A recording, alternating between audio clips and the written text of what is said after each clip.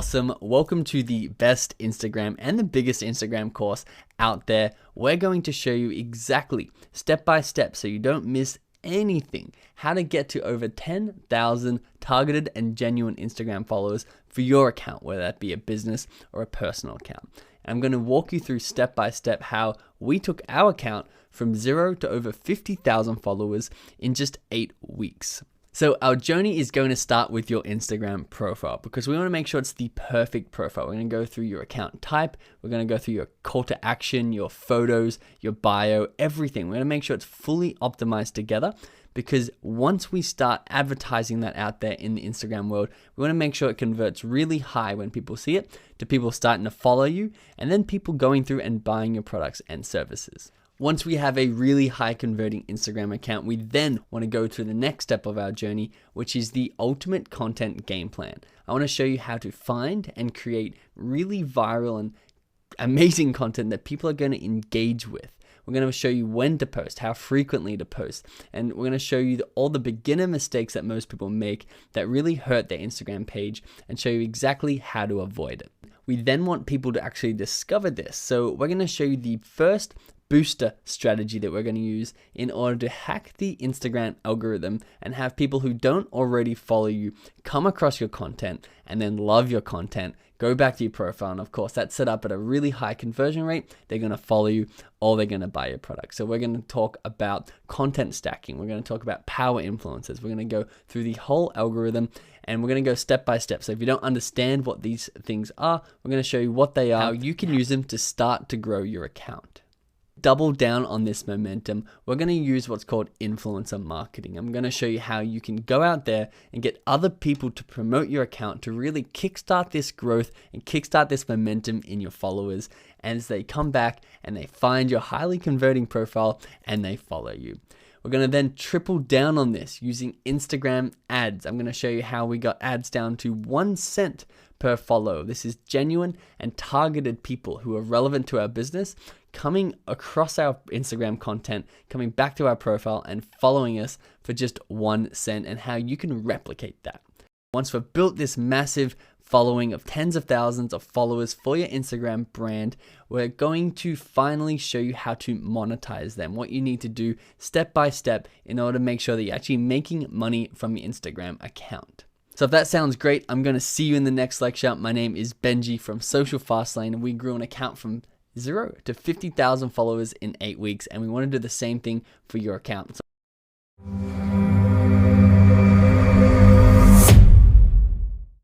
Awesome. Welcome to the Instagram Starter Mission. Now, this is an exciting exercise that we're going to do together, and it's really going to define how this course is taken by you and really get you an amazing result out of it. Because what we're doing, and you can download the booklet if you haven't already, you just click the resources in the curriculum and download this and print it off like I have here, or you can just open it on your computer. But we're going to, in this starter mission, get access to literally billions of dollars of Instagram research.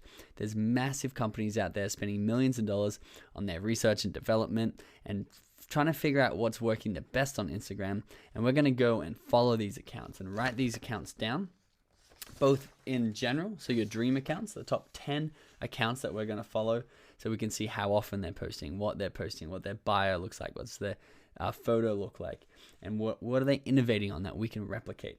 But we're also going to do it to our close competitors. So for example, if I was a pizza store in Miami, if I ran Miami Pizza, I would like to go and follow other pizza stores in Miami to see what they're doing, as well as bigger stores in general to see what content they're posting that we can replicate for ourselves and get the same results that these massive companies are getting for ourselves. So here we are on our phone. I've got my printout ready, and we're going to go and find 10 dream accounts for you to follow. And then I'm going to show you how to find 5 close competitors that you can follow that are going to be more relevant to the sort of content and stuff that you're putting out in your specific niche. So starting with the dream accounts, we have to start with Instagram, of course, because we want to succeed on Instagram. And who better to follow and who better to replicate than Instagram themselves? They know what direction they're heading. They know what they want profiles to look like. They know what sort of frequency that you should be posting at. So come in and click that follow button on Instagram, grab a pen and write it down in your action workbook sheet as well. And from here, what we're going to do is we're going to come back to our homepage. Now we've done that, and this is a brand new Instagram account. So the benefit of this is it actually is going to recommend me really popular accounts that Instagram themselves like. So I actually went into National Geographic in the first take of this video, and I followed them. So National Geographic, I want you to go and follow as well, and write down on your sheet. And if you don't like any of these, obviously you don't have to follow all of these, but I'm giving you some ideas of the dream accounts that you will have for you to write down. Because literally, if you can come and replicate what these people are doing, you're going to have similar success to them, because you're going to be putting out the same type of content at the same frequency to the same sort of people, and you're going to be recommended in these person's feeds. And I'm going to show you exactly how to do all of this down the line. But we just want to build up this list of high converting, really popular Instagram accounts that are doing well. The other one I like is Ellen DeGeneres. She's got over 70 million followers, and her content is a really good one to sort of replicate and use as inspiration, because it's normally very viral centered content, even though it's still relevant to our brand. And I'll show you what I mean by that as we get into this course and start breaking down these accounts a little bit more specifically. Nike, always a staple. They got 90 million followers. They spend tens of millions of dollars on research on what to post on Instagram and Facebook and Twitter and their social media profiles every single year. So we want to get access to what the results that they're getting out of that is. So we're going to come in and type. We're just going to click that follow button there. And once again, in the course, we'll break down their content. We'll break down their imagery. We'll break down what sort of stories are they posting and why. I want to come and follow Coca-Cola, because even though they only have 2.6 million followers, they're normally much better on Facebook, but I do enjoy the sort of content that they post, and they get very high engagement rates on their content. So we want to make sure we come in and we sort of replicate what they're doing on Instagram for our own Instagrams. More suggestions popping up down here. Someone like Apple, really good to follow. So we're going to use them as our dream account. You can just scroll across. We can do Disney. And remember, these don't have to be related to your niche yet. I'm going to show you in a second how we can get our close competitors and model them, and how we modeled our close competitors. We didn't reinvent the wheel when we got over 50,000 followers in 8 weeks. We literally modeled what was doing well. We're just modeling success, and therefore we're putting our feet in the footsteps of the people who were successful before us, and we're getting the same results that they're getting. This is just the Instagram setting of this. So Lamborghini will be a cool one to come and follow. And make sure if you're a big coffee drinker and you like Starbucks, or if you don't like Starbucks and you like, Gloria Jeans. I don't know if that's an Australian brand, but if there's a coffee company that you like, go and follow these ones too. You want to be excited, you want to be passionate and happy to follow this sort of content and like this sort of content. But in terms of really cool accounts, you want to go into the fashion niche, because there's a lot of modeling, there's a lot of photography on Instagram, and these fashion brands such as Gucci or Versace or whatever these accounts that you like, the fashion brands that you like, come and follow them, because we'll be breaking them down together. Audi, I really like Audi's social media, not just on Instagram, on Facebook. If you've got our Facebook course, you'll see us break down a lot of Audi as well. And you can come in and follow 10 dream accounts. 10 accounts that do really well. If you come back to your homepage and refresh, you'll start to see updates from them, and we can start to break them down in our research. But before we do that, I want to show you exactly, by coming back to that magnifying glass icon, how to find people who are more your competitors. Now, I used pizza as an example, so let's stick with pizza. I'm going to type accounts. So you can see I just click that accounts button, and I'm going to type in pizza. And you can see the big pizza companies, of course, are Pizza Hut. Come and follow them, because they're going to be very relevant to your niche. If you run a pizza store, you want to see what other pizza stores, specifically the biggest pizza store, with 1.5, sorry, my mouth is not working right at the moment, but the ones with 1.5 million followers, they have to be doing something right. So we're going to come and follow them. We're going to have a look at what Daily Pizza is. You can see it seems to be a really cool fan account. So we actually want to follow those because I'm going to show you how you can use viral sort of fan accounts and hybrid accounts, which we're getting into all this in the course. So we can come and follow them. You can see Domino's are coming out, but what I actually want to do is type in Pizza Miami so we can see some more accounts of our direct competitors. You can see this is Fire Pizza Miami. That's coming up. Miami's Best Pizzas down here, so we can follow them. And you can see your close competitors. Now, these accounts are really small, so there's a lot of room in here to come and do this right, especially if you're a pizza shop in Miami, because no one seems to be doing really well. But if you were in a bigger niche, for example, I'm in entrepreneurship. I can type in entrepreneur, and I can follow bigger entrepreneur accounts with relevant followings, like Entrepreneurship Facts. You see they've got almost 1 million followers. They're obviously putting out the right sort of content. They're networking with the right people. They're getting the right power engagers, the right DM groups, the right shout outs, the right bio. They've got everything going well, and I want to follow these people who are doing well in my niche. So I can't help you specifically for whatever your niche is because I don't know what your niche is. But if it's fashion, go and look at the fashion brands. If it's life coaching, go and look at the life coaches out there. Go and just simply type in your keyword in this search bar, which is in the magnifying glass in the Discover tab, and you'll be able to find people who are your close competitors, who I'm going to show you exactly how to break down and even end up working with inside this course, because we want to get you to 10,000 followers as quickly as possible. So that's the Instagram starter mission. I'm looking forward to doing this whole course with you. I'll be back to check in and walk you through all the exercises that you're learning so you can start getting results immediately. So thanks for being here, and I'll see you in the next lecture.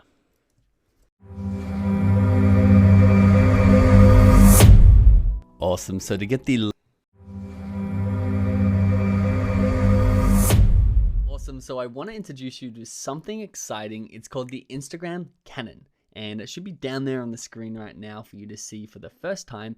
And this is the key for you to grow your account, to attract over 10,000 real, genuine, and targeted followers, and to monetize those followers as well. So before we get started on the practical steps, think of this as laying that foundation of your knowledge. So when we're going through step by step, you know exactly what we're talking about and where it fits in the bigger picture. So I want to show you that over here on the far right is your profile. Now, this is what we're going to set up first, because your profile is like your home base. This is where people are going to come back to, and they're either going to decide to follow you or they're going to decide to buy a product from you. Now, we're going to make sure in module 2 that we're set up perfectly, our account's fully optimized for people when they find your profile, that they're either going to follow you or buy a product. Now, the second step on this is actually creating content that goes out into the Instagram world, because this is going to be what your followers are going to keep in touch with you with, and how you're going to keep them engaged. And as you keep them engaged and as you build that trust and affinity with them, you can also convert them to sales through your content. But where the magic of content is, and this is going to be module 3 for us, is you're actually increasing your reach. So not only do you reach your followers, but you're actually going to be reaching people who don't currently follow you if you put the right content out there. And we're going to show you exactly what that is, because once people find your content, that's when they can go back to your profile, and that's when they can buy your products or follow you, and you're growing your account and you're making money doing it. Now, what we have done is we've distilled a lot of Instagram marketing into 3 reach strategies. And these 3 reach strategies are going to be module 4, module 5, and module 6. And they're going to be reaching more into the depths of Instagram, where people have not ever heard of you, have not ever known you've existed. They're going to help your content get into the Discover tab, get into the home tab of Instagram accounts that you want to be following you, but they don't actually know you exist. And this is going to be using influencer marketing. It's going to be use engagement rates on your content, and we're going to go through these step by step together. And it's also going to be using Instagram ads, and we're going to show you how you can get follows and people to buy your product for as low as 1 cent. And this is the key right here. This is how we've grown to over 50,000 real, genuine, and targeted followers in 8 weeks, and how you can do the same. So we're going to start module 2, optimize the profile. Module 3, we're going to get you the best content you could possibly post on your Instagram profile. We're going to show you how to identify what that is and either find it or create it. Then we're going to show you how to boost this content into the rest of Instagram, where everybody else is, where 2 billion users exist, and have people discover this content, go back to your profile, and then buy your product or follow you. And we can just do this over and over again, up to 10,000 times to get your 10,000 followers, or if you can get 10,000 sales at the same time, I wouldn't be complaining. So this is the bird's eye overview. We're going to go through step by step together to get you to 10,000 Instagram followers. Let's jump in. Awesome. A massive welcome to module 2 of this Instagram course. I'm excited to help you grow your followers beyond 10,000, beyond 50,000, beyond 100,000, or whatever you want it to be. I'm going to show you the step-by-step guide for getting it there. You just need to put in the work and take action alongside me in this course. And where we're going to start is with your Instagram profile. So I'm assuming that you already have an Instagram profile set up. If you don't, it's really easy to go and do.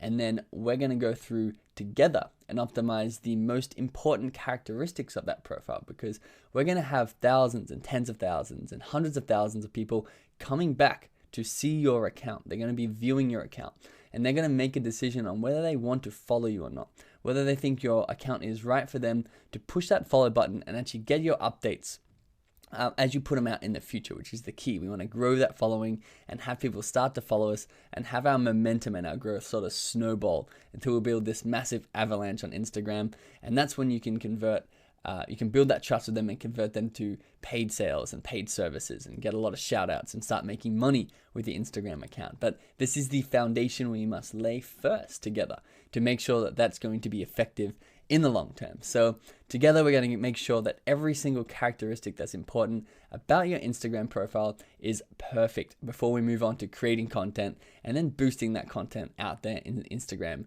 world. So I hope you're excited, because I'm pretty excited to jump in and get started. I'll see you in the next lecture.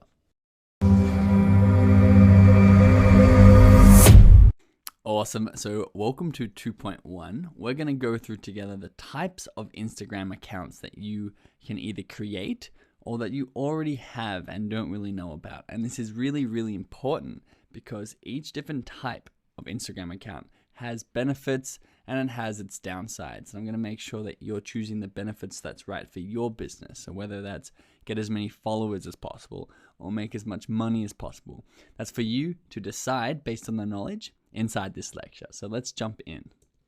So there are 3.5 distinct types of Instagram accounts that you can start. I say 3.5 because it's basically 3, but the half, as we're about to go through together, is going to be the little hack that we can use in order to get the best out of, or the most out of Instagram, meaning we can take more than one of these account types and use it to our advantage, so we're getting the best out of each account type without really having any downside. I'm going to show you exactly how you can do that for your business. So the 3.5 account types are: 1, a personality Instagram account; 2, a brand or business Instagram account; 3, a themed account; and 3.5 is the hybrid account. So let's jump into some examples of what each one of these are. So a personality account means that you are the face and the focus. It's built up around you, and it's built up around your personality, or someone's face and someone's personality, if not yours. So you can see Luka Doncic is an NBA player. He plays basketball at a professional level, and people follow his Instagram account to get updates from him specifically and to see his personality, to see his face, and to see what he's doing day to day. Nikki French, I'm not 100% sure who she is, but she has a personality account. So if she's an actress or if she's a model, she'll be posting content about herself, about Nikki French, about what she's doing that day, about the project she's working on, and people follow her for that reason. A brand account is your brand and your products are the face and the focus. So you can see a very easy way to distinguish between the two are the types of photos that they have. You can see these two brand photos are both logos, where the personality accounts were both people's faces. And we're going to get into the more detailed stuff in just a second, but I want to give you a broad overview first. So Your brand and your products are the face and the focus inside a brand or business account. And your content type is obviously going to be around your niche. So if it's Nike, it's going to be around sport. It's going to be around the brand of Nike and the clothing that they wear, the product, the shoes maybe. And it's going to be specifically in your niche, your brand, and your product. Audi, they're going to be around the automotive industry. It's going to be talking about cars. It's going to be talking about their technology in their cars. It's going to be talking about people who drive their cars. It's going to be very focused inside that brand and inside that business. The third type of account is a themed account. So an overall consistent theme is the focus. So the content type, again, is going to be consistent with that. It's going to be either in a theme or a trend. So here are a couple of examples of that. One is travel and leisure. So travel and leisure could be a Instagram that is themed around just travel and themed around holidays and destinations that people want to go. It's not specifically a business, it's not specifically a personal account, but it's actually around a theme that people like, so such as holidaying or traveling. Cats of Instagram is another good one.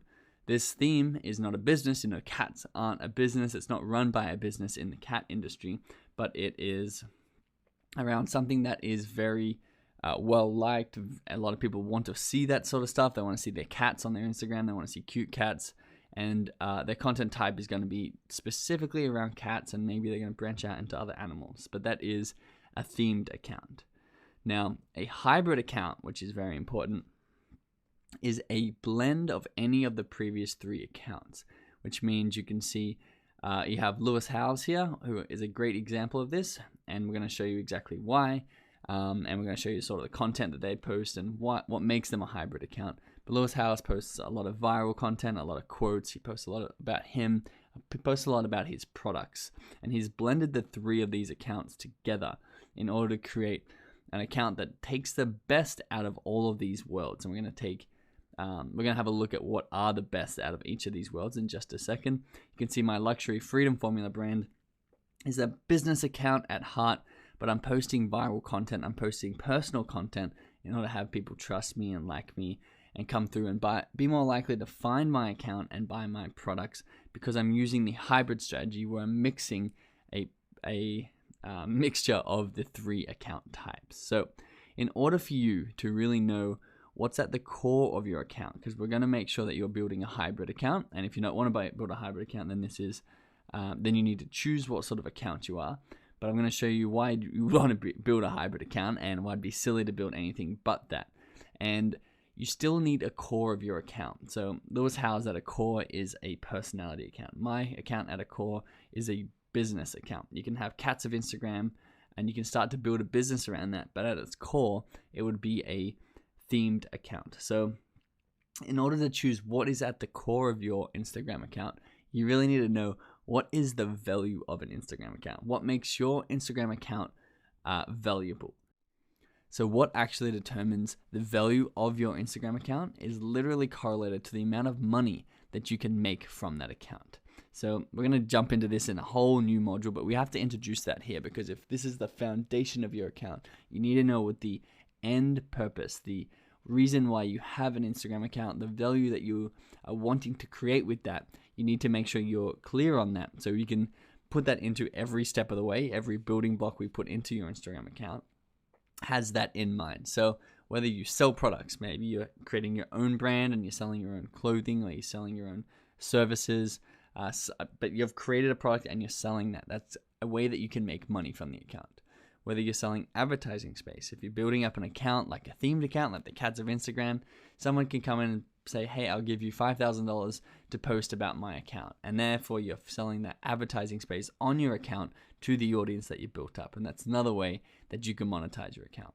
Or you could be doing affiliating. So instead of someone saying, hey, I'll give you $5,000 to post this about my account, they might say, if you promote my car brand, say I'm Audi, and you sell a car, I'll give you 50% of our profits. So you may be making $2,000 to $3,000 per car that you sell to your list. And that's called affiliating. So selling someone else's products or services for a commission.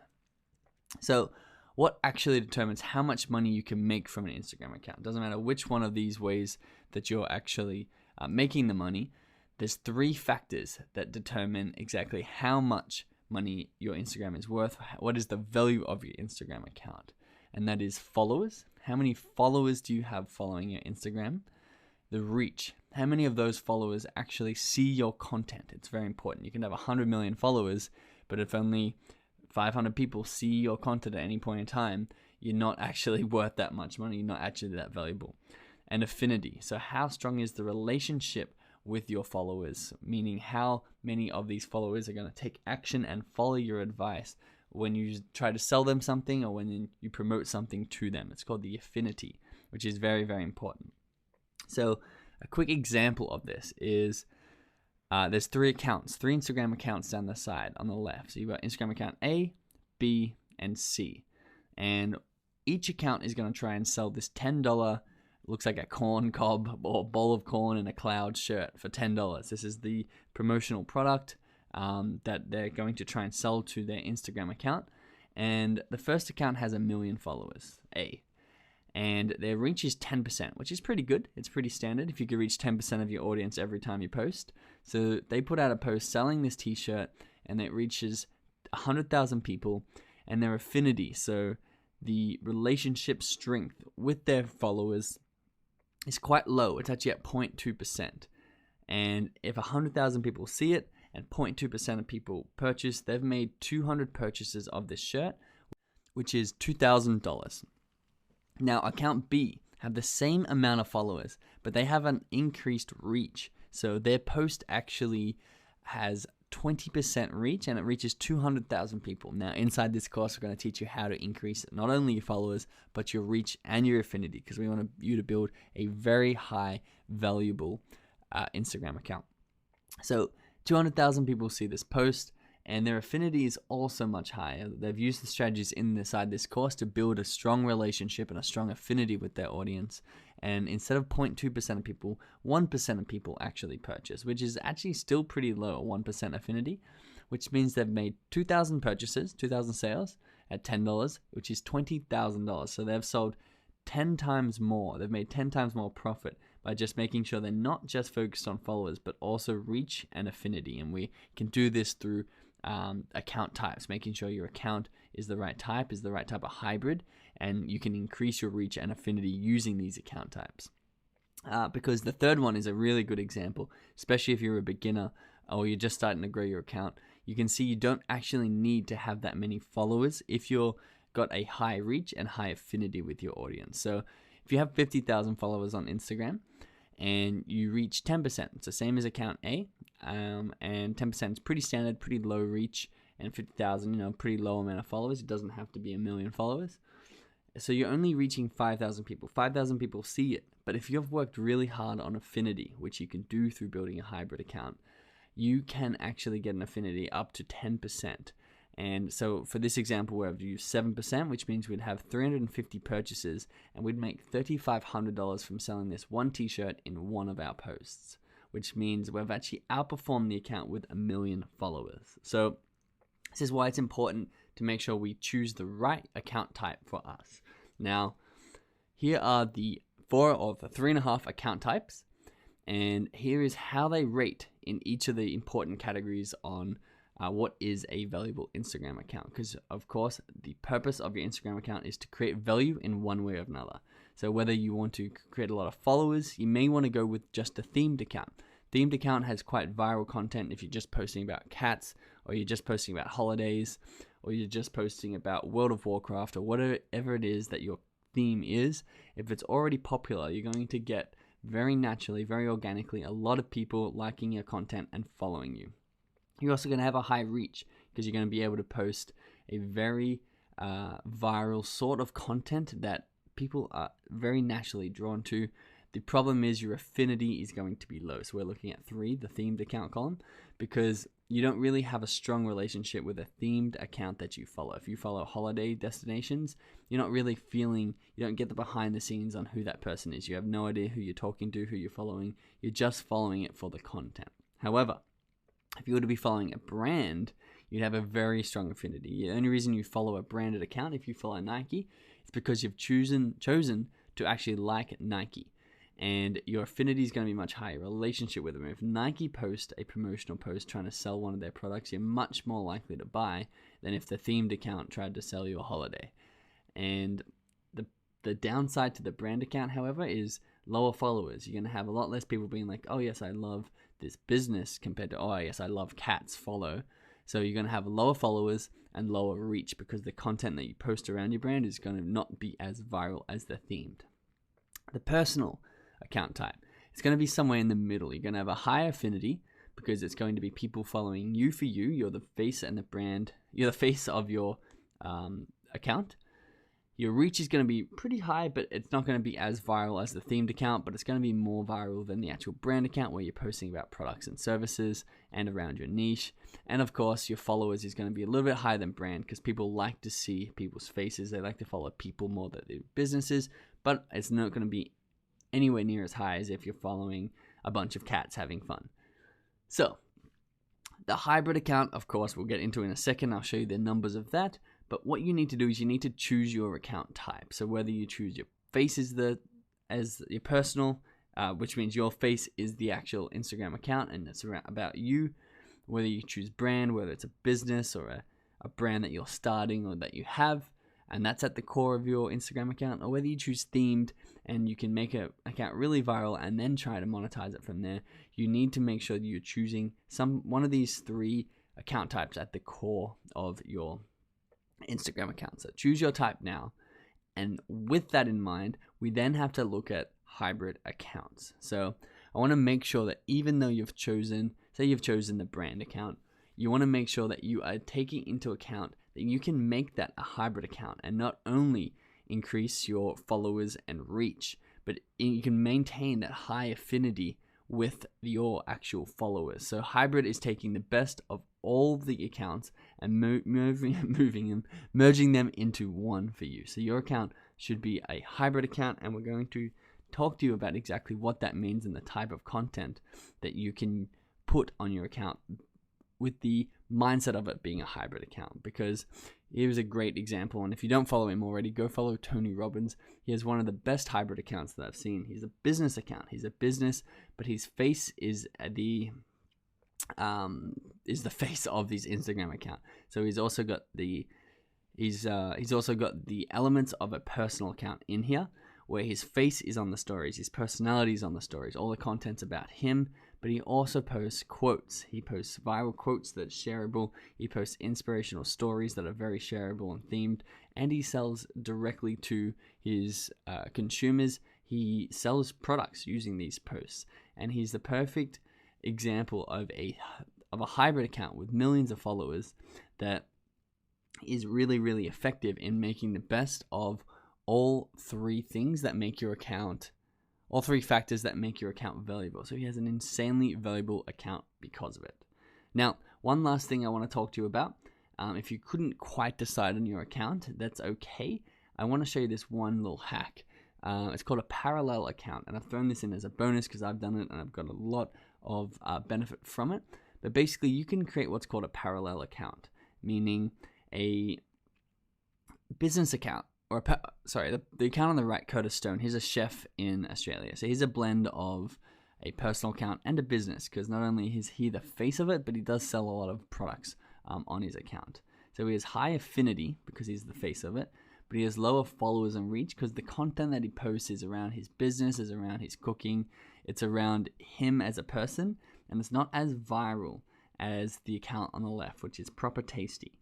They have a very high follower and reach account because they post viral recipes. They break down recipes into 15, 30 seconds, and they make delicious chocolatey looking things that everyone shares and tags everybody in. However, they would find it a lot harder to actually sell something because their affinity is lower because they're just a themed account. So what you can actually do is you can run these in parallel with each other. For example, if I'm Curtis Stone and I'm running a business and I have a high affinity and I sell products through this business, I'd have an account exactly like Curtis Stone's account on the right. But if I wanted to drive extra traffic into that account, because I can't actually post viral content on there, I could take a new account and run 2 accounts in parallel with each other. And on the first account, I would be posting viral recipes, such as Proper Tasty, and I would be promoting, and I'm going to show you exactly how you can do that inside this Instagram course, my business account with my viral and themed account. That's another way that you can create a hybrid account, is you can split them and promote between them. But for me, I chose to actually put them all in the one account to create one hybrid account like Tony Robbins, and I'm going to show you how to do the same and get the best out of all accounts. Okay, so now that we know what is at the heart of your Instagram account, what is the core of it, what type of Instagram account you're creating, we can now break down the elements that go into a perfect Instagram account to increase your conversion rate, increase your followers, increase your affinity, and ultimately increase the value of your account through the sales that you're going to be making. So let's start with Instagram handle. What is an Instagram handle? So an Instagram handle is basically your username on Instagram. It's used for two things. It's used to identify your account. It's a unique way to identify your account. And it's also used as your URL address. So you can see www.instagram.com/whatever your handle is going to be how to navigate to your account on the web browser. So what you need to know and what you need to understand about the Instagram handle is it's a unique identifier, so nobody else can have your handle. So if my name is Benji, which it is, and I want the Instagram handle Benji, I can't actually have it unless nobody else already has claimed it.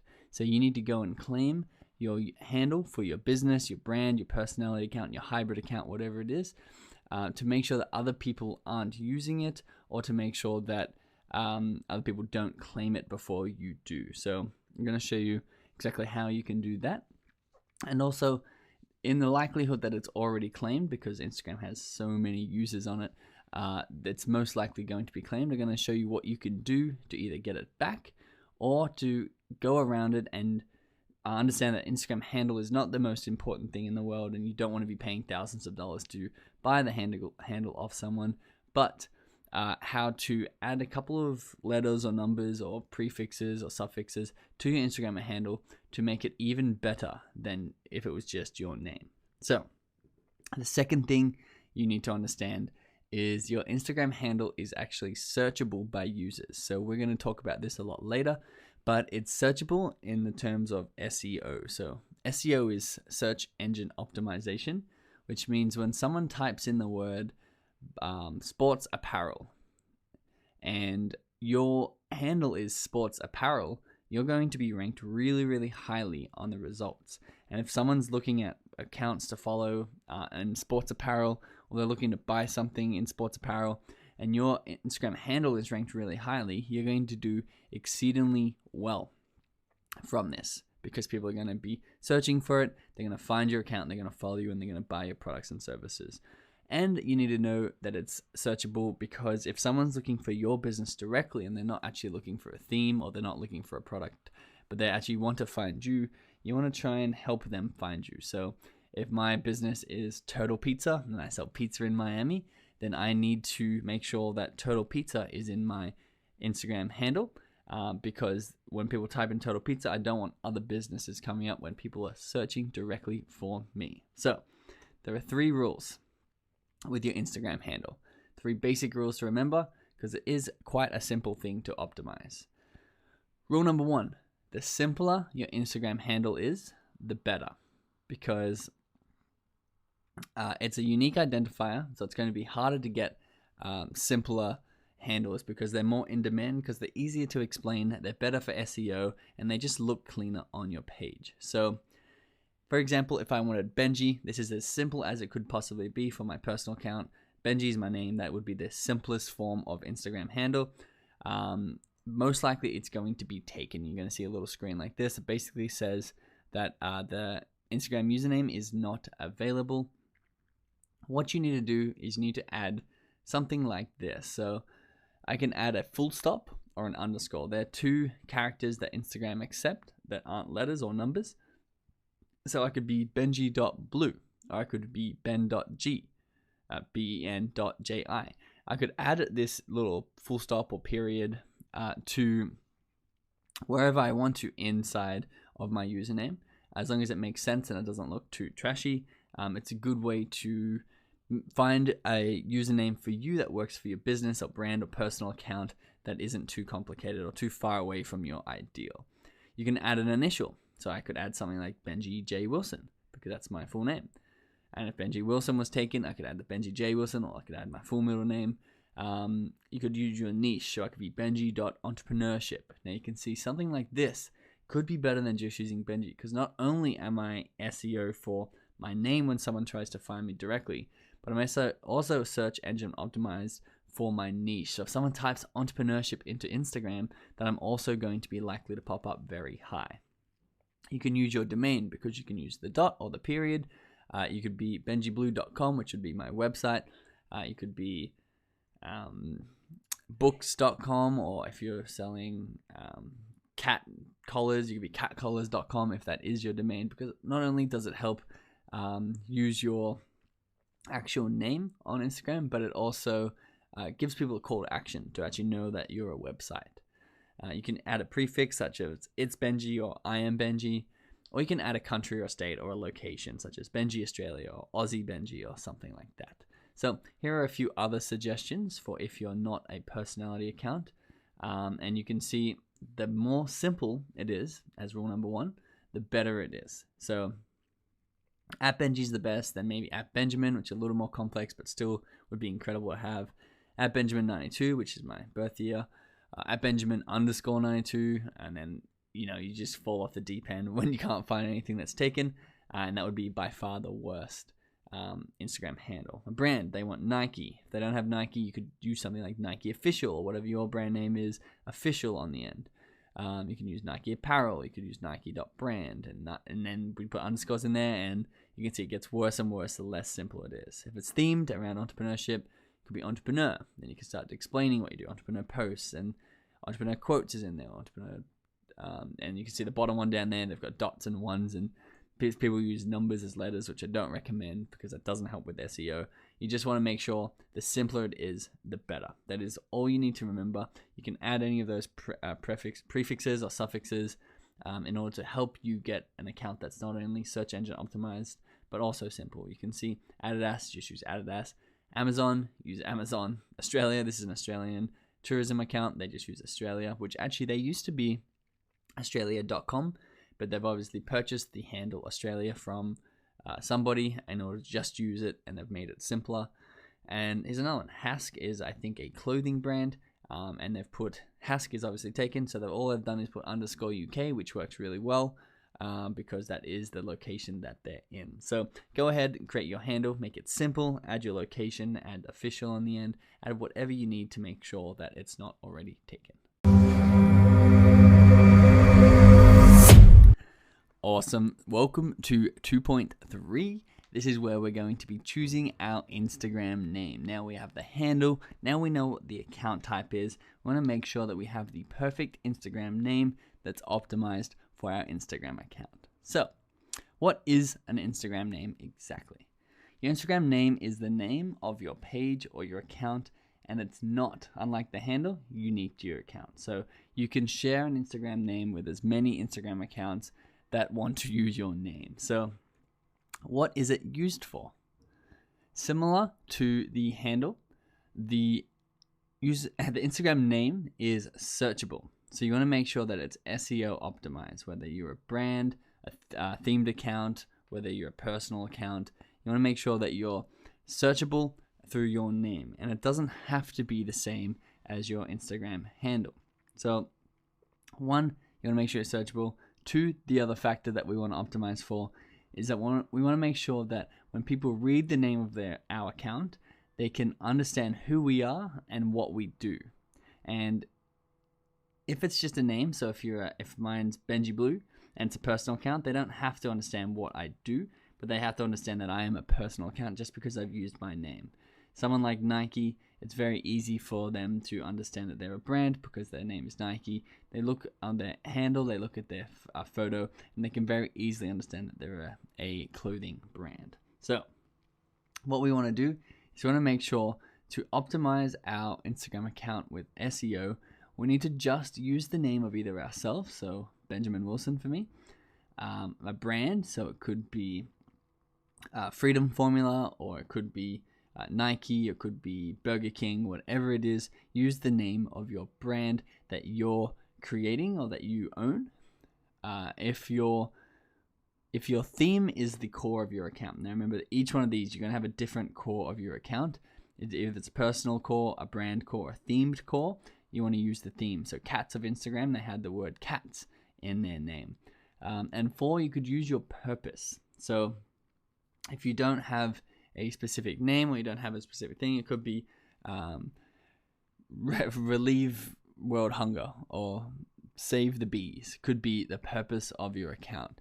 Could be your Instagram name, which is basically just telling people the purpose of your account. So let's have a look at some examples of this. If you're a personal account, you can use something like your name. You see, LeBron James is the name of his account, where King James is the handle of his account. They don't have to be the same, but the name is more likely to be your actual name, where your handle can be your nickname or a slang name or an SEO optimized name. Fancy Things Blog is another great example of this, because her handle, her Instagram username is Fancy Things Blog, which, you know, she's a blog. If anyone's searching fancy things, she's coming up because she's well optimized with the SEO of Fancy Things and her name of her brand.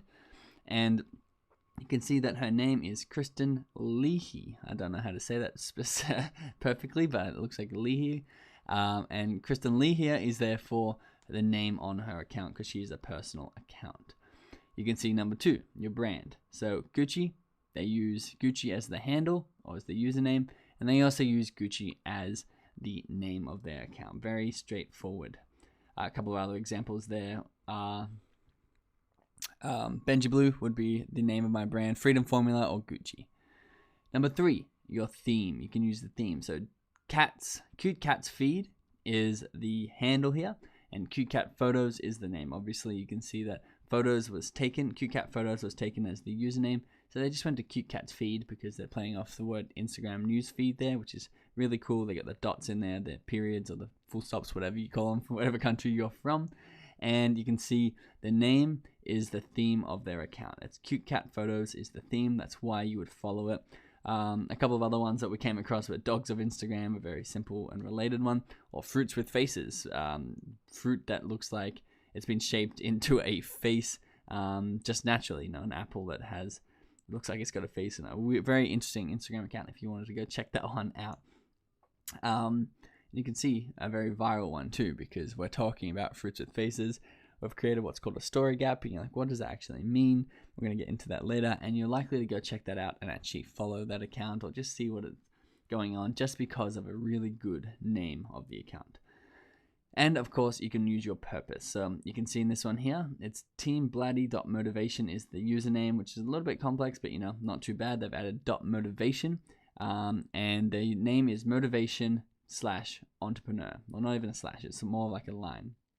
And that's the purpose. They're there for entrepreneurship, and they're there for motivation. They don't have to use their name when it's a themed account like this, or even a hybrid account. You don't have to use your name specifically. You can put that in your bio, but more on that to come. Another example of this would be Monday Motivation. So basically we post every Monday and it's motivating stuff. Now you're more likely to follow than if they were called Tom Jones and you have no idea what they do. So creating an understanding using your name is also really important. So you can use additional descriptors such as the motivation or the entrepreneurship to help people better understand your account. So you can see here in this example, there's Burger King DE is the username. So it's a German Burger King, and they've used DE for Deutschland as their username, because obviously Burger King is used in the US, or their main brand, and their name is not Burger King, but it's Burger King Deutschland, which helps segregate and specify that people in Germany, they don't really want to be following Burger King US because it doesn't really pertain to them. But Burger King Deutschland means that it's going to be in German and it's going to be relevant to their area. So a very good example of making sure that people understand what your account does better by using additional descriptors. And you can see if we had a brand name of Turtle and we ran Turtle Accounting or Turtle Pizzeria or Turtle Education Miami, if it was an educational company or an online learning company. These are all just additional descriptors you could have instead of just the brand name Turtle. You can make sure you're adding these onto the end to help people understand what you do.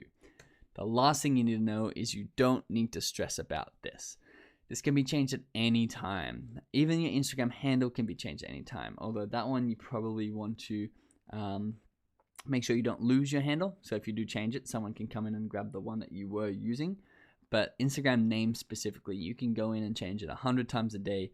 Once you do have it set though, once you do have it on something like, you want to leave it because like I said, it's search engine optimized. And if you keep changing it, then the search engine is not going to be putting it at the top because the name no longer applies to that search term. So don't stress, use one of these rules, just put your name. It's very straightforward, very simple for you to do.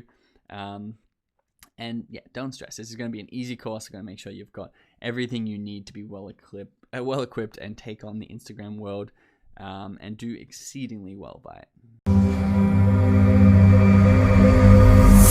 Excellent. So now we're on to the Instagram display photo. So the photo that you use as the face of your account, we want to make sure that that's perfect because it really is the thing that's most seen on Instagram, and it is the only visual representation of your account that you get to use all across the Instagram platform. So it represents your account as a whole, and it's critical in order to grow really fast and help people understand what your business is about, to grow your affinity with the actual customers and have a highly converting Instagram page. So make sure you check the attachment for this lesson where you can download the template and get the exact dimensions that you need for your Instagram profile photo. What you need to know in order to optimize it, and I'm going to show you exactly a live walkthrough at the end of this module of us walking through and building an Instagram photo together. What you need to know though is it can either be displayed as a circle or a square depending on where it's displayed across the Instagram website. So you want to make sure it's symmetrical and it fits to both a circle and a square. There are 3 keys to remember once you've got that symmetry down. Is you need to have it be a symbolic representation of whatever it is you're trying to present. So whether your account is a personal account, a brand account, a hybrid account, or a themed account, you can't have a busy logo or a busy photo there. You want to make sure that it is very symbolic and it's very simple because this photo is going to be seen at really, really small dimensions. So you want to make sure it pops at every single size. And we're going to be walking you through some examples of this. You want to make sure there's no noise. So making sure that there's not a lot of stuff in the background or the foreground, not more than one point of interest for people to look at in your Instagram profile photo. And of course, you want to make sure it's a high quality image because when it does get squashed, the high quality image shows up a lot better because they are able to choose the right pixels in order to squash down and make sure it's a really clear image for you to see. And of course, you want to make sure that you don't come across as a cheap business when you have a pixely profile photo when people go onto your Instagram page. So let's go through some examples of this. So you want to make sure that it's a symbolic representation of either yourself or your business or your brand or your logo. So you can see here if this is a personal page and you're a girl and that you have a following about your lifestyle, the photo on the left here is you're square onto the camera, you're close up to the camera, it's quite symmetrical and it shows round and it shows square.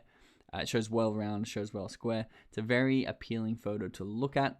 And it's very high quality. So you want to make sure that your photo is something like that, as opposed to the one on the right, where there's a lot of stuff going on. There's more than one person in it. There's hats and sunglasses, and it's not of the face or the upper torso and the face, which I highly recommend if you're using a personal account or yourself as the image. Make sure you're very close up, so you've got just face or just the shoulders and the face. Otherwise, it's way too confusing. If you are a bodybuilder, you can put some of your upper body in there as well, but I wouldn't zoom out. I wouldn't have you in full length or full profile, but just your absolute face and really close to the camera and high quality. Even for businesses, you can see someone like Starbucks, instead of using their actual logo, which is on the right, that's their full logo. They've simplified it. They've zoomed in. They've got rid of all the writing. They've got rid of all the symbols. and instead they've just used the logo in the middle of the Starbucks logo as their full Instagram picture. And you'll see a lot of people like this. Like Nike just have the tick, they don't have the writing there. McDonald's just have the M. Walmart, they don't have Walmart, they just have the yellow flower thing. A lot of these businesses and brands simplify their logos even further. So make sure if you have a logo that's not complex, you can use that.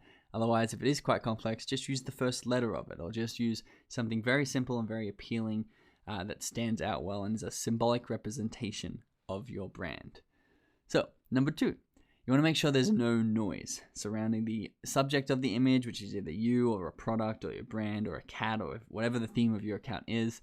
No complex color palettes. Stick to 1 or 2 colors maximum. That goes the same in logos. If you can see Starbucks if we go back here. That's not Starbucks. This here is Starbucks. You can see they have blacks and they have whites and they have greens. That's actually really simple. It's only 3 colors, but they've put it down to just 2 colors, green and white. And you can see a lot of brands doing that. Some people actually inverse their colors, which we'll be talking about in the upcoming lectures. But basically, stick to 1 to 2 colors, even in your photos as well. So this girl, you can see it's a clear photo of her. It's a little bit more than just the face, but it's a athletic looking brand and it's a clothing brand. So you can do that, although I do think she'd be better off being a lot closer to the actual camera. And you can see the background is just white. It's bricks. Where the other one, you can see this girl's really far away. It's her full body. She's small. You can't see her face. You don't grow a personal affinity to her because you can't see her. You don't understand anything about her. There's lots of refractions of light and mirrors and different angles, which is just more confusing. If this was posted on Instagram, it'd be a great post, but not to be used as your profile image. Again, you can see here a couple of makeup companies. Glambe, a lot of makeup. They've tried to squeeze all their products in there. They've tried to squeeze their username in there. They've even got an underscore. Like, it's not what you want in a profile photo, where MAC have simply just used their logo in a 2-color form, stretched across the entire circle or across the full width of the image. And number 3, you want a high quality image. It needs to be sharp, it needs to be non-blurry, and it needs to be close up high quality. It can't be high quality far away and you zoom in, it's an all blurry photo. You want to make sure it's very high quality and sharp. Now, we're going to do a little test in a second, but before you do, you can actually use a hack called a brand to theme temporary image, which is where if you're a entrepreneurship account, you may use a really cool looking car, a Lamborghini, as your photo for the first month as you grow your account, because you're posing as a themed account, even though you're a business account, because people are more likely to follow you if you're a really cool car or this man in a suit and tie than they are if you are just the logo of your business. And it also, you can use photos to entice curiosity and give insight into your account and make people actually want to click your profile and go and learn more about who you are, which, as we've discussed, they can then go and follow you and see your updates, or they can go back to your website and buy your products. So what I wanted to show you and ask you is, which photo should McDonald's be using as their profile photo? On the left, you've got Ronald McDonald, which is obviously their mascot, would be totally fine to use as their profile photo, and that's obviously a question. I'm not telling you that. This is a question for you to understand. Do you want a 2-colored logo that's really close up? Do you want their products? Do you want their products that are really close up and high quality as the photo? Do you want the arch to give it a little bit more lifelike instead of just having the basic logo with the writing underneath? Or do you want a buckets of chips all in one, which is again their product, and may entice a little bit of curiosity? So you definitely want this one. You want this McDonald's symbolic representation that's clean, it's high quality, it's really good. The only way that I would use any of the other ones, it would be probably the chip one or the product one if you wanted to split test and see if you could create some curiosity with those, but they seem way too complex. And what you want to do is you want to have the big McDonald's logo, the 2 colors, really simple, straightforward. Make sure yours is symbolic, make sure it's 2 colors, make sure there's no noise, make sure it represents you as a brand. Great, so now we are on to our Instagram bio. So what is your Instagram bio? It is basically a short description selling your Instagram account. And I highlight the word selling here because that's really what I want you to focus on doing. It's not describing your account, but but it's actually selling what you want people to do, whether that be follow you, whether that be to like your photos, whether that be to go and buy your products. You want to make sure that you're selling your account to them and we're not just describing it. So you want to think of your Instagram bio as basically like a new school way of having a business card. You give them, you meet someone at a meeting, maybe you meet a man in a suit at some dinner, and they're like, oh, do you have a card? And you're like, yeah, here's my card. You hand over your card. Now, why I say sell is because A, here on the left, is a plumbing business that I own for the sake of this example, and I'm selling my business in my business card. So Benji's Plumbing, we come to you in 30 minutes plus 10% off your first visit. So if anyone has a plumbing problem, they know that they can get me there to fix it in 30 minutes and they can get 10% off their first visit. Where B could be the same plumbing service, could be the same everything, but it's just called Benji's Plumbing. Here's a number, here's the website, and that's it. There's no call to action, there's no sales, there's no enticement of someone to actually use my plumbing service over anybody else's.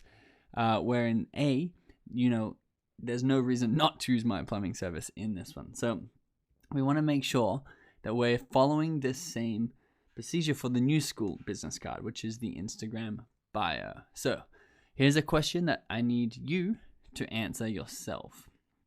It's, why would you follow your own Instagram account? What benefits would you receive if you don't know your company, if you have no affiliation with your company, if you don't know the benefits already and you need someone to describe them to you?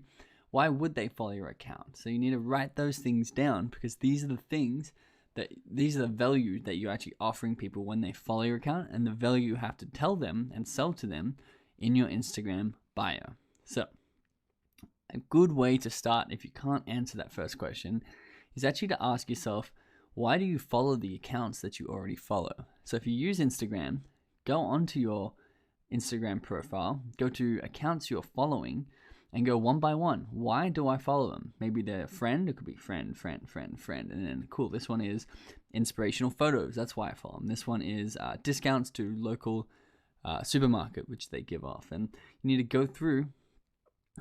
to go through each account and write down, why am I following this account? And it might have more than one reason, but just write down the main reason you're following the account. So make sure you are looking at over here on the left at the list, these are some main reasons why people follow Instagram accounts, whether it be news, whether it be pretty pictures or inspirational quotes and photos.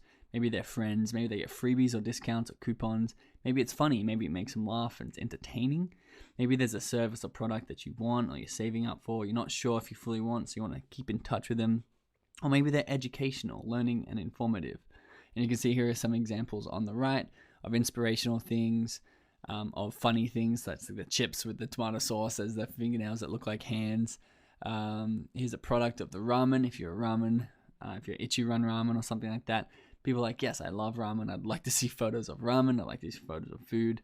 And they're going to follow these accounts. So once again, ask yourself, why do you follow your own Instagram account, given these new parameters, given these reasons why most people follow your account? And then you have to convert these reasons into 150 characters to convince people to follow your account or to take your call to action, which we'll get into in a second. But basically, go from reasons why people should follow your account. Now we need to word it and put it into our bio. And there's two main ways to do this. So one, over here on the left, you can see this is a paragraph. So we write laws, we help you to pen your own civil rights into existence too. Scoreboard, 26 laws for more than 69 million survivors and counting. So you can see they've written the benefit of what they are, they've tried to explain what they do, and it's written in paragraph form, where dot points over here, you've got Ninja, who's basically got his name at the top, Tyler Blevins. Ninja is all of his handles on all of these social media platforms, which are just shouting them out. But you can see we wouldn't do this because we're not as big as Ninja, who is a gamer, is a YouTube gamer or a Twitch gamer, and everyone already knows who he is if they're following him. For us, we want to make sure that we're explaining ourselves a little bit better and selling the benefits of following us. But you can see he's just laid them out in dot point format. So Now we've got reasons why people should follow us. We want to make sure that we are not explaining those reasons, but we're selling them. So here's the difference between an explanation and a sale, or the benefits. One of them is explaining what it is. The other one is explaining the benefits you get. If you're a world traveler and in your bio you've got traveler, then it's not really giving the person the benefit they want. The benefit that they want is travel with me and see incredible photos of the world. Follow me and see incredible photos of the world. That's how you would word if you were a traveler. If you're a restaurant, you could say restaurant, or you could say follow us for 20% off your first dinner. Or you could say restaurant offering 20% off your first dinner. And you can have the explanation and the benefit in there together, which is very important, and most people miss this. And if this can increase your conversion rate of people seeing your page to following your page or your account, even 20%, you're going to have 20% more followers every single day. So if you're averaging 80 followers a day, you're going to be having almost, this math's a little bit off, 100 followers a day instead of 80, which is 20 extra followers a day, which is just massive over the year, and it becomes exponential as you're getting more and more followers. You want to make sure that every little minuscule detail is perfected and refined so that you're not leaking these followers, and this momentum is really working with you and not against you. So make sure you sell the benefits of your account. So write down what they are, turn them into either dot points or a paragraph, and sell them. Don't explain them. Tip 2, use emojis even if you are a business page. So emojis are fun. They're very commonplace on Instagram, even for big businesses. So you can see Air Canada's got emojis in there, Fiji Water, these big businesses, they're actually using emojis. Now don't overuse them. Go and have a look at your competitor checklist that we've put together and see what they're using to see what's appropriate for your niche. But don't be scared to actually put some emojis in there. Tip number 3, use SEO rich keywords. So we've been talking about this throughout the whole of creating our Instagram account, and we want to make sure we don't skip over it here because it still gets pulled by the Instagram search algorithm. Anything that is in your bio is going to be read, and you're going to be more likely to show up high on those search results. So if, for example, I'm an entrepreneurship channel, I want to make sure the words entrepreneurship is in my bio, and I want to make sure that any other word that I think people will be searching for will be in my bio, even just written naturally. Hey, my name's Benji. I'm interested in entrepreneurship, or I'm an entrepreneur and can help you, and then insert the benefit there. So you don't have to like put them in as dot point or anything, but make sure they flow in naturally and they work for you, because now these are going to pull a few people back to your account every single day just from people searching entrepreneur inside the Instagram search box. So you can also, on top of that, on top of tip number 3, use these words as hashtags, because it actually boosts the score, the SEO score. You can see, here's an example here. You can see hashtag ramen. This is a ramen business, and you can see they've got hashtag ramen in there, and they've got ramen not as a hashtag. And they've of course got the ramen emoji too. So they've got the best of every world in here and all these tips. And you can see that you can actually put a hashtag in your bio, which makes it clickable and more searchable, more likely to rank high on SEO results. So what you need to do is you need to go and write down all the SEO rich keywords for your business. What are people searching for to find your business? They're the keywords that you want to be writing down. You can use them as hashtags, so you can use them naturally in your bio. Awesome. So the last main feature of your Instagram account is your Instagram account call to action, or CTA. So if you don't know what a call to action is, this is a very important lecture, and this is actually going to really help you on Instagram and even in the marketing world in general, understanding what a call to action is and how effective they are. So a call to action is an instruction to the audience to prompt an action or response. So you can see some common ones are call now and a phone number, or sign up for more info and a box where you can put your email address, or visit our store today. These are actions that an ad is, or an account is inciting the user to take. So some ones that are off Instagram, just to give you a little bit more of an overview of them and a little bit more examples, so you can just understand how effective call to actions are before we take it to the Instagram world. Here is one for Lime Scooters. You can see, you go to their website and it says download on the App Store or get it on Google Play. This is their homepage. You can either click download the app on the App Store or download on Google Play. This is two call to actions, or one call to action with two options for it. Your ride anytime, download it here or download it here. That's what they want you to do. The call to action is to download their app. Here's the eBay homepage. You can see at the top of the eBay homepage a big search bar that says search for anything and then a search. So the call to action is for you to search their website and search for something that you're interested in buying. And then of course, there'll be more call to actions as you get through the process, which will end up being buy now, will be the last call to action. Here is the Tim Ferriss show. So you can see at the top of his website, you can see he's got 3 annual best of iTunes, 6,000 5-star reviews. He's got the latest episode title there, and then a click to listen to the latest episode button. The call to action is the click to listen. He's got some social proof at the top. He's got a photo of himself. And then it's literally like you're listening to the latest episode just because that button's there. If you go to his website, you're not actually intending to listen to the latest episode, but that's what he wants you to do. And that's what his purpose of you being there is. So he's got a click to listen button. Learn on your schedule. This is Udemy. This is the online learning platform of Udemy, which I think you may know about. You can see similar to eBay, they've got a search bar because they want you to go and buy a course. And it's like, what do you want to learn? eBay's what are you looking to buy? This is what are you looking to learn?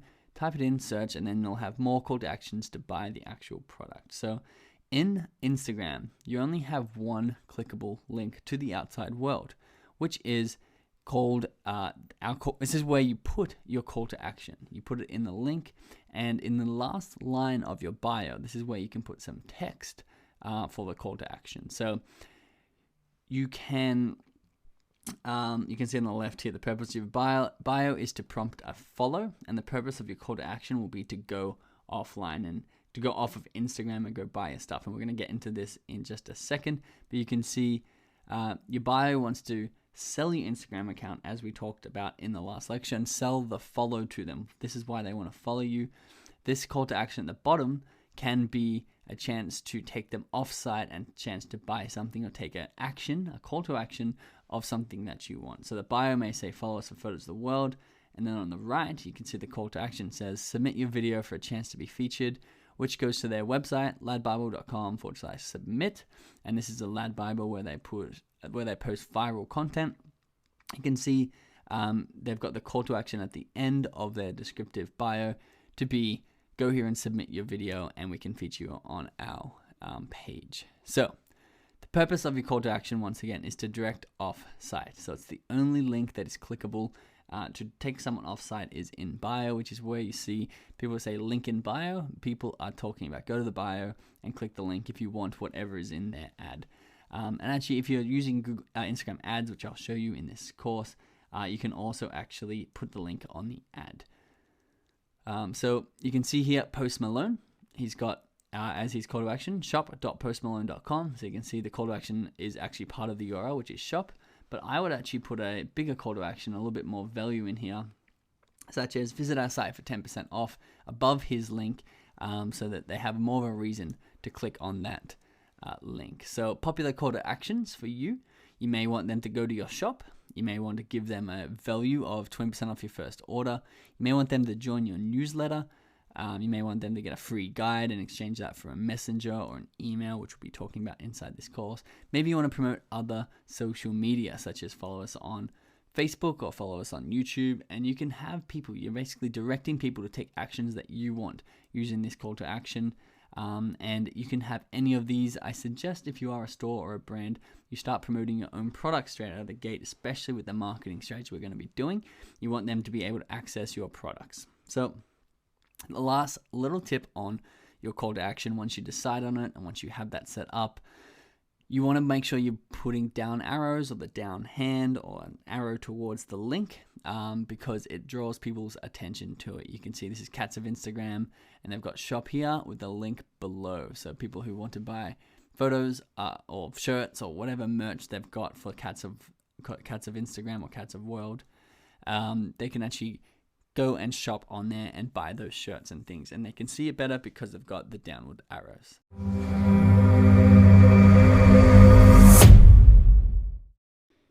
Awesome. So now you know exactly what goes into an amazing, high converting Instagram account. I want to go through and overhaul a bad account with you. So I'm here on my phone. You should be able to see it right there on the screen. It could be over there. Not sure. You should be able to see it. But this is an Australian Tax Pro Instagram account. The reason I've got it up is because I don't like what they've done. They've got a lot of info here in the bio. Their image is really hard to read and not really relevant. It doesn't really make me like them. Their link is really busy, and it's to a tax return form, which is like, this is not a lot of value that they're offering. Their call to action is a little bit weird. And I really want to show you what a good accountant profile should look like. So we're going to build one together. So I've actually signed up for a brand new account. So this is the bare bones, the bare skeleton. And what we're going to do is one by one, put together the perfect accountant account. And you should be able to take, if you're not in the accounting niche, that is, this into whatever niche that you're in and build the perfect account alongside with me, because I'll be explaining what we're doing every step of the way. So we're going to start with clicking on the edit profile. And obviously we need a photo. So for this one, I'm actually going to be using a bit of a hybrid account. So going to zoom in on this man right here, who will be our accountant. So this is his business. You can see I'm just squaring him up with the lines on the screen. I'm actually going to zoom a little bit more because remember, the profile photo is so small on when it's displayed around Instagram. So we do want it to be relatively big. You want to be far up the page, like fill that space, but you still want his face to sort of be in the middle. So we'll see how that looks. It looks pretty good. I might bump him down just a little bit because I am a little bit picky when it comes to this. It sort of has to be perfect. So bump him down, zoom in a little bit more, and then bump him, his eyes just above that third line. And that should look a little bit more appealing. And you can see I've got his shoulders in there. He's got his tie in there. His name for this experiment we've got together is Michael Tucker, and he runs Tucker Accounting. So you can see his name here. We're going to put his name because it's a hybrid account. So even though he runs Tucker Accounting, this account isn't Tucker Accounting. It's Michael Tucker, CPA. Now, CPA is obviously Certified Public Accountant. And the reason I've got this in here with his name is for two reasons. One is SEO. Remember, people are going to be searching this sort of stuff on Instagram. And if I've got CPA in my name and someone's typing CPA, they're looking for some accounting stuff, or they're looking for some tax info, they're looking just to follow accountants for some reason, Michael Tucker is going to come up because it's in his name. And if Google are recommending Instagram accounts, I'm going to come up over there as well. So putting CPA in there for that first reason. And the second reason I'm actually doing that is because when people come to our page, we want them to know exactly what it is as quickly as possible, because we're filtering out people who don't want to be following us. If someone doesn't want accounting advice and accounting content and educational stuff, or they don't want to have their taxes filed by this person or someone on Instagram, we want them to not follow us because that's going to hurt our engagement rate. So this is going to allow people who are on our Instagram account to know who they're following and therefore have us have really high affinity with our audience. So we're then going to put our website in here, of course, www.tuckeraccounting.com. Now, /. Now, if you own your own domain name, you can do this. If you own like a WordPress site or something like that, or Shopify, you can still do this. You're going to put in a really cool domain extension. So .com, I'm putting in here free strategy. I'll show you why I'm doing this in just a second. Call. So this is a link, and they're going to be able to get a free strategy call, which is the call to action of this account and the value that I'm offering. I'm going to throw a pre-prepared bio in there for you, and I'm going to walk you through that. And then what we're going to actually do is switch this to a professional account. And the only reason I'm actually switching this to a professional account is so we can get more SEO on this. I just want to have that people know we're an accountant. And cool, this is just a fake email that I've set up for this page. And let that load in. And we're done.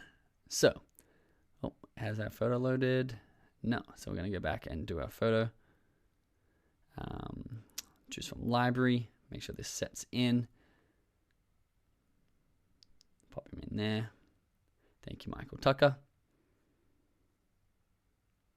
And then there you go. It works this time. What we don't have here as well is our link. So let's go and put our link back in. www.tuckeraccounting.com/free. And I'm capitalizing the first of those words just so it stands out a little bit more. Strategy call. Hit done right there. And there you go. So you can see when you go to this account now, and although there's no content there, so it does look a little bit texty, too much text, and does look not as appealing as another account which will have content, but that's the exciting stuff. We're about to jump into the next module. We're going to come back and I'll show you how to do that content. You can see I've got passionate accountant from Melbourne with a little emoji. Now, to break this down for you, passionate accountant is hashtag because once again, it makes it more searchable and it makes us more likely to come up when people are searching for accountants on Instagram. Passionate because I really want to separate myself, being Michael Tucker, away from every other accountant out there. Someone who's passionate, someone who actually enjoys taxes is going to get you the best return and be a good accountant to work with, someone who likes what they do. From Melbourne. Now I've added Melbourne. Melbourne's Melbourne, Australia. It's the city that I'm actually from.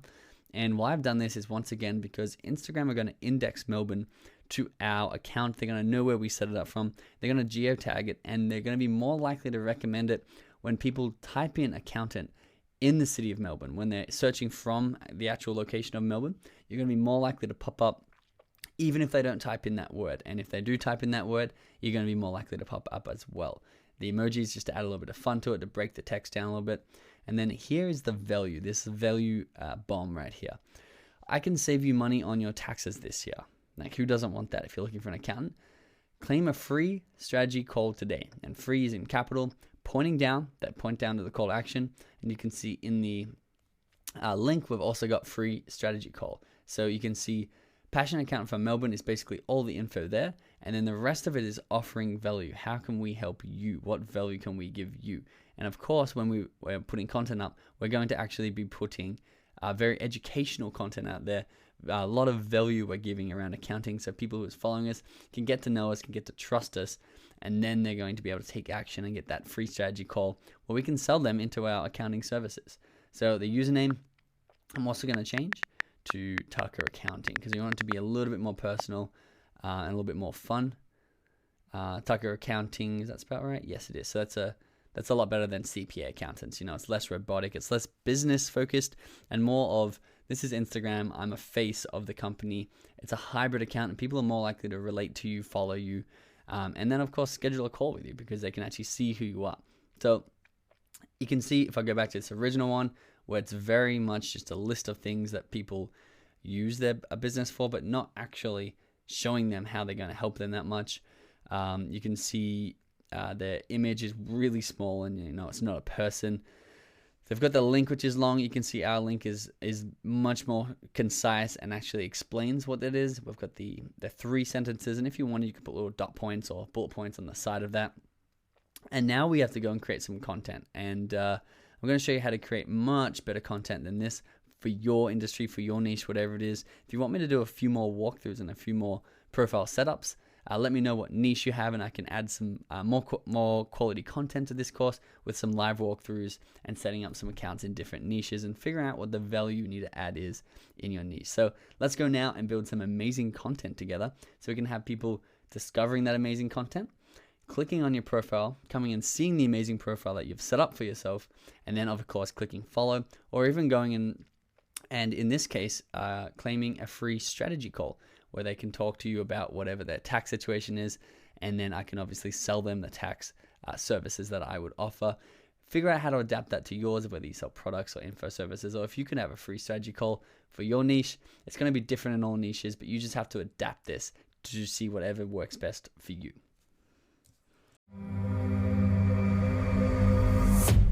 Awesome. Welcome to module 3. Congratulations on smashing those first 2 modules. I'm excited to jump into this one with you because we now have a fully optimized Instagram profile. We know what type of account we have. We know where we want people to go and what we want people to do when they get to our account, which is obviously follow us and buy our products. Now we start to put content out there. And this, remember, is the number one way that people are going to discover us on Instagram. Not many people are going to be searching for your account, but a lot of people are going to organically, and even in a paid way, I'm going to show you how to do both of those things, come across your content. And if you can have amazing content out there on Instagram that's relevant to your business and relevant to your account, you're going to be having these people discover that you exist through this incredible content, and then coming back to your Instagram account, discovering that your business exists, loving it, following it, and then buying your products and services. So it's a really, really important module, probably one of the most important things. If you could do one thing right on Instagram, it would be have amazing content, and that would automatically get out there to the world and organically be shared and have people discover you and come back and grow that account of yours. High quality content is the key. So what exactly we're going to cover in this module, we're going to go through the theme and the purpose of your content, making sure you know with every bit of content you put out there, what its theme and what its purpose is doing, and if it's actually achieving that. So we're going to be making sure we're tracking that and seeing which things do the best, which things do the worst, and doubling down on the good ones, taking away the bad ones, and the stuff that makes sense. We're going to go through the types of content you can put out there and which types of content are going to be best for your account and growing your account and building trust with the people who already follow your Instagram account. We're going to show you how you can find content. You don't have to make every piece of content, but we are also going to show you how to make every piece of content if you wanted to create your own content. We're going to go through the best times to post on Instagram in order to get the most engagement, and we're going to go through the biggest mistakes that beginners make when starting to post their Instagram content out there. Now, once again, if you are confident you already know all of this, feel free to skip on to those growth lectures where we're going to show you how to make this content go as viral as possible in the next module. But if you're not 100% certain, there's some small tweaks in here we make to what other people suggest and what other Instagram gurus are telling you. And those strategies don't actually work anymore. They're 2016, 2015 sort of strategies. We have the latest stuff for you in this module. So if you're not 100% confident, please do watch it and please do get that knowledge and understanding, and then move on to the next module with that as a foundation that's going to help you grow even further. So let's jump in together and create some amazing content. So this is the exciting stuff now. We're talking about Instagram content. And of course, we need to start with what is the purpose of your Instagram content. A lot of people go out there and they just start posting random things on Instagram, random photos, random things about their business or brand or about themselves. And they're not actually asking themselves the question, why am I posting this? What is the purpose of me posting this? And we need to make sure that we're answering that question so that we can improve the content that we post on Instagram with the understanding of what it's trying to achieve for us.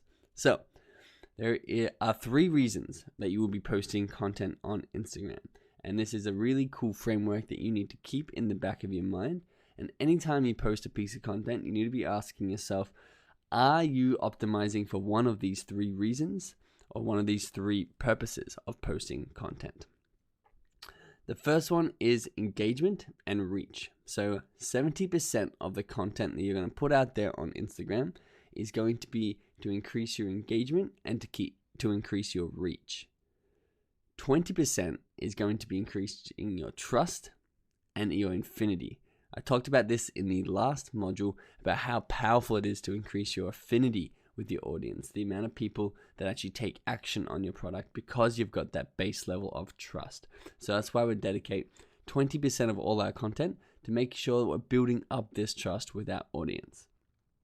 And of course, 10% of your content, and in some cases 5%, in some cases a lot lower than that, but I think it's safe and very powerful to have 10% of your content pushing down your sales funnel to actually buying your products and services. Once you've reached new people and engaged them, you've built that trust and affinity, then you really do want to sell them a product because you need to make sure that they're there for a reason. You don't just want people around your Instagram account liking your photos, although that does increase your engagement and your reach. You want actually people to take each step of the process one by one, all the way down to buying your product.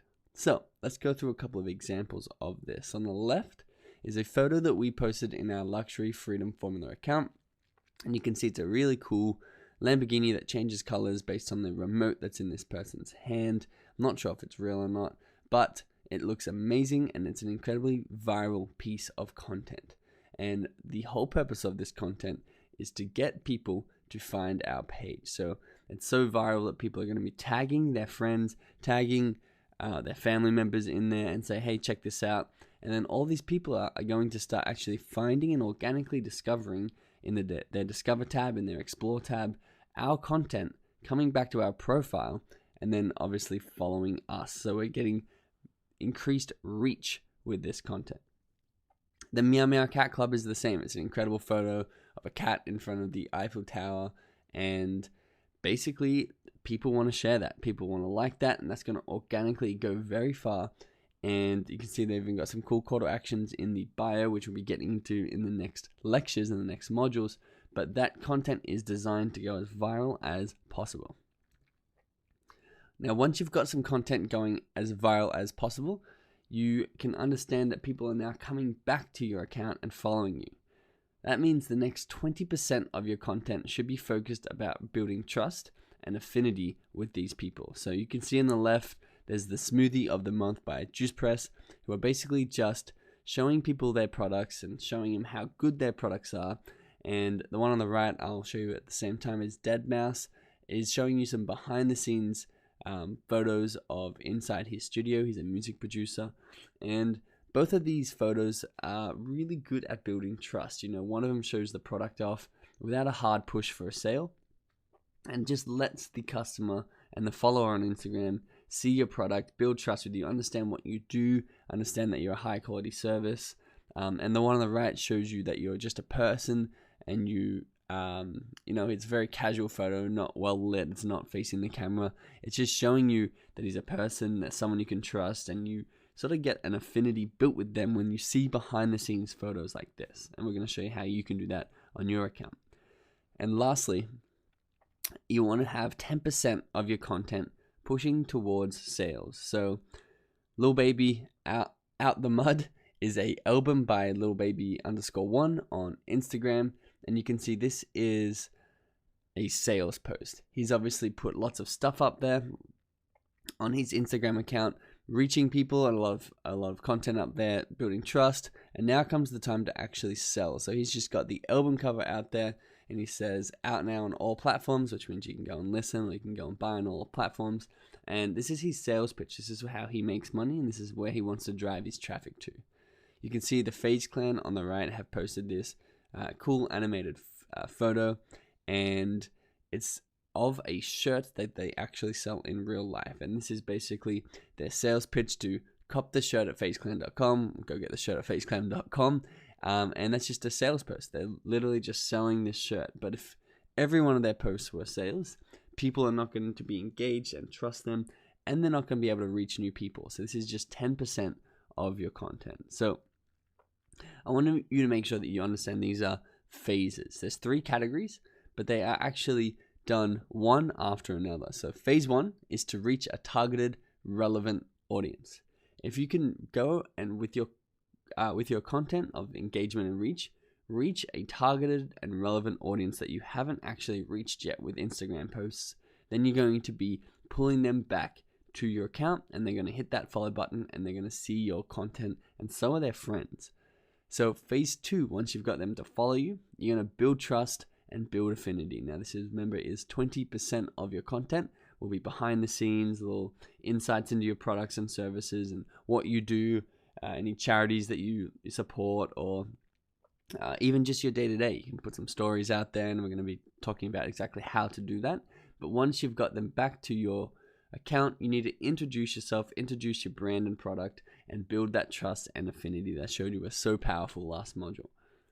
Phase 3 is then finally, once you've got that trust and once you've got that affinity, you want to convert them to sales. So you really just need to push them as hard as possible into your website or into your store, or even there on Instagram, whatever it is that you sell, whatever service, whatever product, however you monetize your account. That's when you can push them there. So a good example of this on Instagram is Tai Lopez. So you can go and follow Tai Lopez if you wanted to see some really cool content that he's creating. Phase 1, he's done something that's supposed to go viral. So you can see It's a $10,000 giveaway, and all you have to do is follow his account, and he's entered. He says, hints, you can increase your chances by liking, commenting, and tagging friends using the hashtag #PayItForward over time, or every time I post. So he's getting people to not only come and follow him, but give him engagement on his posts. And he's giving $10,000 away in order to do this. Phase 2 is obviously building trust. So here he is now as an authority with his arms crossed. What you want out of life is probably 6 to 18 months away from happening. If you keep working for it, I just read that really wrong, sorry about that. What you want out of life is probably 6 to 18 months away from happening if you keep working for it. Be patient. That's a better way to read that out. But it's a motivating entrepreneurial life advice quote that's getting people to like it. It's not going to go as viral as a $10,000 giveaway, but it's really good at building trust with his audience and seeing his face. And then when he can post something that's a direct sales, or he can go to his Instagram bio and you can see he's got a direct link to his website where he is selling products. That's when you can actually sell people, and that's when 10% of your content should be focused around the sale, and even having in your bio, go and get my new Instagram course, or go and get my new cryptocurrency course, or whatever it is that he's selling at that time. Link is in bio. They can go back to Tai Lopez's bio because they've he's reached them with viral content that they liked and they followed his account. 2, he's built trust over time. Now, this doesn't happen in just one post, but this happens over the period of, say, a month, when they've seen 6 to 10 of these posts and they really start to like him and understand him. And then phase 3 is when they take action and go and buy his products. Awesome. So now we know the purpose behind our Instagram content, and every time we post, we're going to be asking ourselves, what is the purpose of it? I want to walk you through the actual types of content that you can post on Instagram. So there are 3 main types of Instagram content that you can post to your account. You've got Instagram photos, Instagram videos, and Instagram stories. Now, Instagram photos and videos are very similar. You post them to your actual Instagram account and they're going to stay there forever. Instagram stories, on the other hand, are normally staying for just 24 hours and they will disappear. We're going to get into the purpose of each of these types of content together and walk you through some examples, but you need to understand that photos and videos go in a category together, and then Instagram stories are in its own category of content. So, what are Instagram photos? Instagram photos are an image that you post to your Instagram profile. It's very straightforward, very basic. I'm sure you've seen a lot of Instagram photos on Instagram. Being a user of it, you can see there's a tram, a nice pretty tram in Melbourne. There's a plate of cheesy stuff, French fries or curly fries or something like that. There's a Kellogg's Loops is a digital artwork, and Nat Geo has posted this amazing photo of a shark. Videos are similar to photos, and they will also go on your Instagram profile page. And you can see there's Chipotle's posted this person making a burrito bowl really efficiently. You've got BuzzFeed Tasty posting a recipe here in form of a video. Then ESPN's got a video of some girl running on a baseball field. So essentially, the photos and the videos are both going to be posted to your profile page. Here are the photos, and here are the videos, all going to be posted to your profile page. And then Instagram stories. So Instagram stories are an ephemeral form of photo and videos, as you can see in the examples below. You've got videos on the left and the right, and a photo in the middle, and they disappear after 24 hours. So they're linkable, and they have a very high engagement rate, and we're going to show you exactly how we're going to use them to grow your account and sell your products. But you need to understand they can be both a video and a photo, and they disappear after 24 hours. So I want to walk you through the pros and the cons of each type of content that you can post to Instagram. So you can see at the top, we've got photo, video, and story, which we just went through together. And I want to go from top to bottom on the categories of why we would actually use that type of content. So you can see that photos are very easy to create, where videos are not easy to create. It's going to take a lot for you to create a video, a lot more effort that goes into that. And a story is, again, easy to create because it can be a photo or a very casual video if you're putting a video inside of the story. Photos don't have high engagement rates, but videos do. Many people are going to stop and watch a video because they autoplay on the Instagram newsfeed. And stories have ridiculously high engagement rates. High virality. So photos, yes, you can go viral with a photo posted to your Instagram account. You're more likely to go viral, and this is a really cool strategy by posting high virality videos to your Instagram profile, such as the Lamborghini one that we showed you in the last lecture.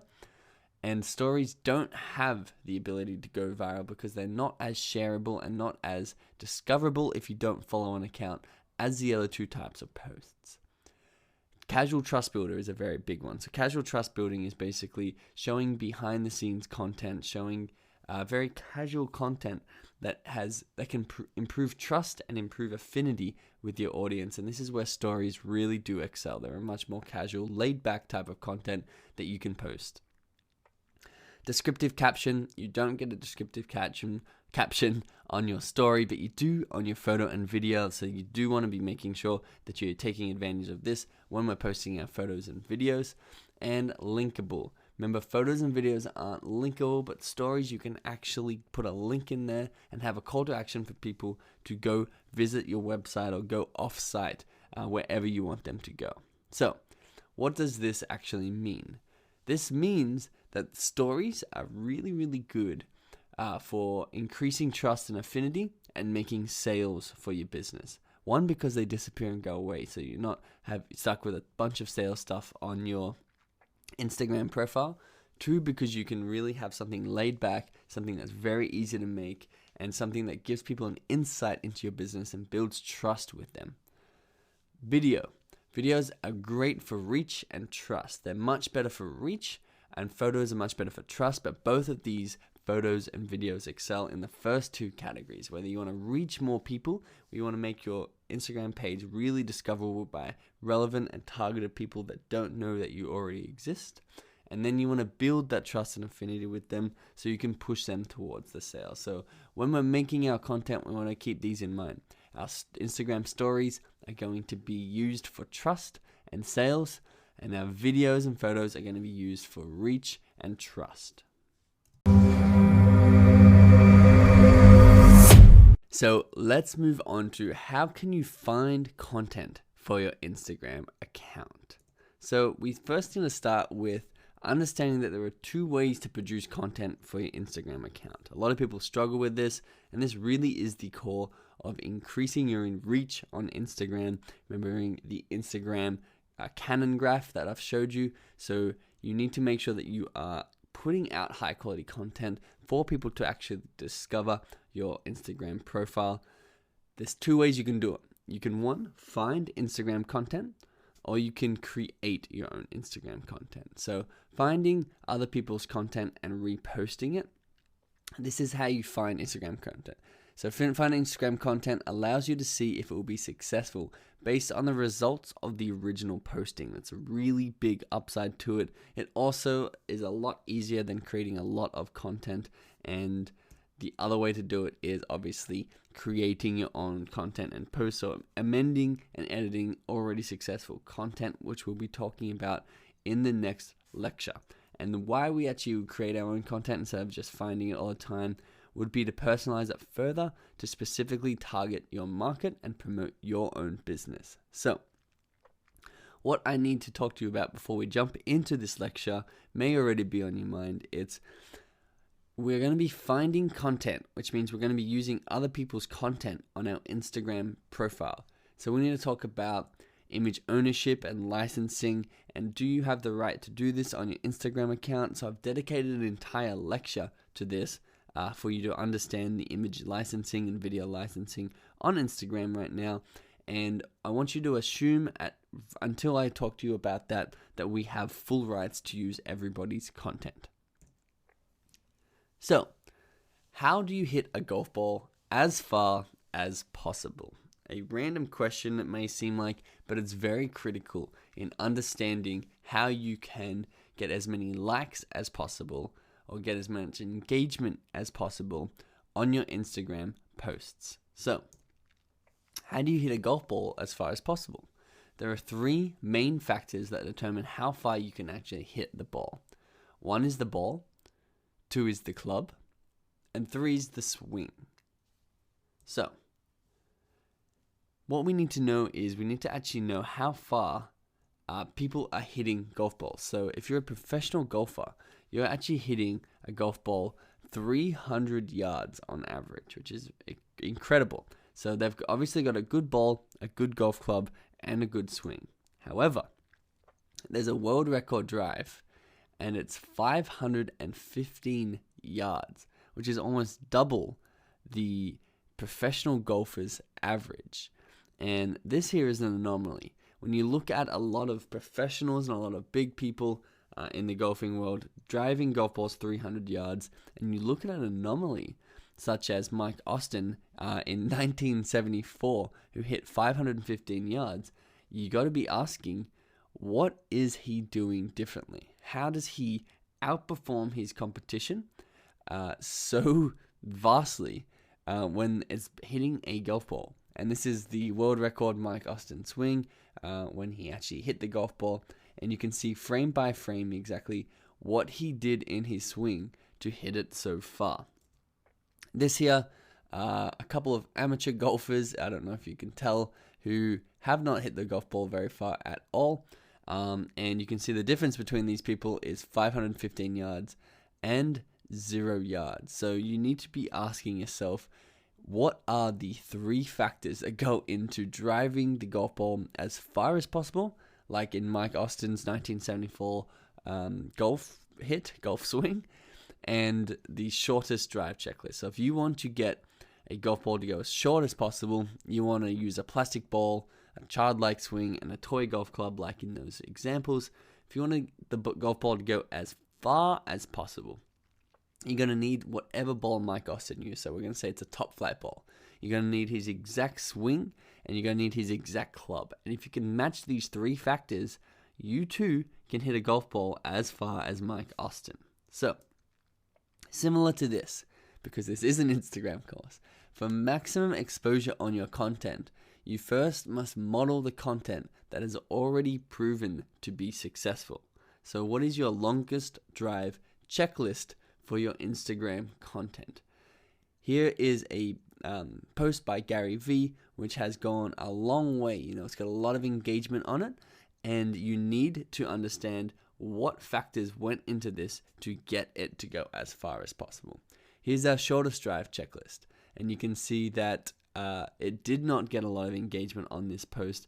It was not very successful, and you need to then break these factors down into the shortest drive checklist. So when we're doing this to content over and over, we're going to start to see a pattern. So I want to do it for you, not for you, I'm not going to run your Instagram account for you, but I want to do it with you to show you how you can go off and do it on your own, and how we get such incredible engagement strategies, engagement numbers on our content. So we need to know what factors determine a successful viral piece of content for you.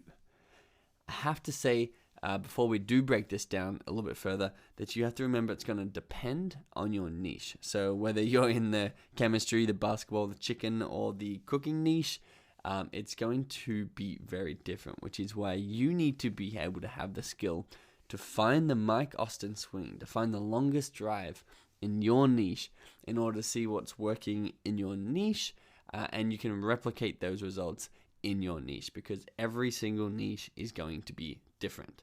So that leads us to the question, how do we actually go out there and find the best performing viral content in your niche, or the Mike Austin swing of your niche? One, we can use Viral Discover, which I'm going to break that down in just a second. Two, we can use hashtags.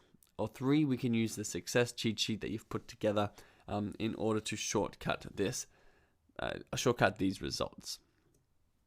So one, the Discover or the Explore tab is the little magnifying glass that you can see at the bottom of your Instagram screen.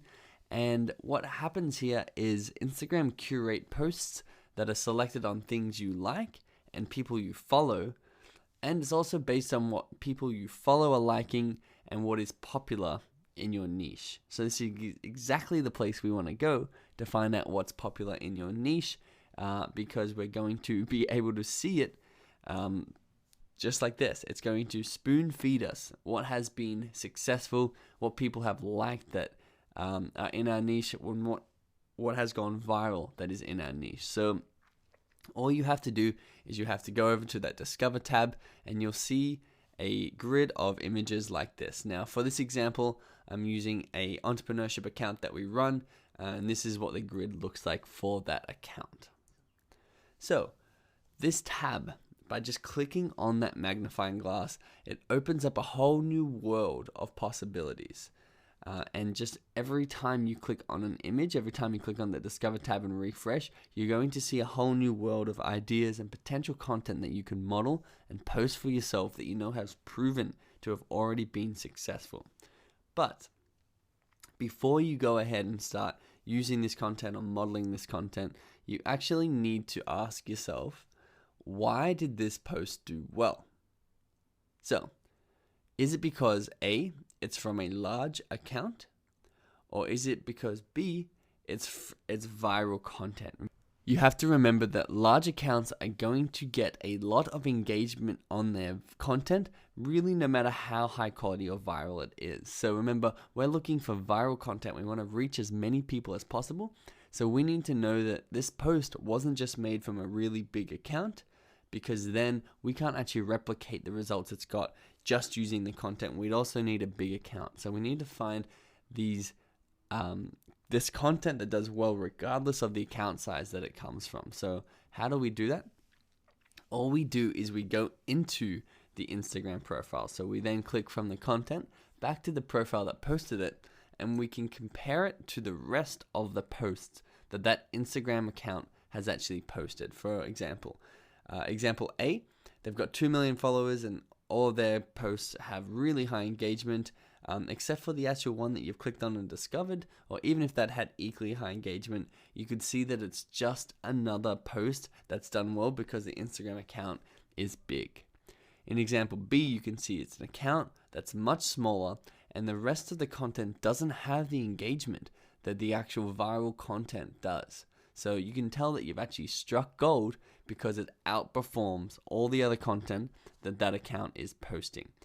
So a really quick tip before we move on, if that piece of content doesn't outperform the engagement on all the other posts that account is posting, have a look around and see on that profile which one did, and you can use that content instead of the one that took you to that page in the first place. So here it is. The process laid out for you, very simple, how to have endless viral content for your Instagram account in your niche. One, or A, you go to the Discover tab and choose a post that performed well. B, you look at the user who posted the image, and C, you test it to see if it's gold or just another okay post from a large account. Once you have this, you will be having the viral content and the golden content that you can go and share on your own account. So, 2 is hashtags. So hashtags, we're going to get into depth in the next few modules, but basically hashtags are an incredibly powerful way to find viral content in your niche. Incredibly powerful. Once again, we're going to get in depth on hashtags.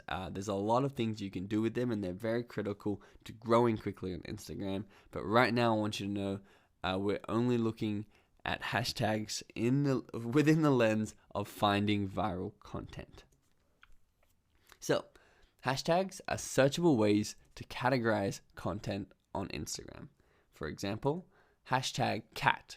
It's a searchable way that you can type in hashtag cat or click hashtag cat, and you will see photos of cats. It's basically categorizing content. So, you need to know what categories and words are relevant to the content of your business. because these are the ones that'll become relevant hashtags that'll help you grow your account.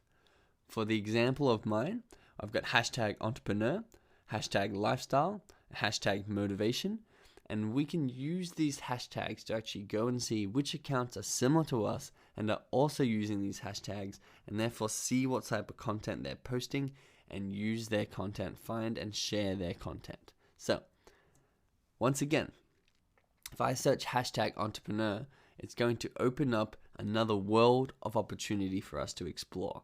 And what you can do is the exact same process as with the viral and discover tab. So all you need to go do this time is go to your search tab and actually search for the hashtag. When you do that, you're going to have the whole new world of content and opportunity for you to explore. You're going to be able to click on the content on the discover tab, look at the user who posted the image and search for gold. Is it performing really well because it's a big account, or is it performing really well because it is actually golden viral content? So this is where you can go now and use your results booklet to find gold. This is the third way that you can actually discover how to find viral golden content that's going to absolutely take your account's reach to the next level. You go into your booklet and you use the accounts that you've written down already, ones that are similar to you in your niche, and you can actually go and have a look how well their content is performing. So, before we move on, it's very important that you don't actually just go and look for content that has the most engagement. This is really only good if you're trying to post engaging posts that increase your reach and increase the amount of people who follow you. You want to also be out there looking for content that you can model that is building trust and affinity, or ones that are shown to create sales in your competitors and in people in your niche. Because finding content, we need to find all three types of content. The example I walked you through was the best one to find high engagement and high reach. But you have to remember, you can also find high trust and high sales content that are really effective and going to help push people through your funnel. So, learning the Mike Austin swing, you need to make sure that you are decoding what it takes in your niche to be successful. So, the Mike Austin swing, you need the same ball, you need the same club, and you need the same swing. And if you have those three factors and you hit the ball the same way he hit it, with the same club and the same ball, you're going to get the same result as he got. So, you need to, inside your niche, learn the code of what succeeds. As you go through and you repeat this process lots and lots of times and get a lot of viral content for yourself, you're going to actually be able to see the factors underlying what makes it successful. So maybe it's good music in the background of a video. Maybe it's motivating and fast-paced video with a really good hook, meaning on the text above the video saying you'll never guess what happens at 25 seconds of this video. And you've hooked people in for 25 seconds now. And you need to actually keep your eye out there.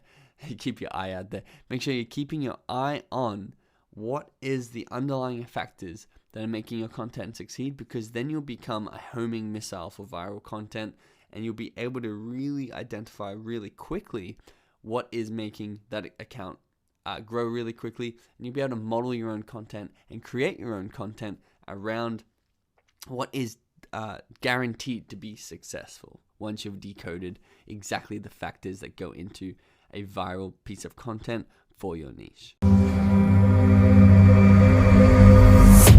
Awesome. So now we're going to touch on how to create our own content. So we already know that we can find incredible content that gives us engagement, it gives us trust, and it gives us sales from our followers and from the people on Instagram who don't even follow us yet. It gives us that reach as well.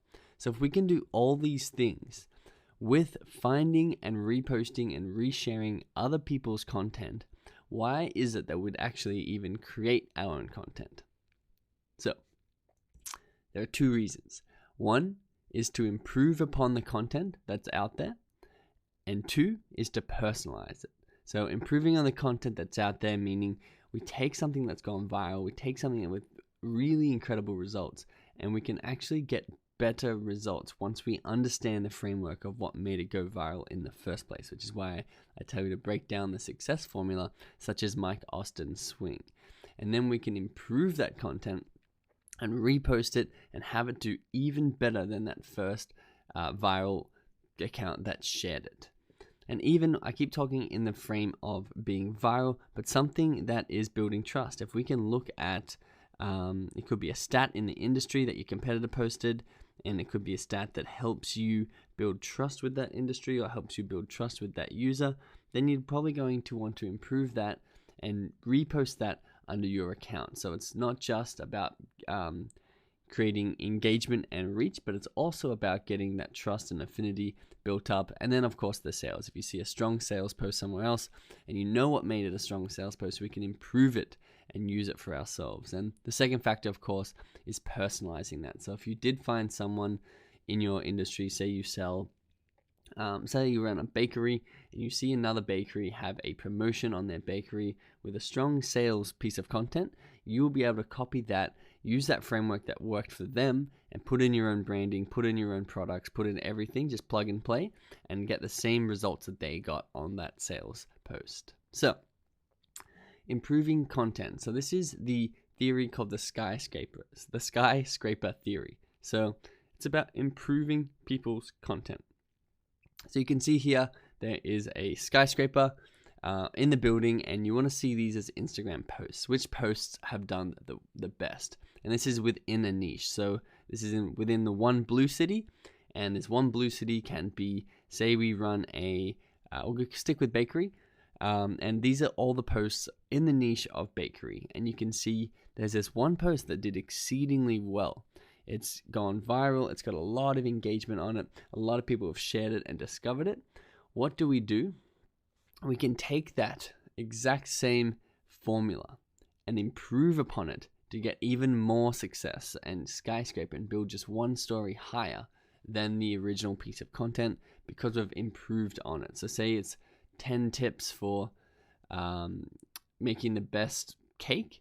We could create a post that says 12 tips for making the best cake, make it a high production value, and repost that content, and therefore we've improved that within our niche. So remember, you need to go to the Discover tab.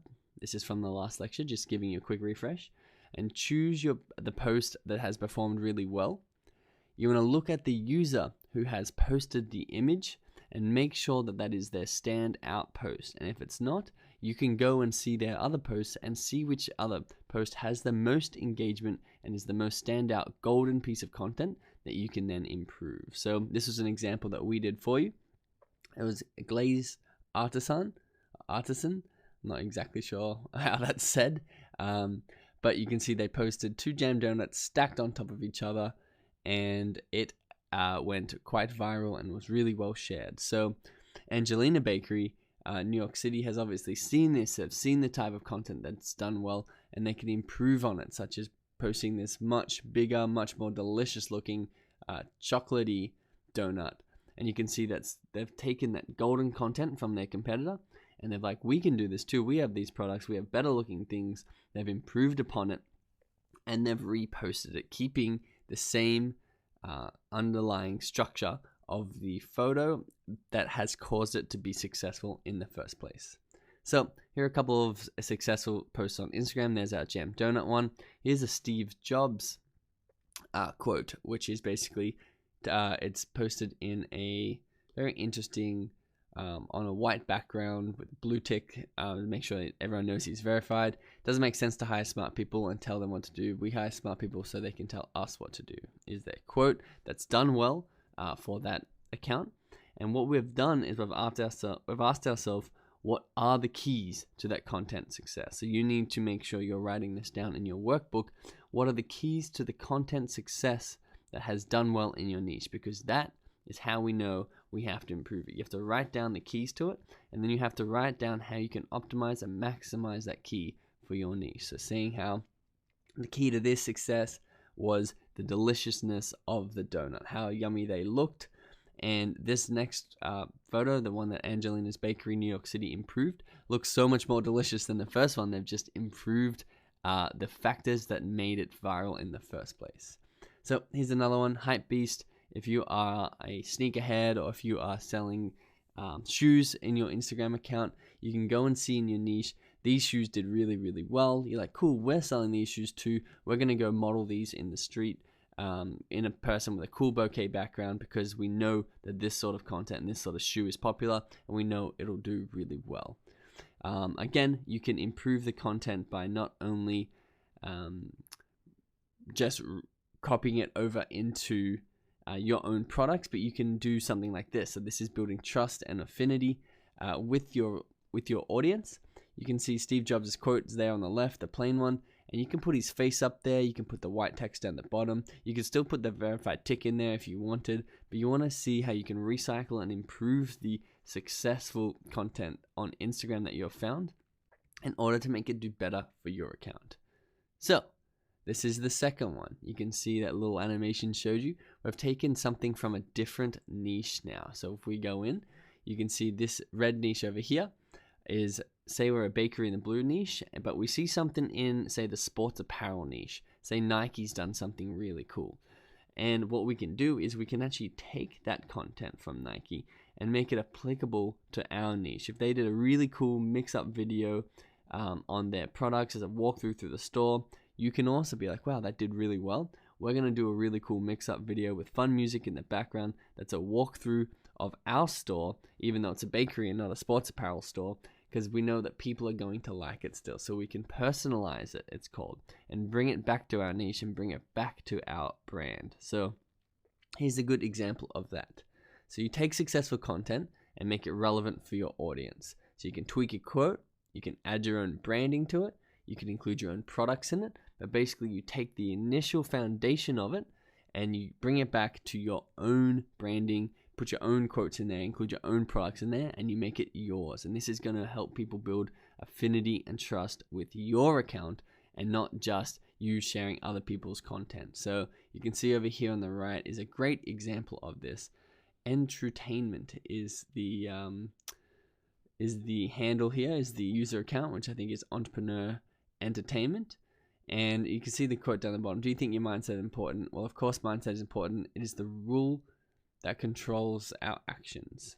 And if that rule, I don't know if they've worded this well, but if the rules are broken, then it will break you. What do you think? You can see English is not a perfect English, is not a requirement for being successful on Instagram. But you can see up in the photo they've got, even there, none can destroy. None can destroy iron, but its own rust can. I think it's supposed to be no one, but let's just try and ignore this English here. It's a good example of you don't need to be perfect on Instagram. You just need to see what works. The general gist works much better than the finer details. Likewise, none can destroy a person, but his own mindset can.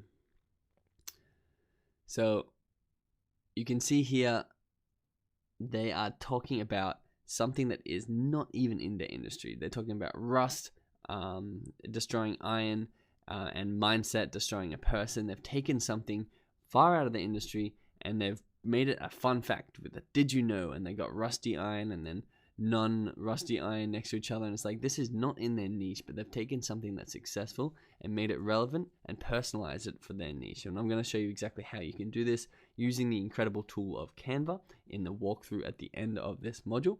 But you need to know that we can also create this incredible content, not just in the virality part of things, not just in the engagement and reach part of things, but we can create and model and personalize content that other people have posted by just looking at what has done well. So on the left here, here's a great example of how to build trust. This person is a dressmaker, and here is a video, a time lapse of them making a dress. And instead of just posting that dress and being like, hey, here's $1,000 for this dress and it's yours, you can actually see the process that they've gone through, the labor they've gone through. You build trust, you build affinity. You're like, wow, this person works hard on this dress, and you really just want to know more about them. You may want to see more photos and videos of it. So you can copy this by doing a time lapse of, say, if you run a bakery, how we make our jam donuts, and you can just do a time lapse and people are like, wow, that's amazing, that's delicious.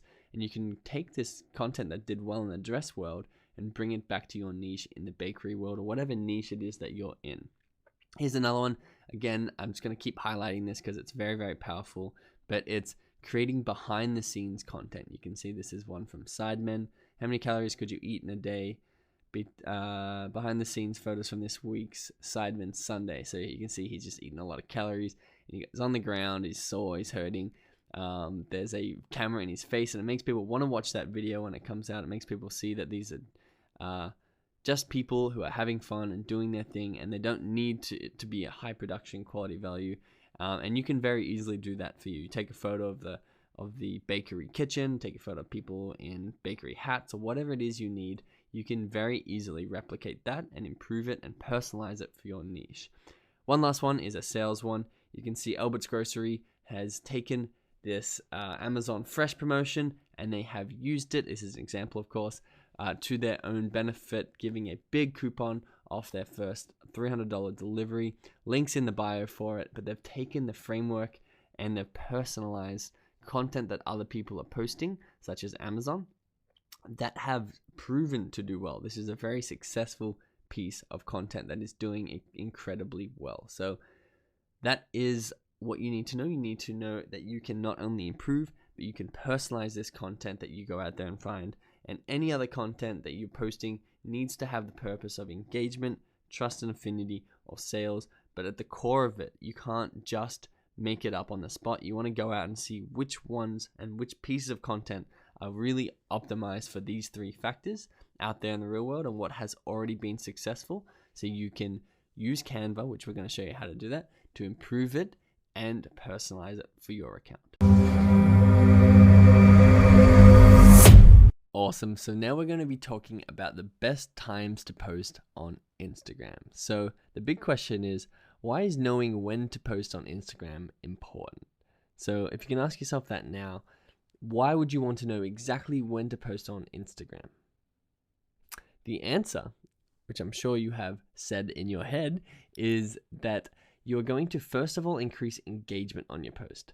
If you can time your posts for when more people are online, but not too many people online, so there's a lot of competing posts for people to see, you're going to increase your engagement up to 20 and 30%, meaning people who already follow you are going to be more likely to like, interact with, and share your post, and therefore increase your reach an additional 20 to 30%. So a reach is to people who aren't already following you on Instagram.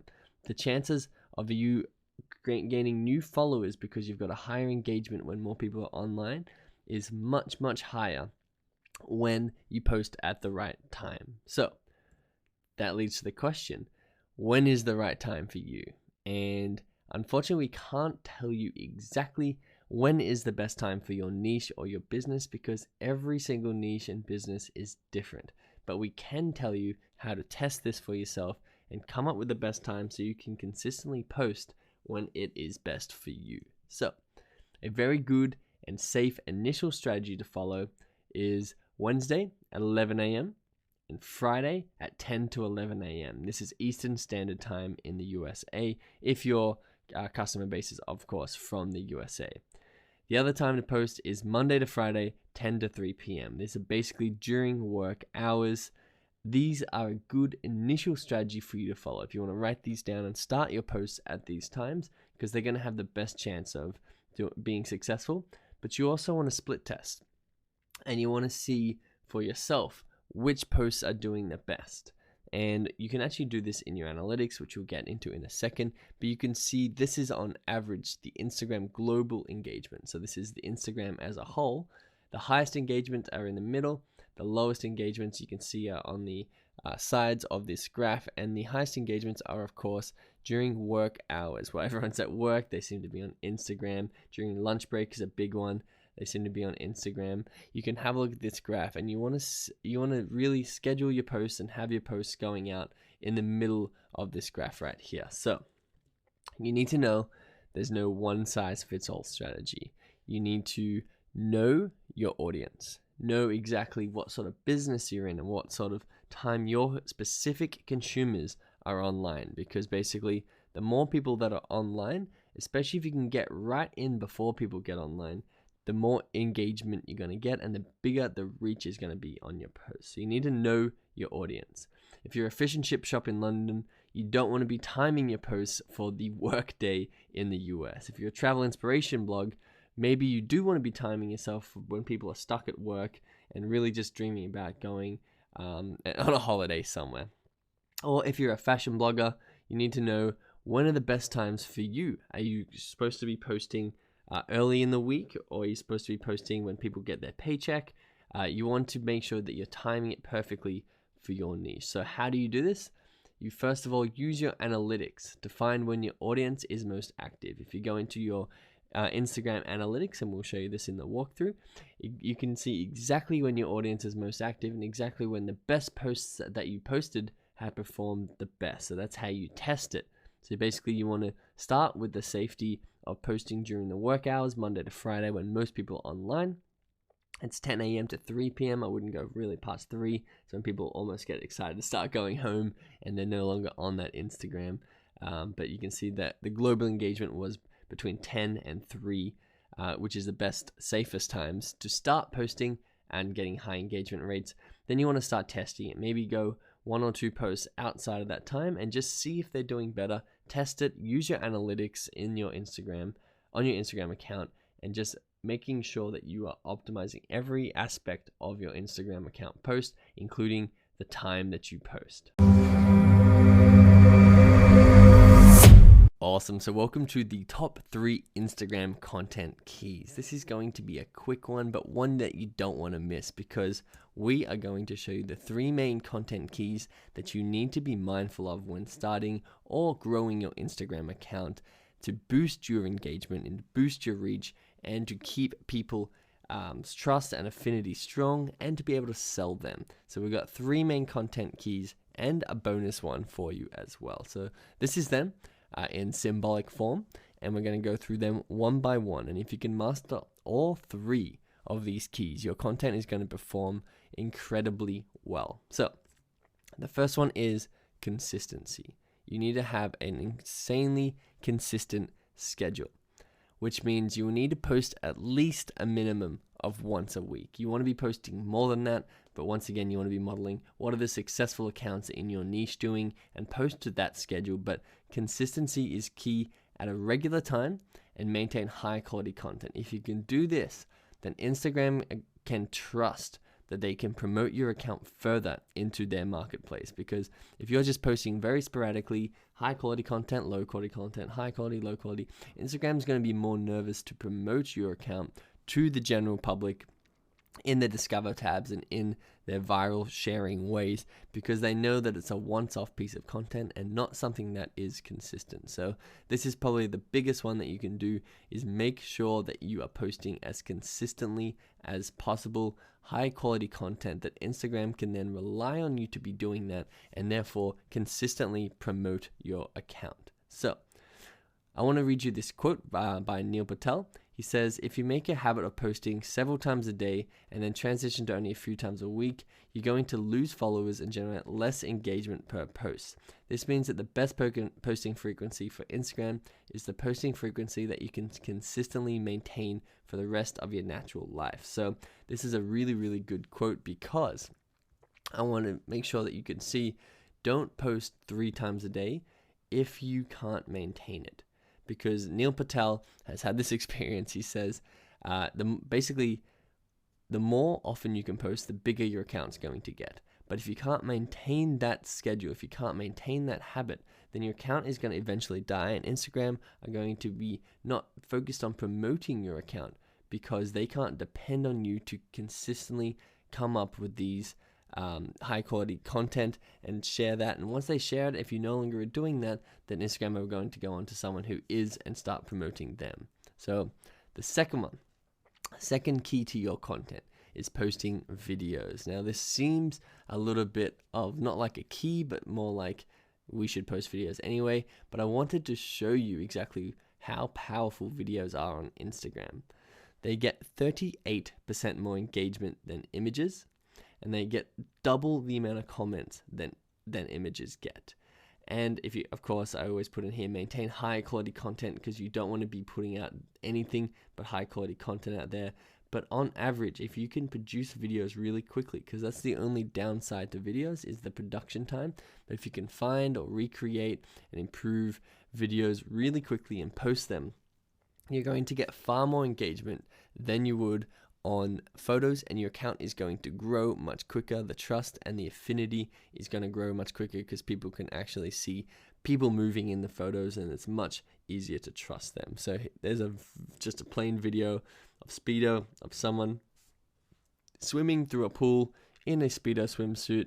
That gets 38% more engagement than any other post on their page, any other photo on their page, because that is just on average how much more engagement videos get. So make sure you're using videos as a big pillar of your content.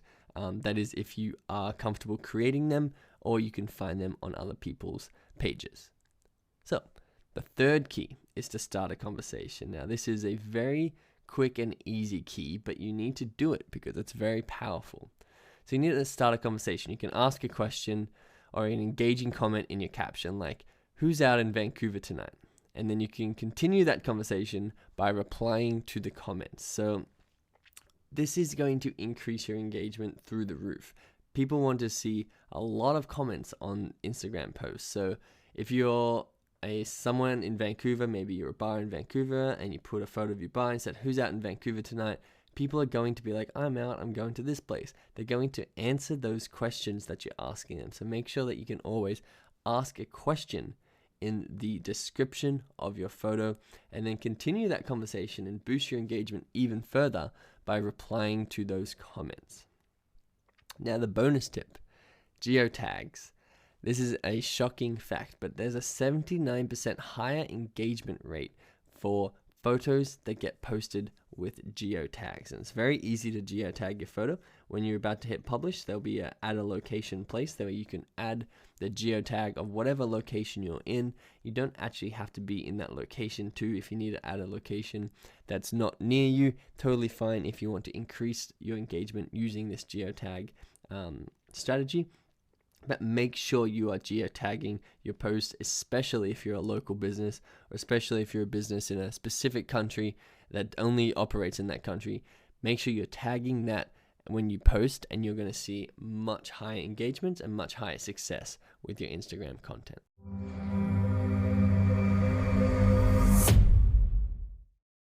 So a very important lecture here, photo licensing and image ownership. So we need to talk about this because we are modeling other people's content. We're resharing other people's content.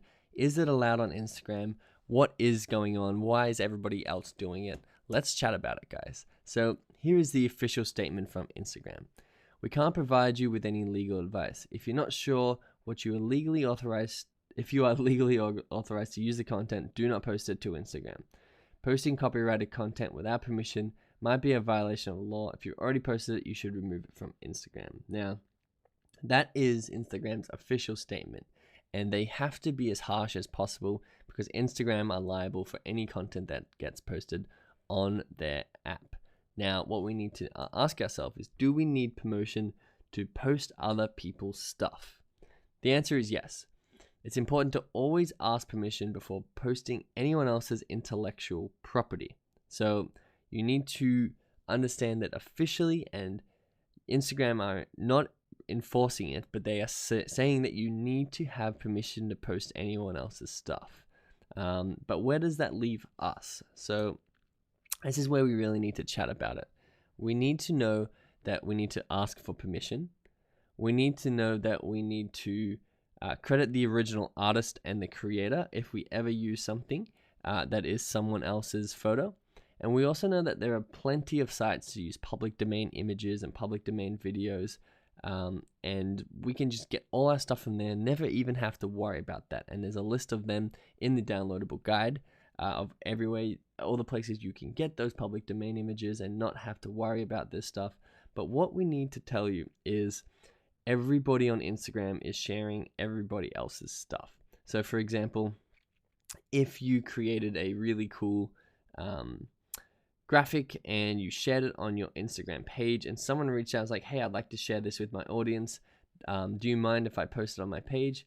and tag you so people can come back and follow you, you'd be like, absolutely, please go share my stuff and tag me so people are coming back and finding the original artist or the original creator of it. That's why you need to tag people in it. But the thing is, nobody asks on Instagram. I'm not saying that you shouldn't ask, but I'm saying that nobody asks, and everybody just seems to be stealing other people's content out there and reposting it as if it was their own. What I need to advise you to do is share the content that works, that is viable, if you ask permission and if you tag the person who posted it originally. And they're most of the time actually going to not be the original creator of that content. But what you need to be aware of is you need to have asked permission and tag that person to your best of your knowledge who was originally creating that content. And then 3, go ahead with resharing that person's work, and be prepared if someone reaches out to you with image ownerships or a claim that wasn't the person you asked permission, that you can take it down straight away. But you need to go out, you need to see what your competitors are doing, because a lot of people aren't even asking for permission, and at the moment there's no consequence to that. So if you wanted to play closer to that side of the fence, that is your choice. And I don't officially recommend it, but it's very, very successful in growing your account, and it's very successful in making money from Instagram. I would very highly recommend you ask permission, and very highly recommend you tag the creator, even though most people are not doing either of those things. The last thing is, this is a great example of Airbnb, who have a lot of liability, and they have to actually get permission to ask to use people's content. So you can see on the left, Blackbird Fly is at Home Sweet Home. I think I'll stay a while. This was a photo of an Airbnb apartment they stayed in, and Airbnb said, "We'd love to share this shot on Airbnb social channels and materials. Agree to our terms and conditions," something like this. Link the photo. Like, they basically asked, can we use this photo? And Blackbird Fly replied with a link to the photo and the hashtags they needed. And then you can see Airbnb then posted it on their own account and credited the original poster, Blackbird Fly. And you can see they got a little description of it. They got the exact same photo, someone else's content that posted on there, but they asked permission in the first place. Most people don't ask this permission, and once again, if you do want to err on the side of not actually waiting to get permission from someone, a lot of people are doing it, and it grows your account really quickly. But I can't officially recommend that, and I officially recommend that you do ask permission, and no matter what you're doing, always tag the original creator, just because that is what you should be doing. It's their original work, and it doesn't detract from you, it actually adds to your photo when you tag the original creator, because people are obviously aware that you're not creating all of this stuff, and they think it's very nice and ethical and moral, which it is, to actually tag the people who came up with it. And if anyone ever reaches out with any copyright claims or anything, always take it down straight away. Awesome. A big welcome and a big congratulations for making it to module 4. Now, this is the start of a really good module because we're getting into our reach strategies, our booster strategies. We already have a really well optimized Instagram account. It's going to convert anyone who comes across it into a follower or into a sale. We also have some amazing content we're starting to put out there to the people who already follow us. But what I'm going to show you how to do in these strategies is how to boost that content into people on Instagram who don't even know you exist yet. People who are out there browsing their Discover feeds. I'm going to show you how you can get your content out onto everybody else's Discover feeds, even if they don't follow you. And the best thing is that we're going to make sure that they're targeted people. We're going to make sure that they're genuine and targeted people who will have an interest in your products, an interest in your service, and an interest in your content. We're going to be funneling these people back using these strategies. We're going to start by decoding the Instagram algorithm, making sure you know exactly how it works, and therefore you know exactly how to hack this algorithm in your favor in order to display your content to as many people as possible. We're going to do this using tactics in your caption, using hashtags. We're going to go through that in detail now. We're going to use content stacking and power engages, DMs and like groups, all these things, whether you've heard of them or you haven't. We're going to go through step by step in detail. So at the end of this module, you're going to be really well versed in all of them, and you're going to really start to see your Instagram account start to take its first steps in its exponential growth.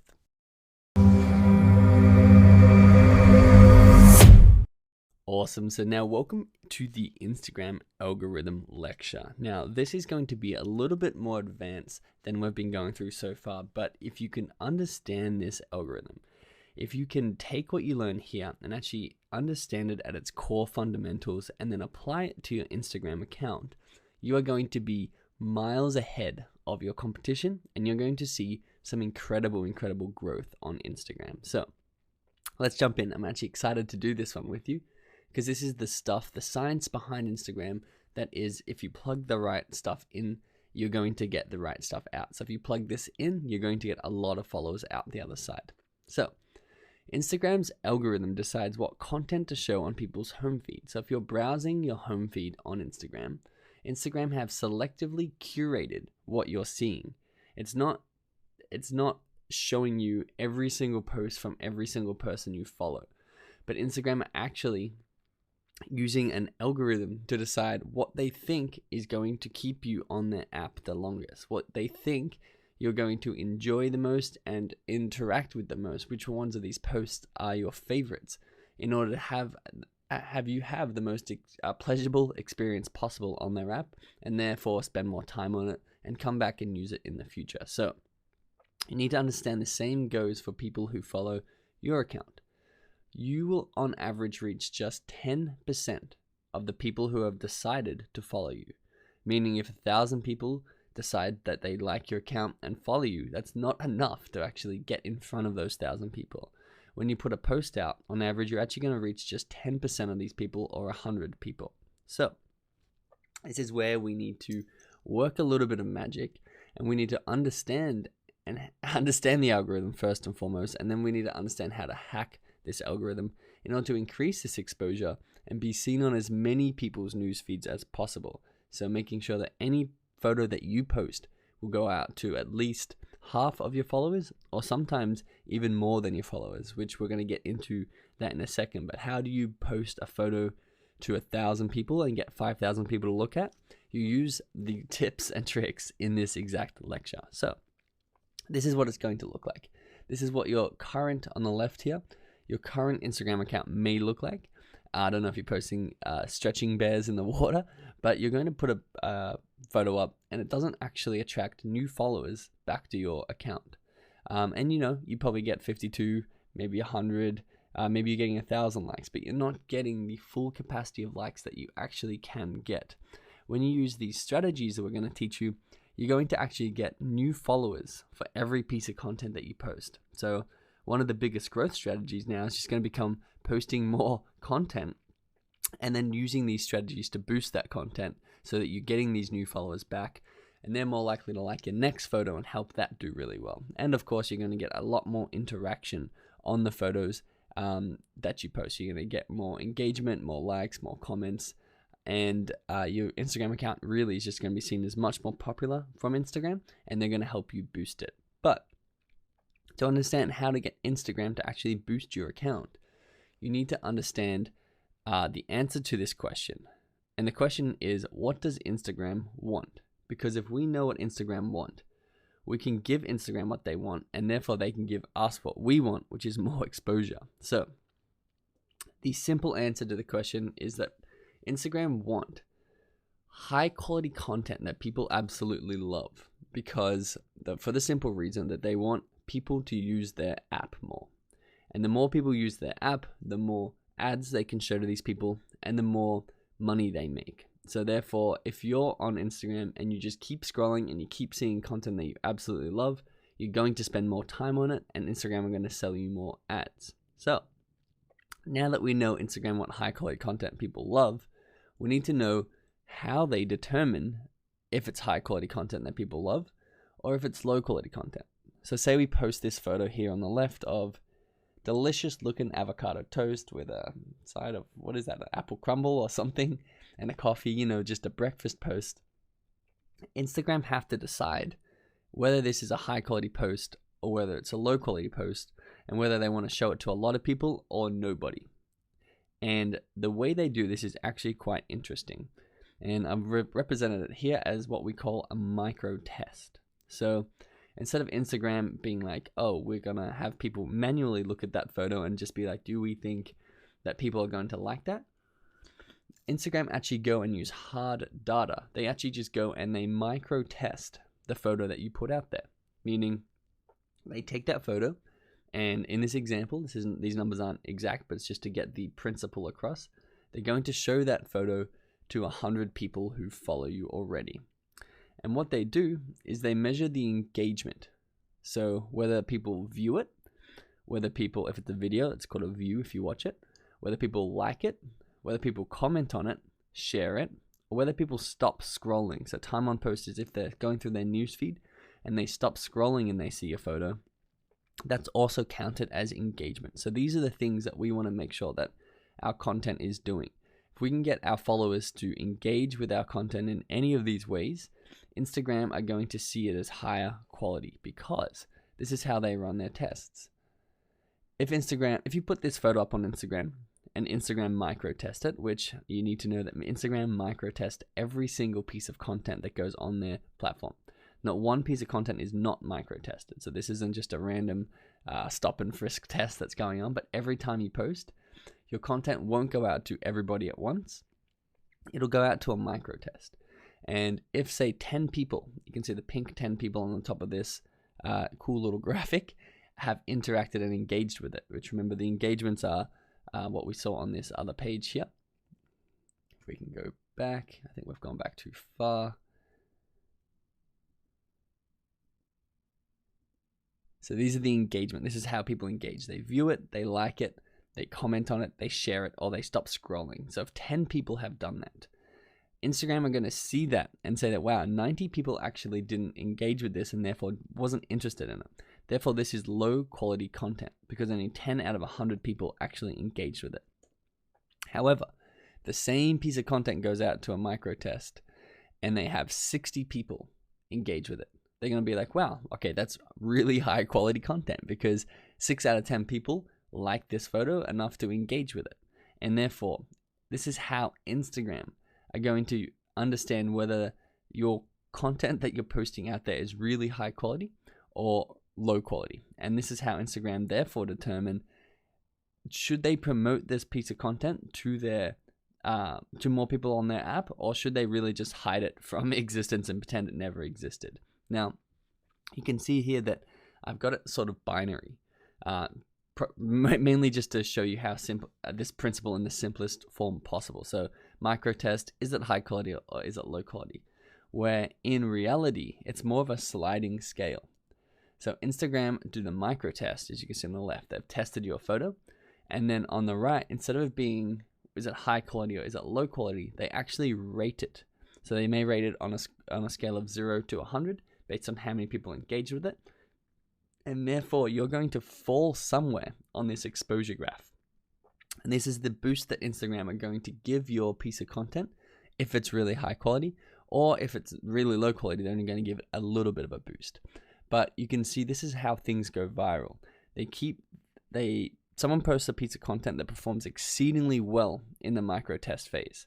And therefore, Instagram push it out to 100,000 plus more people because it's done well in their micro testing phase.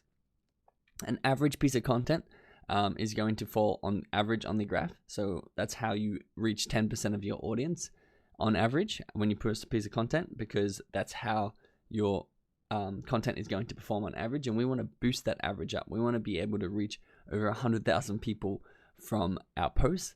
But how we do that is we need to perform well in the micro test. And just a little bit of background info, how this actually happens and how you can actually reach more than the amount of people. So I'm just going back right here. How you can actually reach the 100,000 people for your post is because of the Discover tab. Instagram can recommend your content both in the Discover tab and in the Home tab if it's performed well in the micro test, because they know it's high quality content and they want other people to see it. That's going to keep them on their app for longer. So our hack here, and what we need to investigate how to do, is how to get as much engagement possible within the first couple of hours of our post, because we know that first couple of hours is the micro test phase. And therefore, if we can get as much engagement as possible, we're going to be rated really high quality, or on that scale, we're going to be rated at the top tier. And we can actually get all of our posts that we're posting to do far more than a 10% reach, but we can do up to 100 to a 200% reach on average to our audiences just by hacking the algorithm, the Instagram algorithm, in this micro test phase. Awesome. So welcome to Hashtags 2.0. I told you I'd be back to talk about hashtags, and here we are. And they're so powerful, and that's why I like to talk about these hashtags with you, because we really are going to skyrocket our post engagement, specifically in this micro test phase, using hashtags. And these work. A lot of people are skeptical if these still work on Instagram. We're going to show you how we're getting 2 to 3 times the engagement on our posts using hashtags this year, and why they're always going to work, and these are not going to go out of date. So you need to understand that a hashtag is basically a way of categorizing content on Instagram that makes it discoverable to the whole platform. So instead of just being discoverable to you, and instead of it just being discoverable to your followers, the whole platform now has access to your piece of content because of the categorization that you've put on it. So hashtags can be added to our post to skyrocket our engagement during the micro test phase. So remember, this is the micro test phase.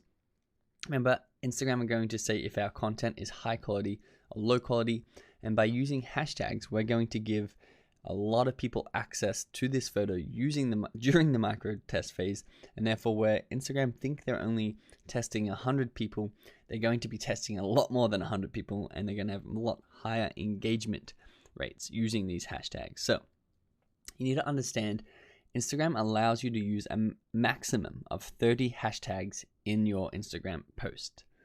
And the best way to think of this, and the most fun way to think of this, is hashtags are basically like highly trafficked museums, where every hashtag is its own art gallery that people go and can browse the posts, or they can browse the artwork inside each gallery. So when you hashtag cat, you're basically hanging your photo up in the cat gallery, and therefore anyone who's currently browsing the cat gallery can come across your post because you're basically, like nailing your content to the wall of the cat gallery, and there's always millions of people or hundreds of thousands of people actually in that gallery interested in looking at cats, and that's what they're doing there. They're just browsing content of really cute cats, and you can see this is the same for every single hashtag. So whether it's a food hashtag or a beach hashtag, there's people in those museums, there's people in those galleries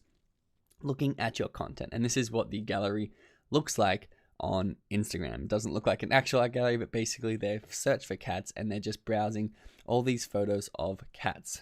Now, the museum ranks all the artwork based on its popularity, and the museum being Instagram, ranks all of its artwork based on its popularity, and will display only the best and most popular artwork first. So if you go into an art gallery, they're going to be, well, first of all, Instagram are going to be monitoring in the art gallery what's bringing in the most people. What are most people stopping at when they're walking around the gallery? Where do they pause? Where do they interact with? And what do they like?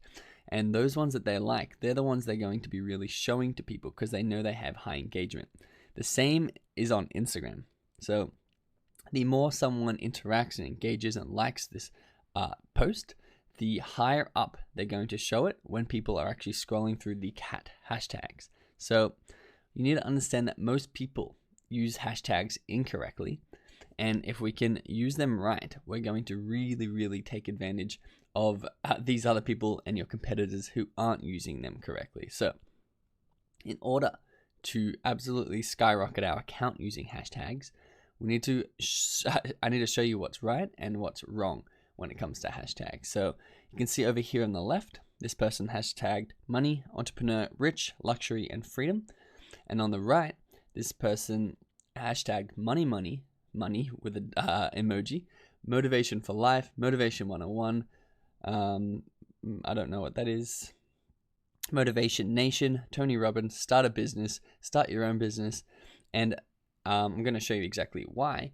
But this person on the right has done a lot better job with their hashtags than the person on the left.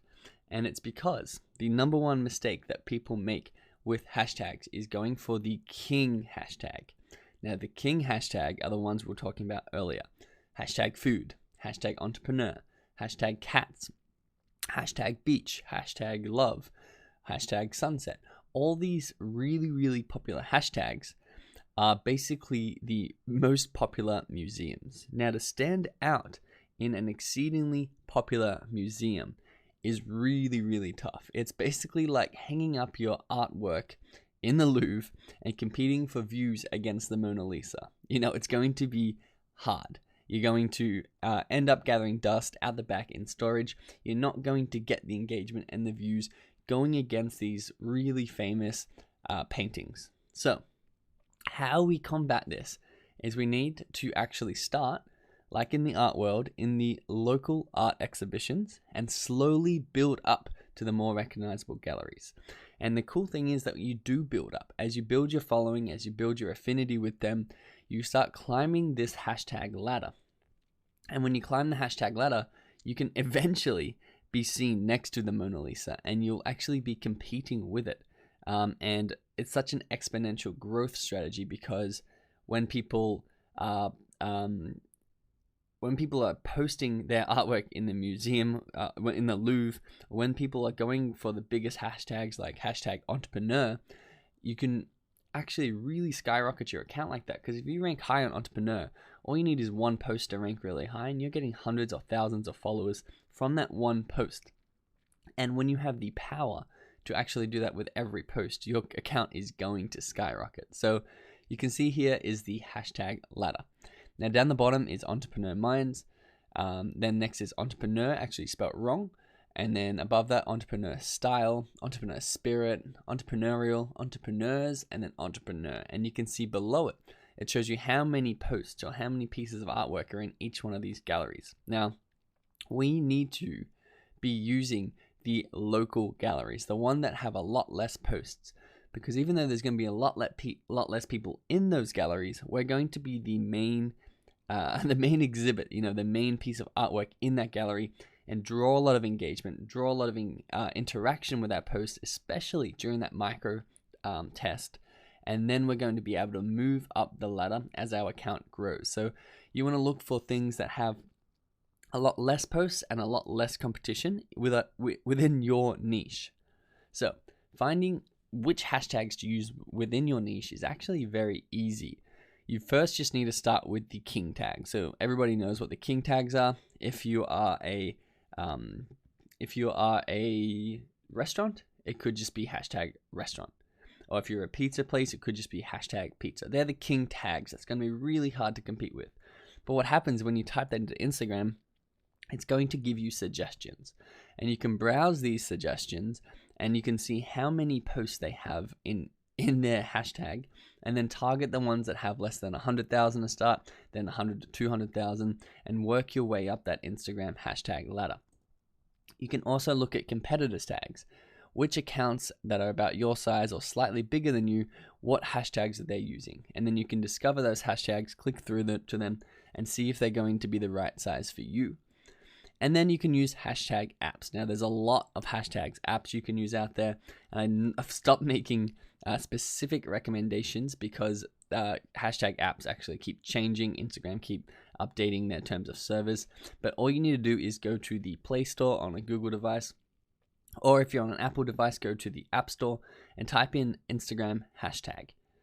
Or just hashtag, and you're going to get suggested an array of apps that you can use to find the best hashtags in your niche. And what you can do is you can just test those hashtags out manually yourself and see what hashtag app you like. But there's a lot of them that can give you really good suggestions for your hashtags. Now, you can see if you have less than 10,000 followers, you want to start with hashtags that have between 5,000 and 150,000 posts, and you want to get an array of them. So don't just go for all hashtags with 5,000. Actually start to work outside where you think you're going to be good, and you can go up to hashtags with 150,000 posts, because if your post does really well, you're going to be ranking really high on quite a medium-sized gallery with a lot of people in there. So something like Entrepreneur Minds might be a good one to go for if you're in the entrepreneur space, which has 40,000 posts. But if you are starting to rank higher than that, if you're starting to have 10 to 50,000 followers and starting to build that momentum, or if you really just have strong affinity, you can go between 5,000 because you want to keep hitting those little ones. It doesn't matter how big your account gets. You can hit those little ones and absolutely dominate them.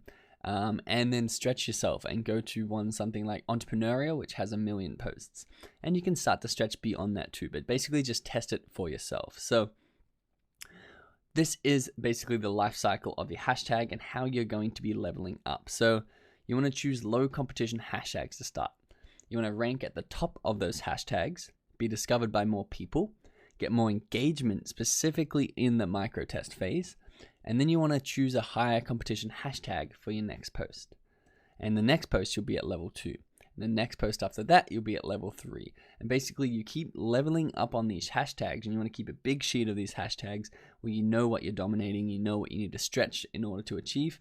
And you keep leveling up until you really are in the Louvre of your hashtags, and you can use the mega king hashtags and absolutely skyrocket your account. So hashtags work the same way if they're used in your caption and your comments. So we recommend that you actually put it in your comments. So this is someone putting hashtags in their caption. We actually recommend what happens after you post your photo. You put your caption there so people can read it, and it's not really distracting with 100 or 30 different hashtags next to it. But what happens is you make the first comment on your post. So you say post this photo or post this video, and then you make a comment on your own post with these hashtags, and it's going to have the same effect as if you put it in your post. So remember, that's just an extra tip. You can actually use your hashtags in your comments and not in your caption, and therefore you won't dilute your caption and make it really confusing for people. So one of the best and easiest ways to boost this engagement in the micro test phase is using captions. So first of all, what is a caption? If you don't know what the caption is already, it's basically just the text that accompanies your image or video that you post to Instagram.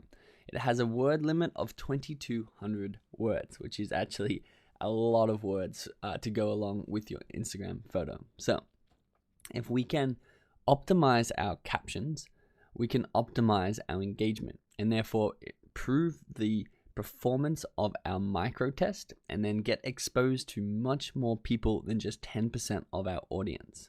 So here are the top 3 strategies that we're going to investigate together, and we're going to go through them one by one and show you exactly how you can use story, questions, and call to actions in order to really skyrocket the engagement you get on your posts, and not only increase the average amount of people that you are exposed to per image, but increase the chance that you're going to go absolutely viral and blow up your account with just one post. So the first one is story.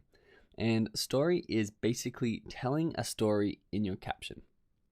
Now you can see this is Achieve Success, is the Instagram account that posted this. It's not actually Will Smith's account, but they've posted a photo with Will Smith, and it said a little quote from him that says, "The things that have been most valued to me, I did not learn in school." And then that could just be the image. They could just post that. But that would not get as much engagement as if they posted the story that they have below it. And you can see they've posted a little, it's not exactly a story, but they posted a longer caption that tells a story, that tells, it has quotes and emojis, and people stop scrolling on this and they read through it. So you can see they've got an Albert Einstein quote: "I have no special talents, I'm only passionately curious." And then there are worse crimes than burning books. One of them is not reading them. These are all just random quotes that go along with the actual quote from Will Smith. And then you can see at the bottom they've written, "Tag someone who needs to see this." So this is another call to action, which we'll be discussing in later on in this lecture. But they've done really well to put that those quotes and those extra information and extra value into the bio or into the caption of this photo. And therefore, when people are actually scrolling through their Instagram feed and they stop on it, they're going to spend more time on it. They're going to be more likely to interact with it and more likely to go and follow this account just because they've got an extra additional 300 words below it. It's the same for this one. You can see there's a photo of 3 ladies on a beach. And if this was just all it is, this is obviously posted by the United Nations. You can see there in the bottom right. And if this was just the image, it'd get a few likes, a little bit of engagement, and people would keep scrolling. But you can see they've posted the background story behind the image, which is really, really key. You'll be shocked at the engagement difference from posting a background information about the post that you're talking about, or the background information about the post that you've posted on Instagram. You're going to see much higher interaction, engagement, and therefore much higher amount of exposure for it. So I highly recommend you try telling a story like these 2 examples here. And why it actually increases your exposure, because the biggest one it does is it increases the time on the posts. So you can have people transfixed on your post because you're telling them a story, therefore increasing the time spent on posts, which, remember, that is one of the strongest engagement identifiers from Instagram.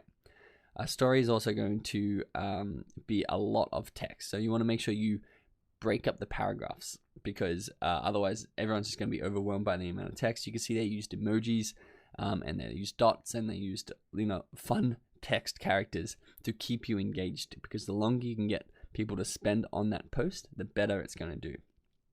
And of course, it boosts trust and affinity. It helps people understand you, understand your content, and want to actually like and engage with your future content. So number 2, this is a really simple one as well, but it actually works really, really well on Instagram right now. So you can see this is Dan Lok, and he's asking questions in his content. So would you rather be rich or would you rather be right? And you can see he's got a red pill, blue pill, and he's dressed up like he's in the Matrix. And in the caption below, you can see he's written, "Through my 20 years in business, I've noticed that most people would rather be right and satisfy their big ego than be rich. Would you rather be right or rich? Comment below." So you can see he's asking a question that's going to get people to engage. It's going to get people to actually write their opinion on this. A lot of people are going to be writing right, or a lot of people are going to be writing rich. And it's really a fantastic, simple way just to ask that question in the bio, and even to ask that question in the actual content, to get people stopping, to get people typing, to get people interacting with your posts, increasing engagement, and especially in that micro test phase where the content is going to go absolutely viral if you can get enough people to actually engage with this question. So you can see here, this is a really simple one from Chipotle. It's "Who else does this?" And it's just this guy shaking up his Chipotle bowl before he eats it. And some people might do it, some people might not do it, but I think the key here is that people are going to have an opinion on this because they've asked to have an opinion on it. So people are like, "Oh, no way I do that, that's silly," or they could be like, "Yeah, of course I do that." And people are going to be not only commenting, but when you read something like "Who else does this?", you want to see what the content actually is. So they're going to stop and wait for that video to play because someone's asked them for their own opinion. So making sure you're asking people for their opinion. And here's a third, not specifically a question, but a call to action, which is caption this picture. So they haven't actually captioned their own photo, but they've actually got a really cool photo of a cat in front of a volcano in Japan, and they're asking people to caption it. So whether people actually go down to the comments and caption it for them and increase engagement that way, or if they just see the call to action of caption this picture, and they'd be like, "Oh, what would I caption it?" And they don't even have to type it, but they'd scroll back up to the photo and be like, "Oh, what would I do?" And to caption this, they're increasing their engagement. So, question keys. Get people to comment, because that will really, really increase your engagement, especially the way Instagram is trending. You want comments, as many comments as possible. And of course, don't complicate it because people don't want to be stopping and trying to decipher what you're saying. Make it really easy for people to respond by asking questions like this. Do you agree? Red pill or blue pill, like Dan Lok did. Which door? And you can have 3 different doors in your photo. 1, 2, or 3. Like you can say, which is your favorite way to eat your burrito? 1, 2, or 3. You can have different options. What's your favorite flavor? Or caption this photo. Really simple and easy questions that you can put in your content to increase your engagement. Now, call to actions. Again, really, really simple.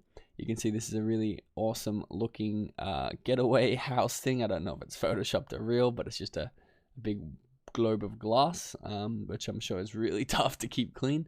But Luxury Empire have posted this and just written tag your better half. And you know, this is intended for girls to be scrolling through their Instagram and oh my god, that'd be an amazing getaway. Tag their boyfriend, and hopefully their boyfriend can take them here. But it's just a really cool way to say tag your better half instead of no call to action down there at all, or check this out sort of thing. And less people are going to be interacting and engaging with it because they aren't having a call to action like this. You can see here, this is Shake Shack, and it says looking double tap worthy.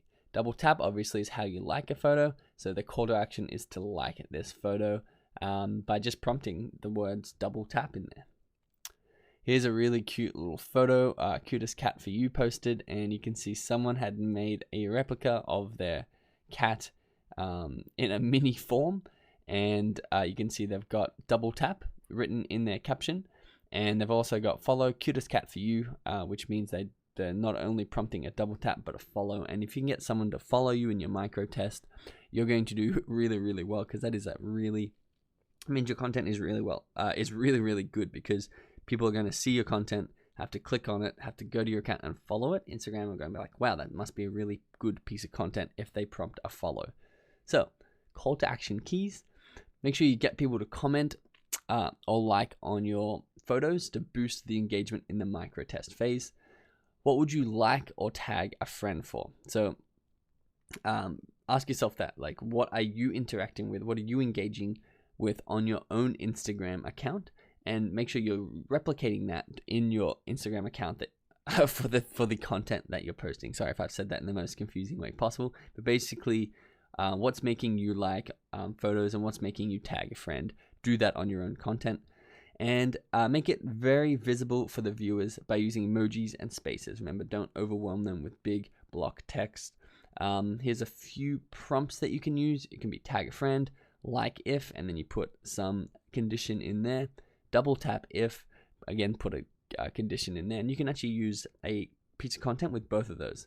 Like if you agree, or comment if you disagree, sort of thing. So you can use two call to actions and have people sort of talking against each other.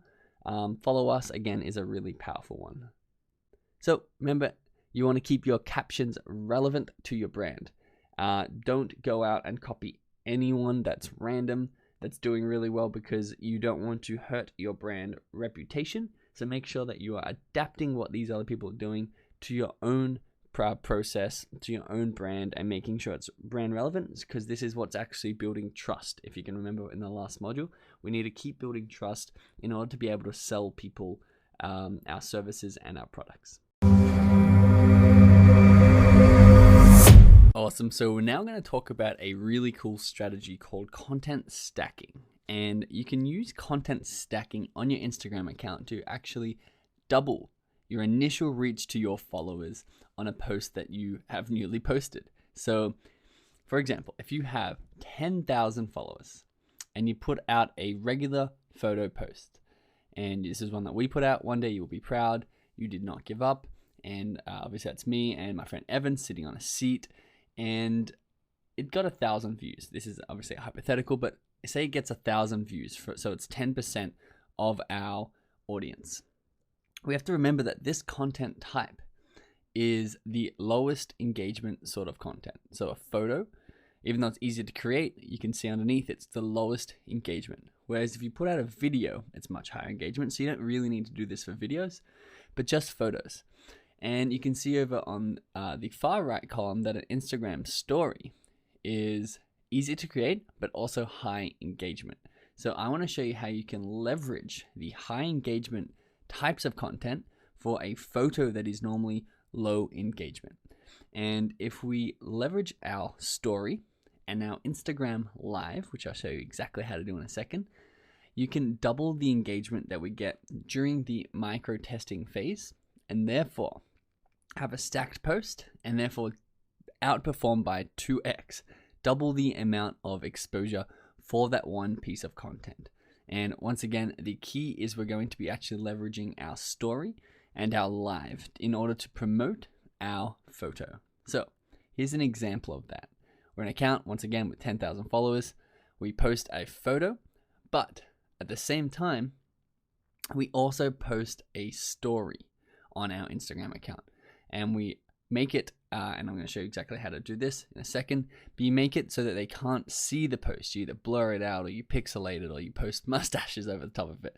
And you say new post, and then you tag the post in it. And because stories get much higher engagement, you're going to have a lot of people clicking through to see that regular post of yours, and therefore get, instead of 1,000 views, 2,000 views. So here's a really good example of that from Zerkard, and he just says new post, and you can see obviously it's the new post writing is over him, so that you can't actually see him in the post, so you can't actually see what's behind that writing. So people actually have to click on the post, click on the story to go to the post and see it. So that's the key here. And when you do this, even if you've been doing this before but haven't been making sure that you're creating curiosity in your stories, then you're doing it wrong, because the photo on the right is the one that Bombardier Jets have posted. And for example, if they did what the example on the far left is doing, which is new post, but actually just showed the photo of the post, people are like, okay, well, I've seen it, I don't really need to go and see it again. However, if they gave it a little bit of a story gap, if they said new post, check out our $40,000 photo shoot, you could very easily double or triple the amount of people who are actually seeing that post, because everyone wants to see a $40,000 photo shoot, and it's an engaging looking story, and they're going to go and see the post that they put out that's going to get less engagement otherwise. So you need to understand that you can do this with stories, which is the very simple, easy way to do it. But if you really wanted to get massive results and double down, you can actually do it with your Instagram live. So you want to save this for special posts, 1 in 5 to 1 in 10 posts, because it's incredibly effective. But if you do this every time, it will wear off. You want to just go live on Instagram. And if you're not shy, then put it on your face and talk to the camera for about 60 seconds. Tell them about your post and leave a story gap in there. Be like, yeah, we just did a $40,000 photo shoot. We came up with this one incredible photo that I absolutely love. Make sure you go and see it. It's on my profile right now. Don't miss out on this. Let me know if you guys have any questions about it. It was a really fun time. And you just talk to the camera for 60 seconds. Tell them about your post, and people are going to be tuning into that live and then going to see it. And then they're going to watch the recording of the live, because lives rank really, really high in terms of engagement. If you are a little bit nervous or camera shy or don't really want to talk to a camera, you can actually, a really good one I've seen is a handwritten note. So get a piece of paper, write down, check out our new post that cost us $40,000 shoot, or whatever story gap or whatever curiosity that you want to create, and just video the handwritten note and just hold it there. And people are like, oh, this is interesting, they're live, and it's just a call to action. I guess I'll go see the post. You can add music to it as well, which I've seen, like play music in the background, and people can go and they watch your live with high engagement, and then they can go and see your post. So the key, again, is make sure you tag your post in that story. If you're posting a story, there's a way you can actually tag your Instagram post that people can click see post, and it takes them directly to it. So make sure you do that to increase the click-through. And if you stack the content in the first 60 minutes, so as soon as you put it up, you want to put up that story or that live, you're going to double the amount of exposure you get. Really cool, really simple method that I really would like you to try out, and let me know how it goes. Awesome. So welcome to a really, really advanced strategy, the Instagram Power Influencers. Now, before we do get started with this one, it does come with a warning. So this Instagram growth strategy takes a lot of time and effort. But the upside of it being difficult is that not many people do it. And if you are to dedicate the time and effort to do this, or if you wanted to outsource it, because we do something like this for accounts at Social Fastlane, and we get great results, it is more expensive, of course, to outsource something that is very time intensive. But if you wanted to outsource it, or if you wanted to take the time to dedicate yourself to your Instagram account, you're going to get hundreds of thousands and millions of followers. This is where you really can separate yourself from the crowd, because it is something that most people stay away from because it is really hard to do. But once again, the payoff is massive. So it's up to you whether you want to outsource this, whether you want to do it yourself, or whether you just want to use the other strategies in this course to grow your account to a medium to large size level and not really transcend that into the really big advanced accounts. So this, once again, is the micro test. And as it's been represented, it's had 100 people as a sample view the piece of content, and 60 people have engaged with it, and Instagram have determined it's high quality content. But what I've actually been hiding and keeping a big secret, not actually, I've simplified this so you can build an understanding of the easiest form of this first, and now we're adding to it so you can actually understand this on a more transparent level, is that people on Instagram are actually not weighted the same. You can see that there's different types of Instagram users, and Instagram actually give each type of Instagram user what's called an engagement weighting. So 99% of Instagram users are the smallest. They're a grade 1. You can see really tiny in terms of influence on Instagram, and that's most people, 99% of people.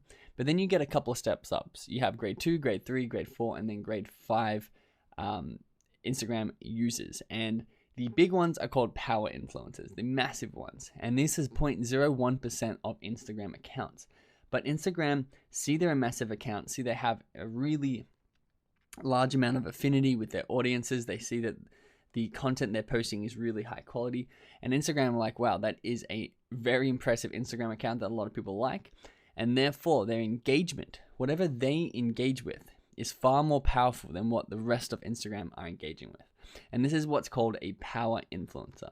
And one power influencer is worth tens of thousands or hundreds of thousands of normal Instagram users. So the key here is that Instagram are valuing the power influencer's engagement far more than a regular user. And the hack here is to be able to put out a post during its micro test phase, have these power influencers with really crazy power. That's why they call it power influencers. With a lot of social proof and a lot of trust from Instagram that if these power influencers were to engage with your content must be incredible. And therefore, if you can get a group of these power influencers, say 25 of them, to interact with your post as soon as you posted it, your exposure boost is going to be through the roof. This is what's going to make your content go viral, and this is what made our content go viral. So the question becomes, where do we find 25 power influencers who want to comment and engage with our post as soon as we post it? So another key on that, they should be relevant to your niche. They can't be power influencers in another niche, but every niche will have power influencers. So there are two ways that you can do this. You can do this through DM and like groups, and you can do this through paid engagement. So DM and like groups, they're very, very simple to explain, but basically you can see here we've got 1, 2, 3, 4, 5, 6, 7, 8 people. Say these 8 people are all power influencers. Now, when a power influencer posts a photo, they also want other power influencers to like that photo or comment on it or stop scrolling on it and engage with it, because that's going to increase their account standing and their post through the roof. So they have what's called DM and like groups, which is basically just a group in the Instagram DMs of eight people in this circumstance. And they're all power influencers in there. And one person posts and they say, hey guys, just posted, can you please go like and comment? And the other 7 people are like, yes, we're on our way. And they go and they like and they comment on that post during its micro test phase. Now, why do they do that? Because they may post a photo the next day. And the next day, guess who's going to like and comment? The other 7 people. And they take in turns. Every time they post in this like and DM group, and everyone else goes and likes it and comments on it, and it gets a really big boost in exposure. So how can we join an existing DM group full of power users who are going to help promote our content? Well, you can join an existing group, because there's thousands and hundreds of thousands of accounts out there of DM groups out there that already exist. You can just be joined. But they normally, if you're not a power influencer yourself, they're going to charge you quite a bit of money, which I think is worth it, depending on the exact amount and how effective the group is. So you can determine if that's worth it or not. Or you need a significant amount of followers. But if you don't have any of these two and you don't really want to invest in that yet, I can totally understand. You can actually create your own DM group. So how do you do this? You can reach out to power influencers. And this is actually a really sneaky strategy that I'm sort of excited to bring you, because not many people are doing this. I've seen a few people actually do it out there, and I've thought that it's one of the most genius ideas when it comes to increasing your Instagram reach, but not having an account that has a lot of likes and followers, or not having a lot of money to pay to enter these DM groups yet.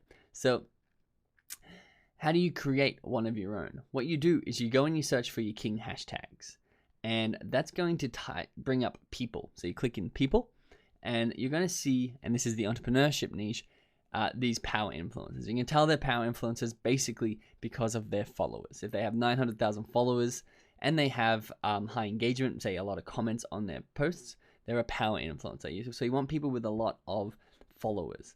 And this one's name is Entrepreneurship Facts. So all I do is I click that follow button, then I click message, and I write them a message. I say, hey, Entrepreneurship Facts, your account is awesome. We are starting an exclusive DM group with 10 quality entrepreneurship accounts with between 200,000 and 1 million followers. Would you like to join? And then you list who's already committed to it. At the moment, we have Entrepreneur Heaven at 110,000 followers and Hustle Heart at 650,000 followers. Now, this Entrepreneurship Facts account, are like, wow, okay, so if I join this, I'm going to have access to 10 accounts with between 200,000 and 1 million followers who are going to be interacting with my post as soon as I post it.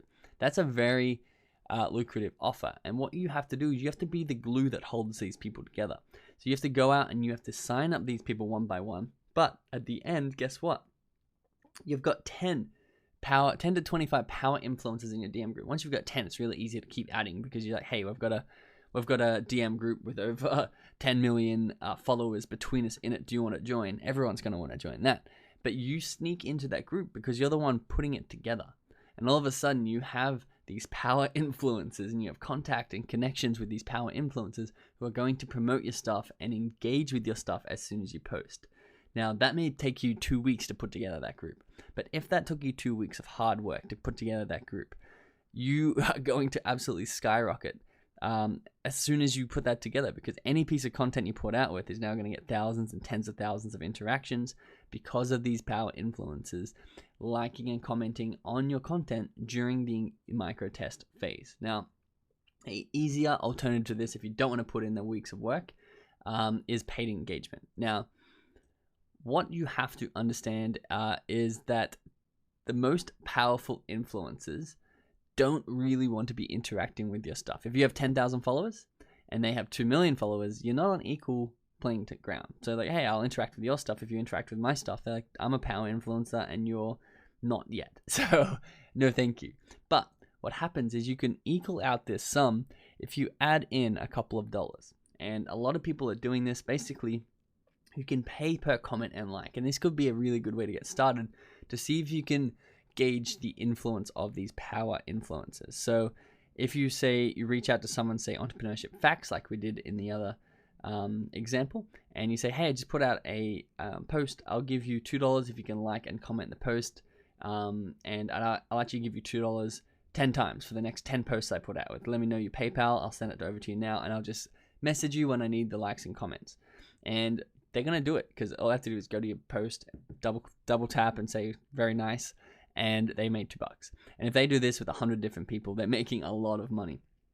But for you, it's just a couple of dollars. And you can see the difference that the influencer has on your account. And if you want to go out and start doing this to start, it's very, very common. And a lot of people are going to know what you're talking about already. So you just need to go and reach out to the influencers like we did last time. And you just said, hey, you just say, hey, username, how much would it be if I wanted you to like and comment on a post? Thanks. They'll let you know how much it is. You can pay them, and you can test this strategy out and then build your like and DM group around these massive giants who are really going to blow up the exposure on your post during the micro test phase, and therefore blow up the amount of people who see your posts, blow up the amount of people who come back and follow you. You create affinity with them, and then therefore your account is just in this really cool snowball effect where you're just gaining this momentum, and then you can build trust and monetize these accounts. And this is how you build really successful Instagram accounts. This is where you start.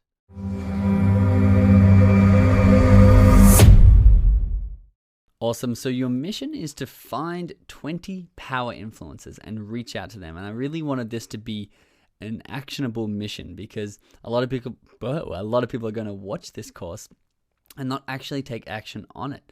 But I wanted this one because this is one of the easiest exercises for you to do. So I wanted to set this little video up so I can do it with you, and hopefully you do it live alongside with me, because you will see results from this. I guarantee it. But a lot of people have that friction to starting. So here I am with my iPhone. It's actually my mom's iPhone. I use a Android, which I can't screen record on. So here we are with my mom's iPhone, and we're going to go and find 20 power influencers that we can reach out to, not just for shout outs, not just for increased engagements early on, but even to add to our list of people to copy and get inspired from and see what they're doing well. So there's a lot of reasons why we want to do this, but to start, we want to reach out to them in terms of getting engagement and in terms of getting a like group or something set up. So what we're going to do is we're going to come over to the search tool, and I am now in the realm of entrepreneurship. So this is where we're going to be looking in the realm of entrepreneurship. Now, the easiest way, of course, is to come over to actual accounts. And you can see there's some interesting random accounts that are being suggested to me. This is a brand new account. So these are the most popular ones, of course, that people are going to be following. But we want to make sure that they like entrepreneurship and they have audiences of entrepreneurship, because we can also get shout outs from these accounts. So we want to type in, of course, one of our main keywords, the king hashtag entrepreneur is a really good one. And immediately you can see this populates with a lot of people who have entrepreneur, either in their bio or in their title. Their business is around entrepreneurship. You can see there's a lot of people like this. And if we type in Amanda Bucci, she's an entrepreneur and business coach. I help entrepreneurs start and grow and scale their business using social media strategies and a customized approach. I like the bio. I like what she's doing. So you can see she has 563,000 followers. You can simply click follow there. Give her 563,001, and we've followed her. We can reach out to her by simply clicking message and asking her whether she wants to be in our DM group, whether she wants to help us, how much for a like or a power like. When we post our content, she may charge $2 or $3 a like, and we can get them. And therefore, when she likes it, her 563,000 people are also going to be more likely to see it. A large proportion of those, because they follow this girl, Amanda Bucci, they're going to see what she's also interacting with. So that would be massive for us. We can ask how much a shout out is. There's a lot of things we can do. You can see the email address is here, so we can just click on email and send her an email and ask all these same things. But that could be one person. So we want to go back, and you can see this is one of the best ones, Entrepreneur Stories. So this one is a little bit smaller, 70,000 followers. The journey as an entrepreneur. You know, people who are following this content, people who are following Entrepreneur Stories are going to be interested in entrepreneurial stuff. So if I was to get a power engage or a shout out, it would just be good to connect with this person. So that's going to be my second person. And you can see here, more relevant than the actual Amanda ones, which gave me more Instagram modeling sort of people. This one's giving me entrepreneurship suggestions and this little suggestion box of who else to follow. So you can see business, and I can click on this. 908,000 followers, business, motivation, mindset. Really cool. There's another one we can follow. Free training with Tony Robbins. Follow to get brainwashed, want financial freedom. You know, that is our target market. And to make sure of that, you can actually click on 908,000 followers, and you can go through, you can see there we are, Tucker Accounting. But you can go through and click on these people's profiles and see if they match your demographics. See if they are saying that they're interested in, that's an interesting one, all men must die. See if they're saying they're interested in entrepreneurship. Try and click on the profiles that look more real. And you can basically tell whether you want a shout out from this person or not based on seeing the exact people who are following that account. So we're going to go back. We're going to use this strategy one more time. Skyrocket Success, Business Mentor, $0 to $3,000 a month with affiliate marketing free guide. Again, it's a good bio. It's got a very offering a lot of value, very simple, very straightforward. We can follow them, and they have 106,000 followers. Remember, the less followers they have, the cheaper it's going to be for a shout out, or the easier it's going to be for you to do a share for share or something like that. So we can actually go back, and the further you scroll down, obviously, the less big and less popular these accounts are going to be. And Wolf of Success, let's have a look, 10 followers down there. So you can find, and if I go back to Instagram, you can find people down here who aren't that big, who if you don't want to pay for a shout out or a DM group, you can actually start messaging who are a lot smaller. FitBella 16, 158,000, Coach for Women, Natural Workout. And you can see Coach for Women. Like if you were a coach for women specifically, she'd be a really good person to follow. So that is how we do it from our King hashtag. But if we want to do another one, so we can do people who like motivation are also my target market, if I can spell it right. So I can come in here and type in motivation, click on the accounts, and this will pull up a bunch of accounts who like motivation. Prince EA, one of the friends of mine, you can click and follow him, and you could reach out to him in any way possible. I know he does this sort of stuff. Greatness, motivation. It looks like a photo of Lewis Howes. I wonder if it's one of his side accounts. It looks like it actually is, which is very interesting, but I'm going to follow that. Looks like it's his podcast account. Wordsworth Billions, 1.5. So you can see this might be getting a little big. Good for a really big DM group if you can get a lot of these people together. But you can start to see what I'm doing there with the account. So I want to come over and I want to type in Amazon FBA. So I sell products on Amazon, which is called Fulfillment by Amazon. So I ship physical products in Amazon. People shop on Amazon and they buy my products and I get paid money. Now I also teach people how to do this. That's what my Freedom Formula business is. So I can actually come in to something way more targeted. And you can see Amazon FBA Freedom, Clint Wallace, 37,000 followers. He would have a lot more targeted followers than someone with Entrepreneur. So he'd be a great person to connect with. FBA sellers. Come in, just keep following these people. Amazon FBA tips, 90,000 people. So that's in Spanish, so probably not great, this one. Tamara T, Amazon FBA coach, 4,700 followers. Might be a little small, but again, if you're starting small, you can do a share for share with Tamara and really start to leverage each other's followers and start that snowball effect to start rolling out of control. But this is how we're finding these influencers. Now I'm going to come over to tags now. So these are the hashtags you can search. So they're not actually accounts, but they're a good way to find some smaller accounts and a good way to find some big accounts that are related to you as well. So remember, you got to know what your keywords are in your niche. And I'm going to type in this time entrepreneur. I'm starting to type it, but I want to type in something with a little bit less hashtag. Entrepreneur quotes, entrepreneur goals actually might be a better one.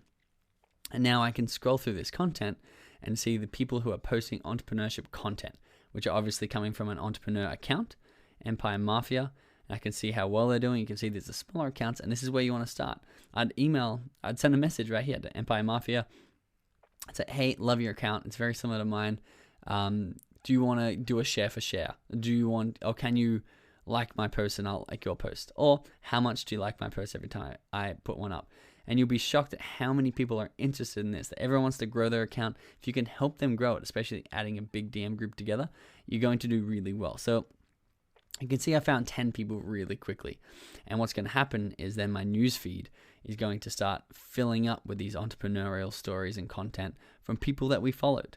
And then I can come over to the Discover tab and go to the Natural Discover tab and refresh that. And that's going to start bringing up, and this is the third strategy, content related to people that I follow or things that people that I follow actually are liking. So you can see this one, Mindset of Excellence. This is their story. I'm not following them, but they're in my Discover tab. And once again, we're going to show you exactly how you can do that to other people. But this is how I can follow them. And you can see down here in their bio, it says followed by FBA sellers. So you can see that's why I'm seeing it in my bio. FBA sellers follows this people, and obviously FBA sellers is going to be interacting and liking this person. Now you can see I just clicked FBA followers, and right there's a whole new a whole new list of suggestions. Don't know what happened to my mouth there. That comes up that you can actually go through and find and start networking, and it's really, really easy to, one, find people who are just starting out your size who want to help each other, or two, find accounts that are bigger than you that you want to get a shout out from, that you want to connect with, and that you want to really start networking with, and even paying them a couple of dollars per like or engagement to receive a few hundred followers or receive a few dozen followers back every time you post some amazing content. So that's how we can find our 20 power influencers together. So go and find yours if you weren't doing it with me, and do what I didn't do in this and actually copy and paste those messages and start reaching out to them, because you'll get messages back within the hour. And that's what we want. We want to start networking. We want to see what their rates are, what they say, and if they're interested in working with you. And if they're not, just move on to the next person. There's plenty of people out there.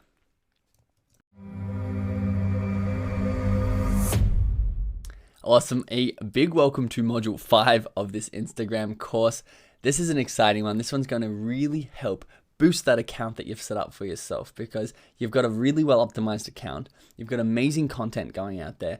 Now we just need these hyper targeted, genuine people, these people who are out there on Instagram who would be interested in following you, interested in your products and services. They don't know you exist. And this shout out strategy is a really good one, because it's going to allow a lot of them to discover you. This is how we grew really, really quickly, by doubling down on these shout outs, doubling down on this influencer marketing, and getting in front of massive communities of people who exist out there on Instagram who just don't know and have never seen our content before. We're going to show you how, using this strategy, it's the most underpriced form of marketing out there at the moment. Instagram shoutouts, they're going to be funneling back into our content. They're going to be funneling back into our profile, and then they're going to have the chance to buy our products and services and interact with us in the future, build that trust, and then once again, go back and buy our products and services. So it's an exciting one. I hope you're excited. Let's jump in.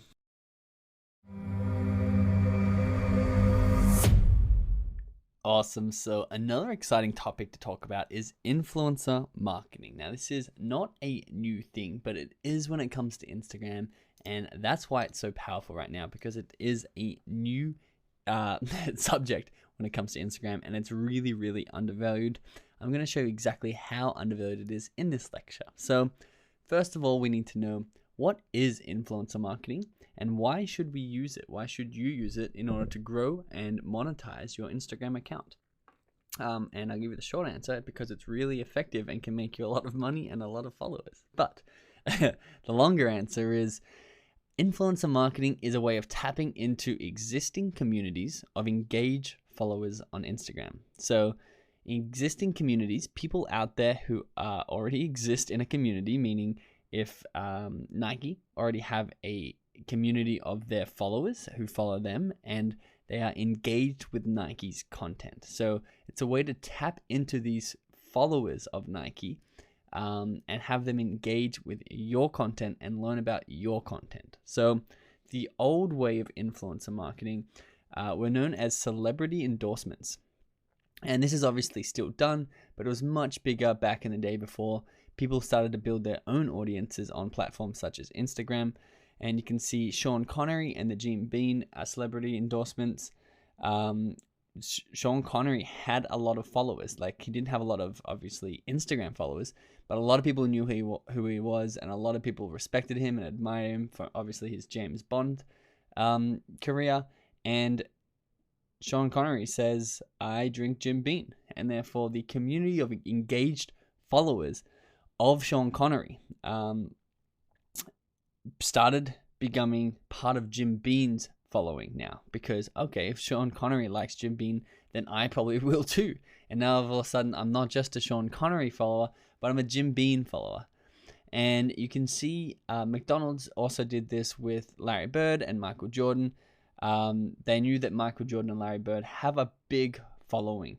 And once again, this is not talking about an Instagram following, but a lot of people like and respect Michael Jordan and Larry Bird. And therefore, when they promote McDonald's, a lot of people are going to go from, oh, well, Michael Jordan likes McDonald's, I like Michael Jordan, therefore I like McDonald's. Now, influencers of today are very, very similar to this, but Instagram is a really good way that people are using this sort of influencer marketing. So you can see PewDiePie over here on the left. He has over 100 million YouTube subscribers, which is absolutely insane amount of reach that this person's got. But he's obviously got an engaged community. 100 million people on YouTube. I don't know exactly how many he's got on Instagram, but he's got obviously tens of millions of people on Instagram as well. And this phone, I'm not really sure of the brand name of the phone, HiHonor.com, is the brand that's basically paying him to put a post out in front of his engaged community saying that he loves this phone. You can see it says hashtag ad there, and he's got the link in the description for where people can go and get this phone for themselves. Kendall Jenner on the right, getting into the groove of using my Formawell beauty products. So you can see Kendall Jenner is promoting Formawell Beauty, and Formawell Beauty is obviously paid Kendall Jenner to promote their products and get in front of Kendall Jenner's brand and engaged community, because like Michael Jordan likes McDonald's, therefore I like McDonald's. Kendall Jenner uses Formawell Beauty. I like Kendall Jenner, therefore I use Formawell Beauty. And of course, I am playing the part of one of her followers. I don't actually use Formawell Beauty myself. So compared to conventional advertising, such as TV ads or even Instagram ads themselves, which we will go into in a second, but influencer marketing has lower costs and is more effective. This is why we are using influencer marketing.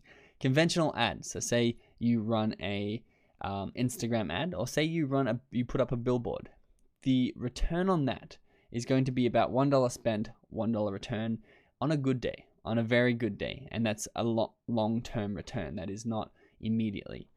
Influencer marketing, also known as shoutouts on Instagram, for every $1 spent, you can get a return of up to $12, and pretty immediately.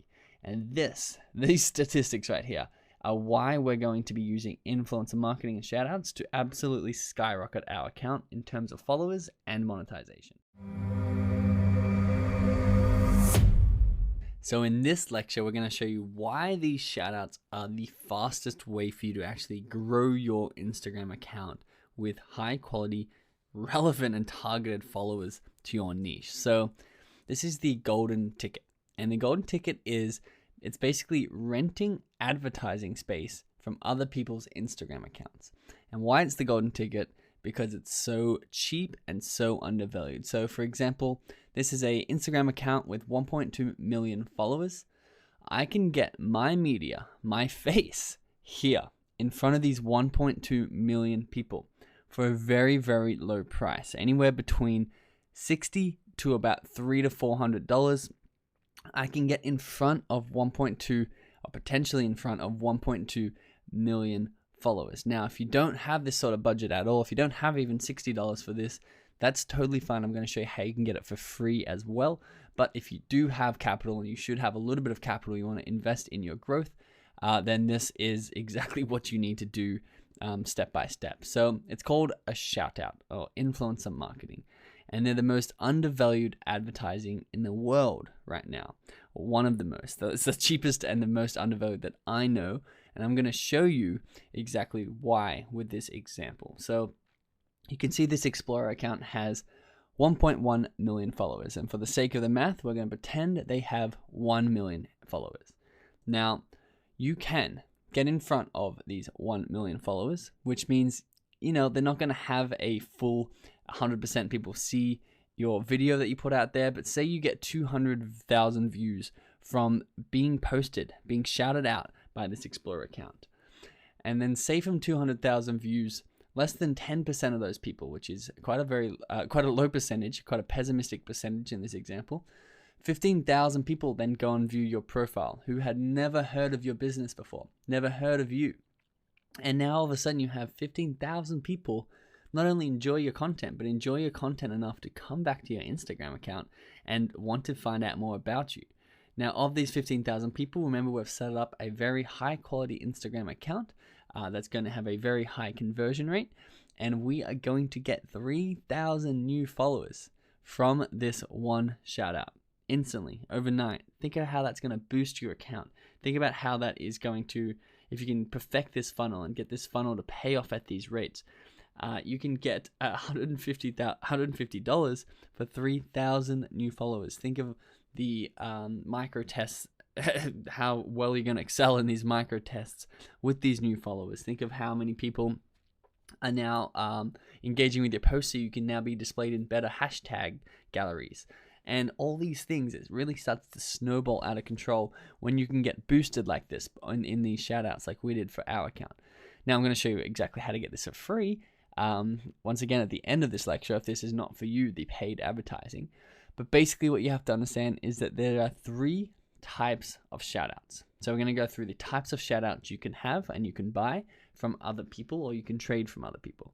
1 is timed, 2 is permanent, and 3 is story. Now, this one here is a timed shout out. So you can see it's a very cool looking ad, and you can see why they get sales and they get attention, because it's basically a little blender that you can take with you wherever you want, and they've got really cool colors there. So it's called Fusion, Handy Fusion, and Food Fully posted this shout out, posted this ad on their Instagram account to their followers.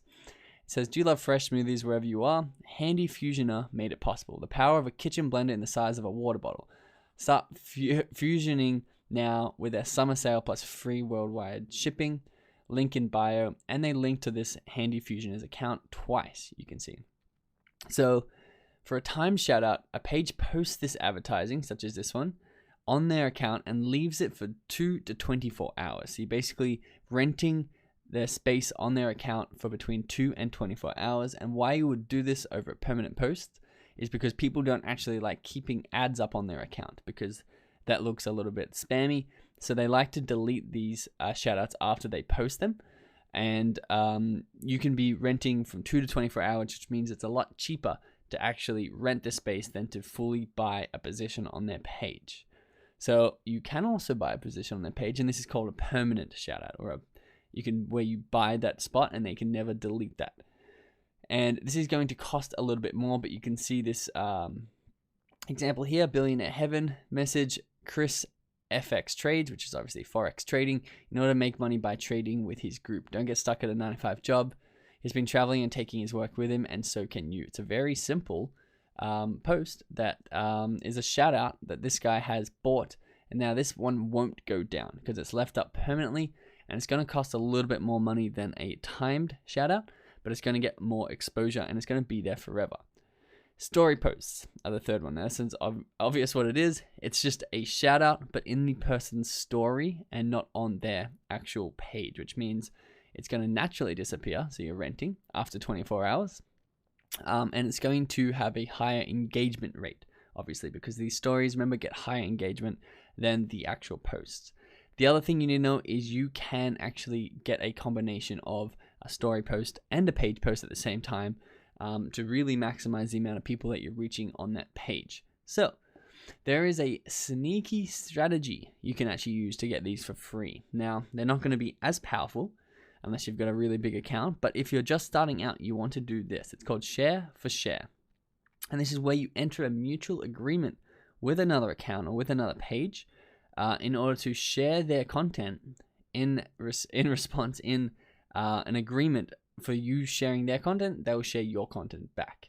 So say you have 14,000 followers, German entrepreneurs, and you reach out to Millionaire Mindset, who have 18,000 followers, and say share for share, just S for S. You can just DM them and say, do you want to share for share or S for S? So they'll know what you're talking about.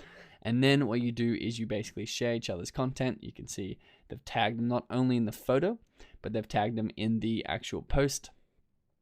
Make sure to go follow this other account, is what they're saying. Go follow our friend is what Millionaire Mindset is saying. And they're recommending each other's accounts in their share for share agreement. You can reach out to accounts who are relatively similar in your size and actually get them to promote you for you promoting them. Now, the downside to this is you may lose a little bit of affinity with your audience because you're promoting someone else's stuff. And that's why I personally like to pay for these shout outs in order to get, because they're really, really cheap and undervalued, remember, in order to get the best return on my investment and not actually hurt the affinity on my account. Awesome. So now you know how valuable these influencers are and how valuable it is to actually get them to promote your content. We want to know, how can you, wherever you are, wherever you're sitting or walking or standing, how can you start the process of actually getting people to promote your business and your account today? That is what we're going to be covering in this lecture. And it's actually very, very simple. And I'm going to lay it out step by step for you so you can do them step by step and actually start engaging and interacting with these power influencers and have them start to promote your content and your products. So, step one is that we have to find and choose the power influencer we want to promote our stuff. 2, we have to contact them and obviously ask to promote our stuff. And 3, they promote our stuff. Very, very straightforward and simple. So how do we reach out to them? There's 3 main ways to do this: Instagram DMs, emails, and messenger apps. So for example, this Instagram DM, you want to, the thing I should say before I go into this is that you want to actually reach out to these people in their preferred method of communication, because you want to have a strong, trusted communication with these people who are going to get a lot of people messaging them. And you want to be working on their ground because they're the one who are really responsible for putting your ads out there. So you want to make sure you have a direct line of communication to them, and that's going to be wherever they prefer. So for example, if you've searched, if you're a programmer and you search the hashtag programmer and you come across programmer.life, and in their bio they say, for a sponsored post, DM. All you need to do is follow them and then DM them. But you need to understand that large accounts are going to have a lot of people messaging them and a lot of people asking for free shout outs and a lot of people really wasting their time. So I would make sure your post actually stands out, and I would start by having something like promo inquiry or paid promo inquiry in the actual message, so that when they see the preview or the subject line of your message, they know it's an actual serious person who's wanting to reach out and wanting to actually pay them or give them a lot of value for the value that they're giving back to you. So here is a sample template that we use. Hey, name. Once again, you start with promo inquiry or paid promo inquiry, and then you can do, hey, username. How's it going? Can you tell me if you offer a paid promo, and how much would it be for you to shout out my page? Thanks. You can also attach the potential shout outs that you would want them to promote, because a lot of the time they're going to be asked, can you send me the content that you want me to promote or the creative that you want me to promote? And they're going to make a decision based on that as well, if it's on their brand or off their brand sort of vibe. So you can also attach those photos and images of what you actually want them to promote, and we're going to be going through what that is in the next lecture. So second way, people might want you to email them, and they'll simply just put at the bottom of their bio their email address, and you'll be able to go in, copy this email address, and then copy it over to Gmail, whatever email provider you use, and then ask them the same thing with the same template. Do you offer paid promotion? Now, you can also use messenger apps. So something like WhatsApp or Kik. Kik is very popular with Instagram influencers, and you can see what you'll see. It's pronounced Kik, but it's spelled K-I-K. You can see accounts that are really big accounts, really big power influencers, broker and leverage most of their shoutouts through Kik. So if you ever see Kik, you just need to download the Kik app and create a username, and then search the username that's in these people's bios in order to connect with them. And the reason they actually do this is because someone like Think Smart Grow Rich, which has 500,000 followers, this is probably one of many of their accounts, and they can use the one Kik name under, say, 10 different accounts. So when you message them on Kik, make sure you mention which account it is that you're actually wanting the shout out on. And it's actually a really good way, if they have more than one account, that you can actually start brokering deals and getting cheaper rates, because they're going to promote you across maybe 5 of their accounts, and you can get it for much cheaper than if you reach out to them all individually.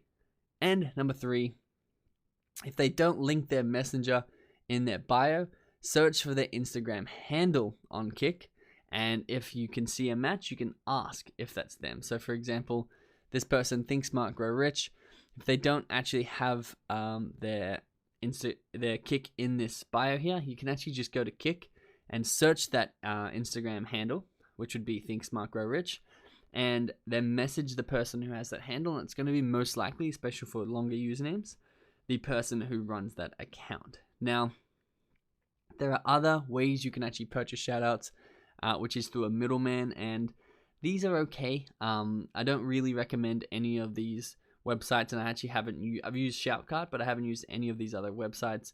But I know people have and say they're good, but the problem is that you've got a middleman, and they're going to take some of the money, meaning it's going to be more expensive for you to get these promotions. However, you are going to have a little bit of extra security and make sure like someone else is watching that the transaction goes as planned. Now, the caution and the warning to these shoutouts. Now, there are people out there making a lot of money off shouting out other people's content, but don't really have the account that they say they do. You need to make sure you're checking the stats and the engagements of the accounts that you're buying shoutouts from before you actually pay your money for the shoutout. So the best way to do it is to go over to Social Blade, and you scroll down once you type their username into Social Blade, socialblade.com, and you see is their Instagram account growing or is it dying? And this will show you basically the way the account is trending. And if the account is trending up, it means they're posting high quality, consistent content, and they're consistently getting new, real followers into their account. Now, someone who's bought a lot of fake followers is going to have low engagement. So if you ask for their stats, it's totally fine. But also, their account's going to be slowly dying and dropping off. So make sure that you're paying for these shoutouts on accounts that are trending upwards. Now, the last piece of advice here, if you have more than 10,000 followers, I highly recommend you use something called Flipmass, which is a really, really cool way for you to broker a lot of shoutouts at a really cheap rate. If you don't have 10,000 followers, once you get there, remember, write this down. Use an app called Flipmass. I use it myself. It's really dependable, really amazing. And it's got a high barrier to entry, say 10,000 followers, meaning it has a very high quality select few people on there who are actually real, genuine accounts, and they're actually very reasonably priced shoutouts. But this is one of the quickest ways, Flipmass, that I grow my account. Awesome. Now, this is shoutout content. So I'm going to be showing you what to actually post when you are getting shoutouts from these other accounts.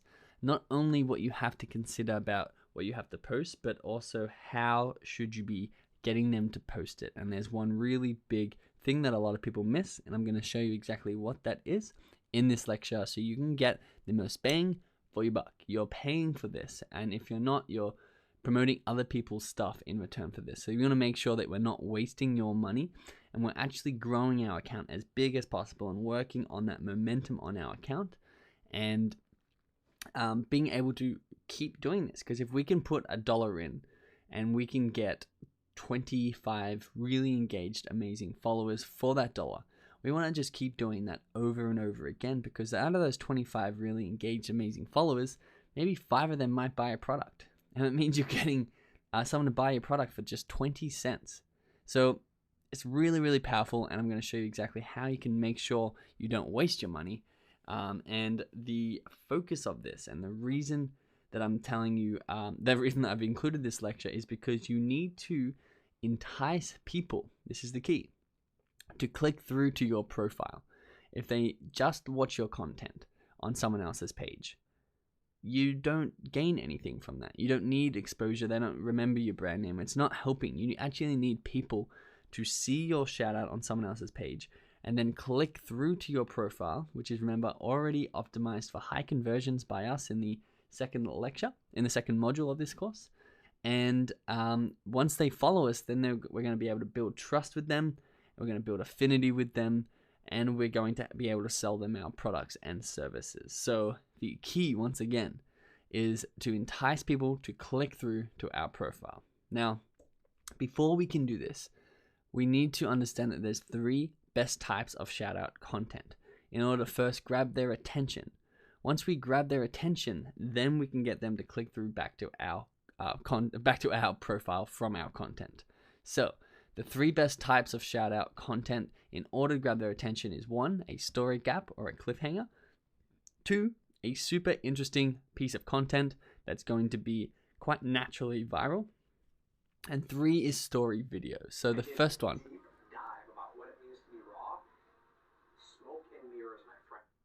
So I'm not sure if you can hear that too clearly, but basically there's sound in this, and I'm playing this sound because it's very, very important when you post a video or when you're posting a shout out that you do include sound with it. And the best thing is to actually put subtitles, because a lot of people won't be playing with sound. But you can see what this is it's a clickbait or a cliffhanger. So watch this before you spend a whopping $15 for a jar of raw almond butter at the store. And if we go back to this actual video,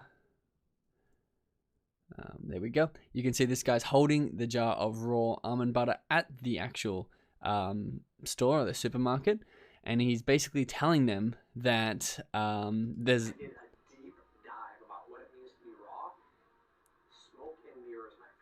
So he's actually telling them that they need to check out Flav City, which is another account, because this account is Keto account. Flav City, to uncover the truth of what he's talking about. Now this is just a shout out to Flav City, but you can see what it is. It's a story gap. People have not don't know what the truth is, and they're like, wow, okay, he's in the supermarket, he's got a point to make about this $15 almond butter, which I actually buy. Let me go check out Flav City to make sure I know what the truth is. And they leave that story gap open in order, and you can see they've tagged him in this post as well, not only in the post but in the actual video of the post.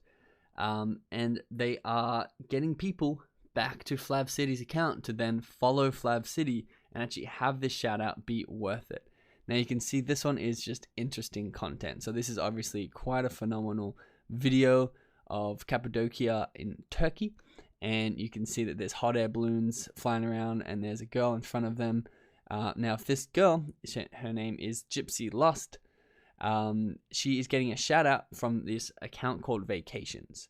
Now people following Vacations are obviously travel related, and this is a very interesting video, very travel related. It's in Turkey, and people are obviously going to be interested in this content and want to see more of this content, so then they can go and click through to Gypsy Lust and actually see her profile page and convert. So if you have very naturally viral content such as this one, or something that's very interesting, you don't actually need the story gaps as much as just having this incredible content, but you have to be very sure that it is already going to go viral, and you can test that by putting that on your page and seeing how well it goes.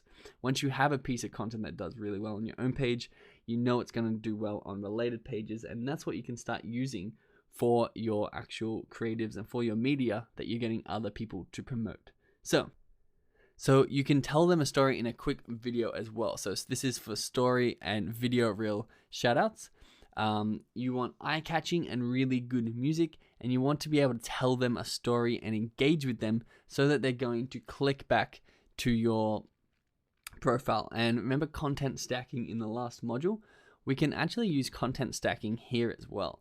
And it's really, really powerful when you get promoted in a post and a story at the same time. Remember, it increased our views by double. So therefore, on these shout out accounts, if you pay for both a story and a post, you're going to have double the exposure on their account, such as this one. The Billionaire Playbook has promoted this guy, Nick Legend, and you can see that he's got a very engaging video with a very simple call to action. It's basically how an Ivy League dropout made 7 figures. And if you want more, go and click on his profile in the link in the description of the actual real post, and you can see the one on their story actually blurred out, or didn't blur out his face, but they're hiding his face with the actual logo. So, and they've got a swipe up call to action which leads to his account. So this is a double shout out that is actually very, very effective, and we don't actually need to play the sound on that one, but you can see the sound actually really helps capture people's attention when they're scrolling through their stories. So make sure that you're using the double content stacking technique and asking about that when you're reaching out to people as well. So this one thankfully has no sound. It's a lot more complex when we're recording this with sound. This one on the left, This is a cool story content that has more than one video for people to look at and be engaged with, which keeps them on it longer and more likely to read the call to action and then swipe up. This one over here was actually our one that we used to grow our account really quickly. It started with a Ferrari with a really cool key, and then it just has people doing really awesome things all around the world. You can see the call to action is to swipe up, which takes them to our account, and we actually give them the call to action to follow our account. So these are really good story shout outs that you can copy. Remember, the videos work the best. So put time into a video and make sure it's really high quality and quite naturally shareable. And you can go and get your power influencers or people who you're paying to promote your content to promote these really well crafted videos. Now, this is where a lot of people fail. People go to a lot of work creating that video, a lot of work finding the best accounts to promote it to, and they've got their high converting profile, but they forget to link up their account. And if they link up their account, they only do it once. What you want to do is you want to put your account on the actual content, because a lot of people are going to be borrowing and stealing your actual content if it's really high quality. So you want to make sure you've got your username on the content. You also want to make sure that you've tagged it on Instagram. On the actual post, it's tagged in the first thing in the bio and tagged at least once. See, a lot of people tag their content 2 or 3 times just under each other. So because you've got to obviously tap the link to go to their profile, and so they put their link to their profile 3 or 4 times. So it's really easy for people to navigate back to their profile, and it's also really easy for people to accidentally click on their profile. And obviously you want to put it in the caption, then you want to put it in the story, as you saw with that Nick Legend or Nick Robbins or whatever that guy's name was in the story we watched. Make sure you've tagged the post in the story, and then you also want to tag your profile in the swipe up call to action. So making sure you're tagging it wherever it is possible in order to get as many people back to your profile as possible. Because once again, if they don't go back to your profile, it's a waste of money and a waste of time dedicated to this. So the key is keep tagging on every area you can. The chance to go back to your page and the chance to be converted to a follower on your account. Awesome. So we're going to now look at some advanced shoutout strategies. So if you're not quite up to this, that's totally cool. You can skip this lecture or you can watch it just to get an overview of what the advanced accounts out there are doing and you can actually work up to. So these are going to be 4 advanced shoutout strategies: omnipresence, bulk, shoutout schedule, and share for share groups. So we're going to go through these one by one. And if you are already doing shoutouts, you need to start doing these 4 strategies. And if you're not yet, you need to keep these in the back of your mind for when you do start doing these strategies. These are going to be what separates your account from the many, many accounts out there who are your competitors. So number 1 is omnipresence. And it's the strategy of using a selection of your accounts to run shoutouts for you at the same time or simultaneously. Meaning, this person right here, you can see his name is Richard Telf Official.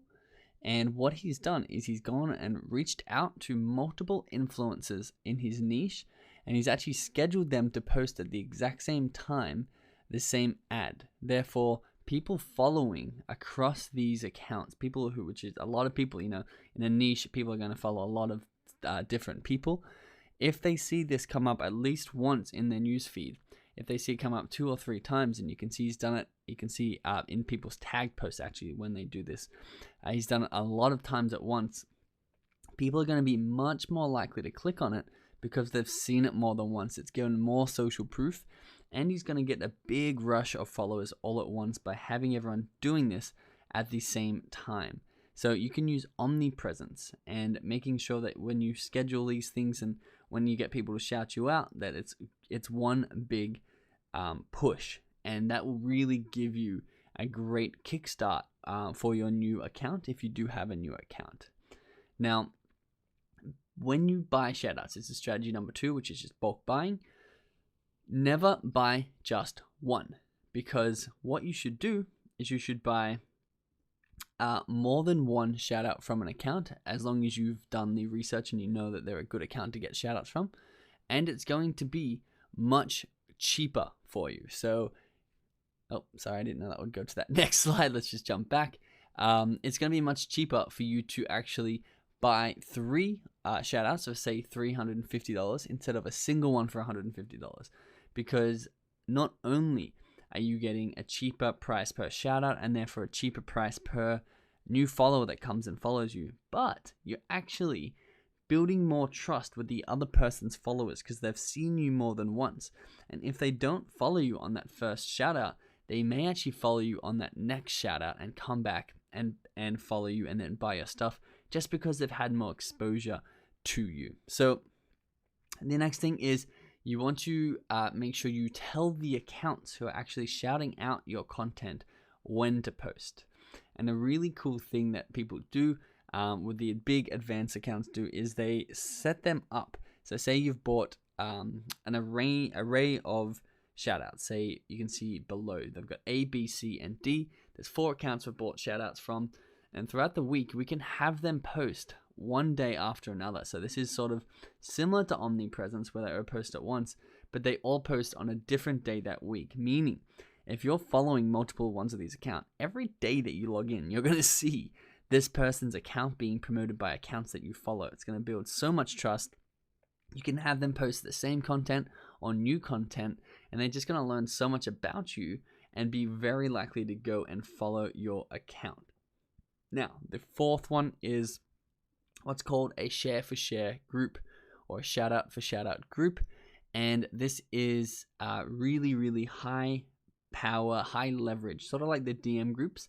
But once again, you're going to have to do quite a bit of work to get this up and running if you're going to create it for yourself. So it's basically where you are all sharing each other's followers and shout outs. So you're going to have a group of people who all have similar amounts of followers. And day 1, everyone puts a story out that promotes the green dot. Day 2, everyone puts a story out that promotes the red dot. And then day 3, everyone puts a story out that promotes the pink dot. And basically, if you can do this and you can have 10 accounts in your niche that you're promoting just in a single story, so you put out 9 promotions for other people, but on the 10th day, you have 10 accounts, which means you're reaching 10 times the audience that you could reach on your own. All promote you. You're going to see a rush of followers for free. You don't have to actually put out your own cash and money in order to get these from the group, but you can actually get these for free by putting out your own promotions to these other people, and you'll see a rush of a couple thousand followers come in really a really short amount of time. So the key here is to make sure you're making yourself valuable, whether that is money, whether that is organizing the group. You need to offer value in order to get this value. But once you do, you'll start to get accounts. You'll start to get results like we did with our account. And it's really easy if you do want to do the legwork and you do want to set up this account for yourself. You can just DM people with a simple template like this. Hey, Pink Dot, whatever their account name is. Would you be interested in joining a shout out for shout out group? Currently I have a group including, and you list the people who are in that group, and you build that up over time until you have a really powerful, strong group of people who are shouting each other out, and you are reaping the benefits because you may not even have to shout out these other accounts. You may just be the one orchestrating it and therefore get into the shout out. So these are 4 of the advanced strategies, and if it's a little too advanced for you now, don't stress. You can come back to this lecture at any time once you've got your first shout out going. The key here is to get your first shout out going, and once you get your first shout out going, that's really when things start to go downhill in a good way. Things start to get smoother and easier, and the momentum starts building for you. So make sure that you have reached out to 20 people, and you should see a very good response rate to that. But we don't want you to waste your money. So a couple of things you need to do is you need to make sure that you're not just using the current account that you're reaching out to as a representation of what you think the account has always been. So you can actually check an Instagram account's former usernames to make sure that they are in the niche that they've always been in. So you can see this one, which is now called Billionaires Club, used to be called DIY Hacks, which means they may not actually be our audience. So make sure you click on that little button that says former usernames in the when you're viewing their profile, because they may not be who they are saying that they are, and you want to make sure you're not wasting your money. That's what I don't want you to do here. So remember, you want to make sure their account is growing and active. Look at their most recent posts. Look at Social Blade. Make sure they're on their way up, and make sure the engagement in their posts is really high. You don't want to see an account with a very large amount of followers get very small engagement. You want to see an account with very small amount of followers get very large engagement, and an inconsistent engagement is actually better than a consistent engagement. So remember, ask for their stats before you purchase, before you commit to buying, and they'll send you screenshots of their actual statistics and the behind the scenes of their account. And the best pages and the best accounts will be asking for what content you want to promote before agreeing to a shout out. So if they're doing that, you know that they are quite trustworthy and they do know what they're doing. And that's why you need to have your content ready, like we went through in the last lecture, in order to be ready for them to quote you for their shoutouts. Awesome. A big welcome to Module 6. Congratulations on making it this far. We're going to go into the third reach strategy. So how to increase your potential reach to the rest of Instagram who don't currently know you exist. I'm going to show you how you can access them. Access people who are hyper targeted, very relevant people to your business or your brand or your account, and very genuine, no fake followers, no bots. Show you how to get them to see your account, to discover your content for just 1 cent each. I'm going to show you the exact ads that we used to get these people to find our business for just 1 cent. And then go back through and have the opportunity to buy your products and buy your services. And if you could do that, if you could get a Instagram follower who is genuine and hyper targeted to be specific to your products and services for just 1 cent, how many times are you going to do that over and over again? So this is the system to get that done, and then the choice will be yours. How many times do you want to actually run that ad and get these people following you and liking your stuff between 1 cent up to 6 cents, depending on your location and your business? But it's going to be a really good one. This content is not out there anywhere else at the moment. These are new strategies that we're using, so make sure you jump on them straight away, and we grow our Instagram accounts together using them. So welcome to this amazing lecture that I put together for you. This is going to be really, really incredible because we're going to talk about the power of Instagram ads and why it's so powerful, and how you can absolutely scale your Instagram account through the roof, to the moon and beyond, as far as you want it to go with Instagram ads. It's absolutely an incredible tool, and if you're not using it and you do have a little bit of a budget to grow your account with, then you're missing out. So first of all, we're going to go through what is the purpose of running an Instagram ad. Now, the only purpose of running an Instagram ad is going to be increasing your reach. So whether you're increasing your reach to sell a product or whether you're increasing your reach to grow your audience, it doesn't matter. Your ads are going to be there. You're going to be running ads to reach people that you wouldn't have normally reached without using the ads. So you can see once again here's our Instagram canon, or our flow graph of our Instagram strategy here. You can see when you put content out that we have 3 reach strategies, because content is only going to reach the amount of followers that you have unless you use these additional reach strategies. Now, this reach strategy can be scaled as far as you want. You can actually scale this reach strategy to the entirety of Instagram if you have enough budget, which is why it's so unique and so phenomenal compared to the other reach strategies. But more than that, Instagram give you the ability to not only reach everybody on their platform, which is over 2 billion people, but they give you the ability to filter it down with location, age, gender, interests, what they buy, websites they visit, other Instagram accounts that they like. You can hyper target your audience. You know who your purchaser is, you know who your customer is, and you can make sure that Instagram doesn't show your ad to anybody but this very specific person who you're pretty confident will buy your product or service. So to have an example of this, and just to show you how incredibly powerful this ad is, if I ran the store Pizza by Benji I can very hyper target people who are my target audience. For example, the location, it's in Miami. I can put a 2-mile radius around the city of Miami where not even the city of Miami, but the 2-mile radius around my pizza store. I can have people aged 18 to 30 because I know, and this is all hypothetical, of course, I don't actually have a pizza store, but I know if my target customer is 18 to 30, I could put that age range there. I know they're mostly male. I know they're interested in football and Domino's pizza. I know they also buy napkins. And I know that they have visited my website before, so I can retarget them and make sure anyone who's visited my website can see my ad. And I can go and find other Instagram accounts that they have already liked, such as Domino's or Pizza Hut, and then put my ad and my content in front of them, and therefore have them discover me, potentially engage with my account, follow me, and then buy my products or services, which is, in this case, pizza. So the key, and this is what I'm going to keep reminding you of this, but the thing you need to remember is that value is the most critical thing here. In the whole of marketing, in the whole of boosting your Instagram profile and getting out there to the world, you always need to offer value.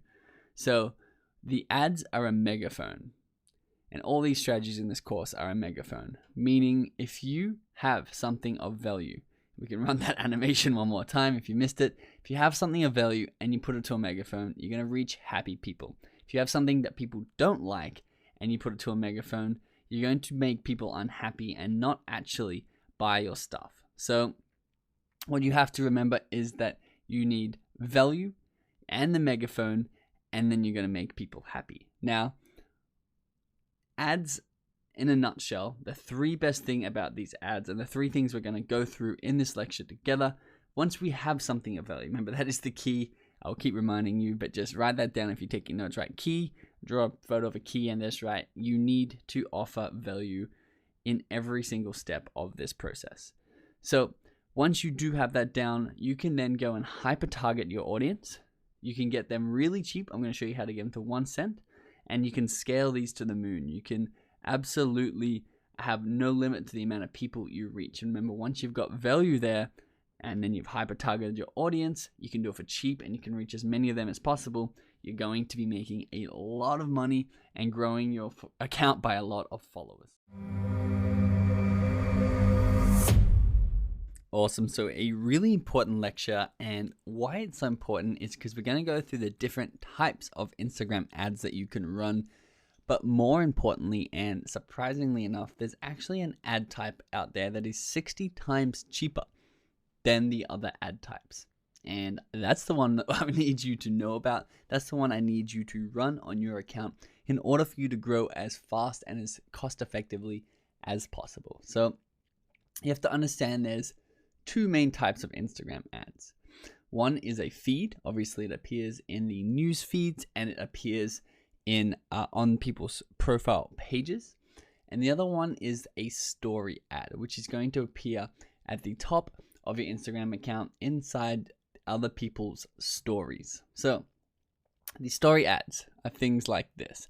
You can have videos, you can have photos, you can have the ability to swipe up.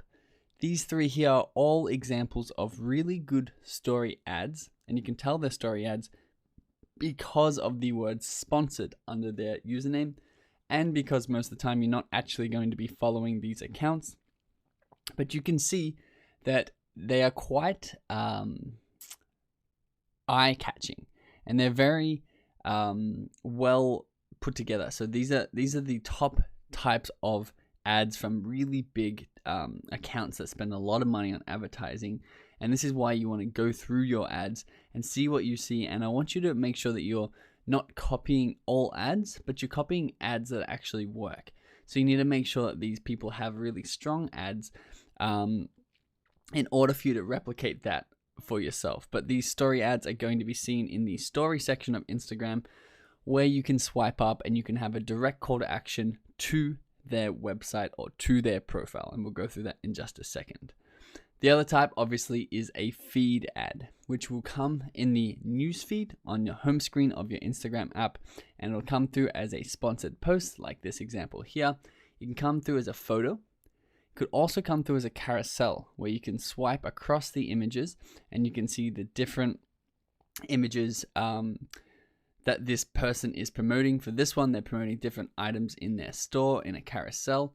And there's also a video. So you could actually watch a video as an ad inside of your Instagram app. Now, this video is not playing right now for us, but you can see the little mute icon in the bottom left, which shows that it is a video. And remember, you need to actually put subtitles on your videos for the people who don't turn sound on. This is actually a really cool one. This is a translate the voice of your cat in an app, and you can see what they've got underneath the actual ad, the video, is an install now button, which takes them to the App Store where they can go and they can actually install this app. So here's the video. Really cool eye-catching video that you can go and install pretty quickly. No, that's a very quick ad, but a lot of people are at home pretty bored. It'd be very easy for them to now go and install that app. So they're the different types of ads, both in your feed and in your story. Now you need to know that on all of these ads, all these different types of ads, you can promote to two different things. One, you can promote to your website or your store, and two, you can actually promote to your Instagram account. Now, this is the ultimate question. You may want to test both of these for yourself, but with our account, we had really, really incredible results. Not pushing to a sale, but pushing to a follow. And I want to show you exactly why. So in the first example, you've got an ad and it's going to promote directly to your website, which is of course trying to promote to a sale. So you're normally running through cold traffic, people who haven't seen your stuff before, don't really know you, they don't really trust you that much. And then you can't actually get in front of them again if they don't buy, or if they do buy, there's no way that you're capturing this person's information.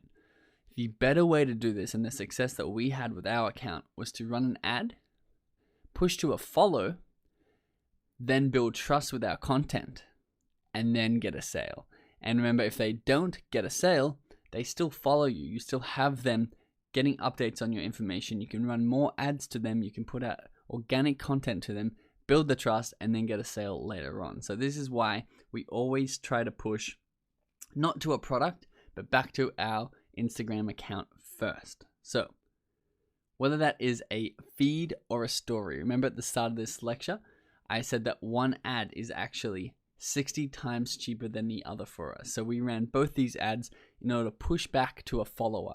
So we were trying to get as many followers as possible for as cheap as possible, making sure they're genuine, they're relevant, and they're targeted. And our feed ad and our story ad performed very differently. One cost us 61 cents per follower, and the other one cost us 1 cent per follower. Now, if you can have a guess, if you're playing along at home, which one do you think was cheaper, the story ad or the feed ad? So, I think you probably got this right. The story ads, they're actually 60 times cheaper for us in our results, and we're getting 1 cent followers using story ads. And I put this down to the higher engagement in the stories, the better chance to actually show someone something cool. So we had a video which sound was automatically on. We had a very eye-catching video, which I've actually showed you the video inside this course already. And I'm going to be going through exactly what content you can put into your videos and your ads. Remember, videos work so much better than photos. Story ads work so much better than post ads. So the best, most powerful ad you can run is a video story ad to not your website, but to follow your account, or link back to your account so that they have the chance to convert and follow, so you can build trust and affinity and have contact with these people in the future if they don't buy your stuff straight away. So hope that makes sense. If it doesn't, please watch this one again, because this is a really, really powerful lecture that you need to grasp, that you need to do a story ad in video format with a prompt to follow you, and then later on we monetize these followers. Awesome. So now we're going to go over the 5 keys for the perfect ad. Now, if you're running ads and you don't know these 5 keys, you are going to be bleeding money. You're going to be losing money and losing results. So once you understand these 5 keys and once you put them into action, you can get started having really good success today, like right now, today. with your ads on Instagram. So, number one, and we keep coming back to this because it is at the core of everything. You're not going to get anywhere if you don't give value. So make sure that your creatives, which is the actual media that you're putting out there, are offering value to the people that they're reaching. Remember, thousands or tens of thousands or hundreds of thousands of people are going to see this. And you need to make sure that these people are actually feeling like you're offering value and not just trying to take their money or their attention. So on the left here, we've got the Burger Project. You can see new daily specials, world's best produce, world equals world's best burgers. Get a 2 for 1. So they're offering 2 burgers for the price of 1 from the Burger Project. And you can see that's pretty incredible. They got twice the value for if you order this burger. I'm sure you can probably order it on an app or online and have it delivered to you as you're sitting there on Instagram. And they're not just like, hey, check out the world's best burger. That's our burger. They're like, new daily special. This is the best produce and therefore the world's best burger. And you can get 2 for 1. And they got the photo of what that actually represents. Now it looks like a very tasty, delicious meal. Even if it's not 100% healthy, people are going to be going for that because they can see the value in it. The other one is the Gabriel Wong. I'm just going to go back so we can watch that ad again. Double your video ad conversion. So you can see he's got subtitles in there, which I keep saying work really, really well. He says use this roadmap, free download. This is him giving value through a free download. Now, you don't have to do anything. You're probably going to give him your email address or your messenger link or something like that so he can contact you again. But apart from that, he's giving free value away for you in this ad. And he's not just like, go buy my product and I'll help you out. It's free download up front. So that is examples of how you can give value. And you need to figure out what people want in order to figure out if it's valuable. You can't be like, oh yeah, that's very valuable. That's a free download. You have to be like, is this what people want? And if you don't know, you just need to go ask them. So number 2, the structure of your creative or the structure of your media. You need to ask yourself this question. What problem are you solving? Now this goes back to exactly what I was just touching on. You need to ask your audience, hey, what is your problem? What are you struggling with? What can I help with?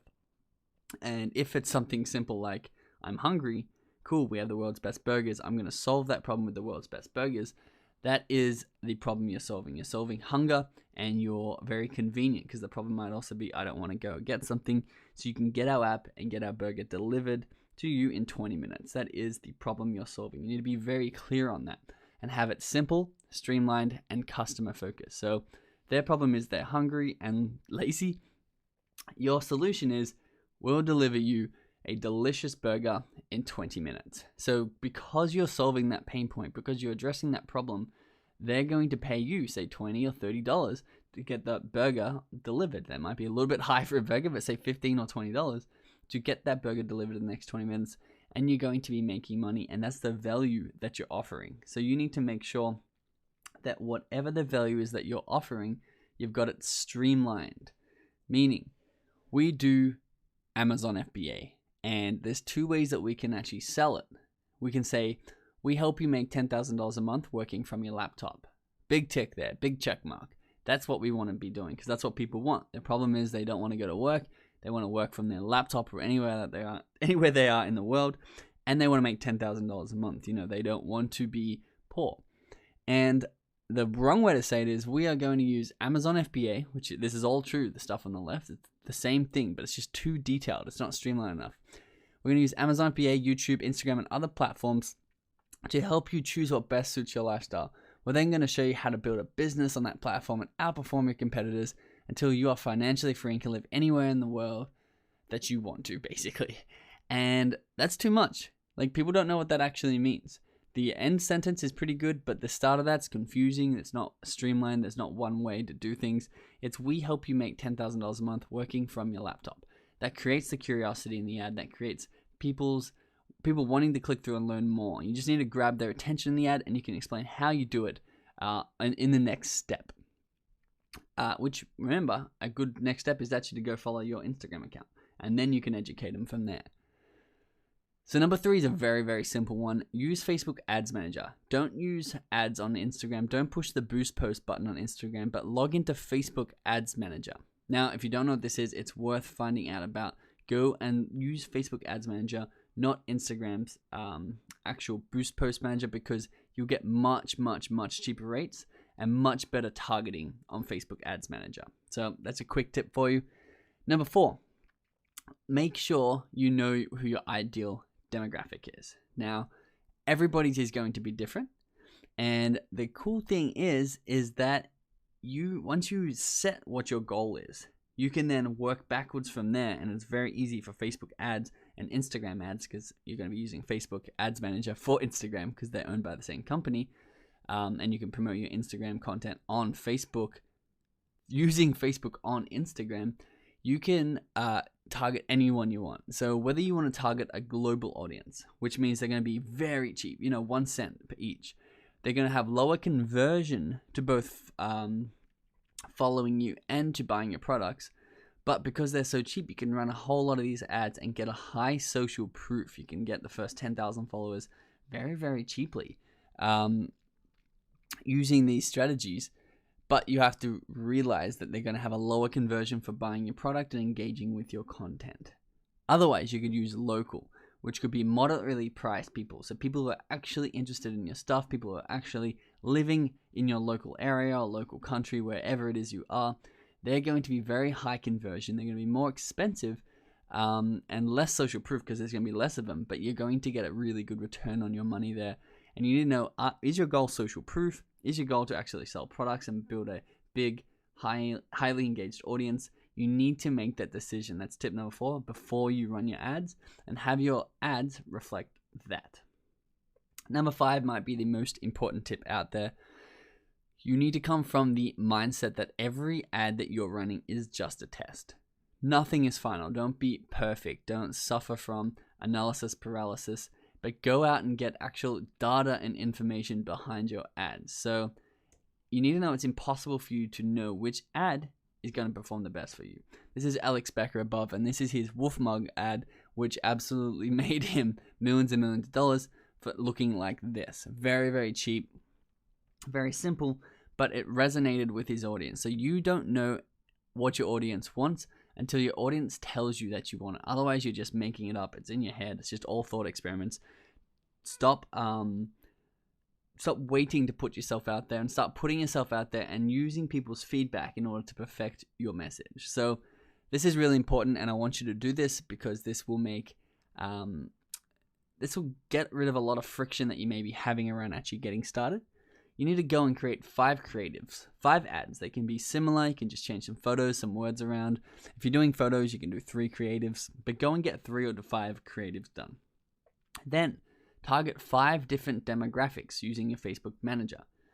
And then you're going to have 25 different ads running, which means you got 5 different creatives. So say I'm a burger place and I got a video of a burger. I've got a photo of a burger is my second creative.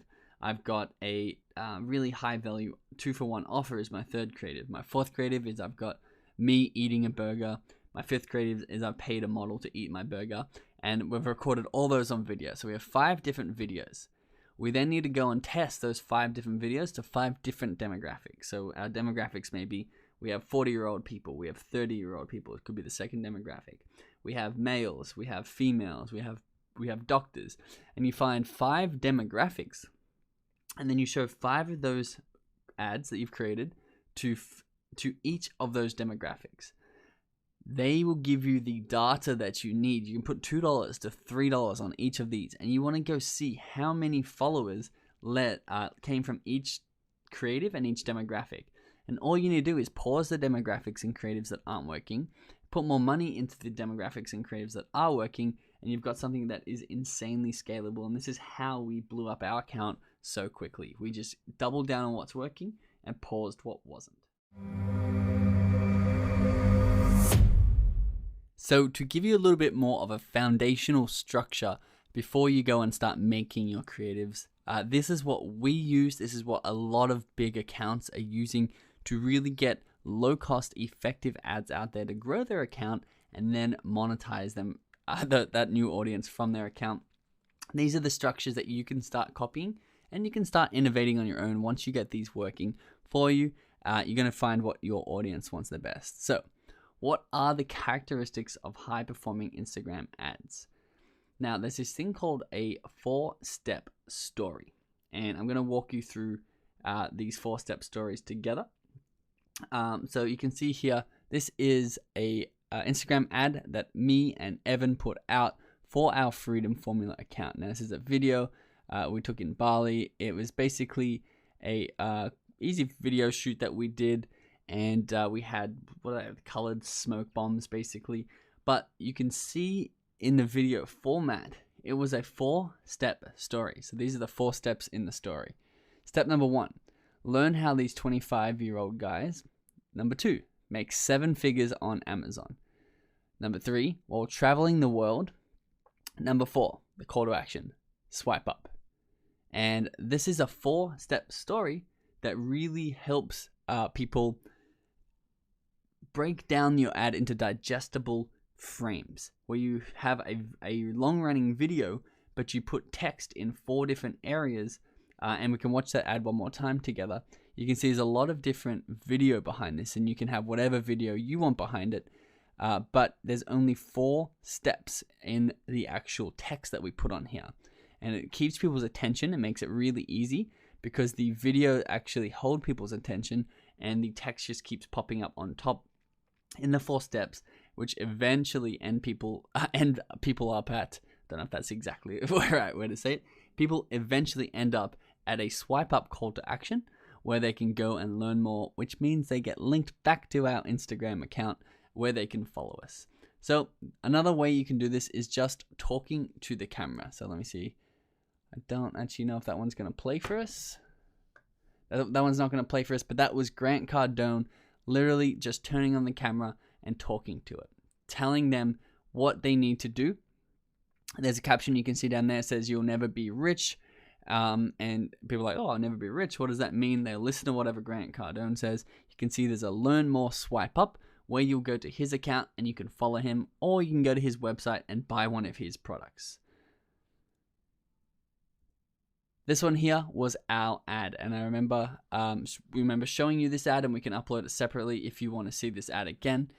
This is the ad that we use to really inspire people. Now, inspiring people is one of the best ways to get them to actually take action and follow you, because once they're inspired, they're looking for more. They're like, wow, I'm really inspired to do something like that. What are the action steps? And what you can do is then you can give them the action steps by following your profile. Swipe up and go and follow that profile. So inspiring, you've got talking to the camera, you've got 4-step stories, which is where you have 4 different frames of text. Remember, offering value is really big. And you can see the ad over here on the left. Here at Fat Hippo, we want everyone to enjoy some good old-fashioned gluttony. So we have created a menu with a whole range of vegan options to choose from. Swipe up to book your table. So you can see the value here that they're offering is the new range of vegan options. It's not just like, hey, check out our regular burgers. It's check out this vegan options that we have created for you. Swipe up to book your table. So their call to action is directly to their app or to their website where you can actually book a table and start to eat. The next offering value is, this is how you can fly to Bali for $464 round trip. Really good ad, because in order to figure out how, you have to swipe up. And that's the value and the story gap all at once. Cheap flights are the value. The story gap is how to do it. And that's obviously going to this person's page or going to that person's Instagram page or website. So number 4 is a hook. And I might actually play that one again for you. You can see as soon as these come on the screen, they're both very, very flashy, very, very fast. And it captures people's attention. And you have to hook these people as quickly as possible. Otherwise, they're going to scroll through because they know it's an ad. So make sure it's fast-paced. Make sure things are moving. Make sure you are hooking people in, whether it be in story or flashing. You want to capture people's attention. That's what you're paying for. So remember, you can ask yourself, if you don't want to use any of these structures that you just saw, what are your competitors using? What are you seeing on Instagram from people you're following? What do you resonate with? Remember, Ads are all about testing different creatives, so feel free to come up with your own creatives, to imitate others, to use them as inspiration, and really start putting out a lot of different ads in order to see what works best with your target audience.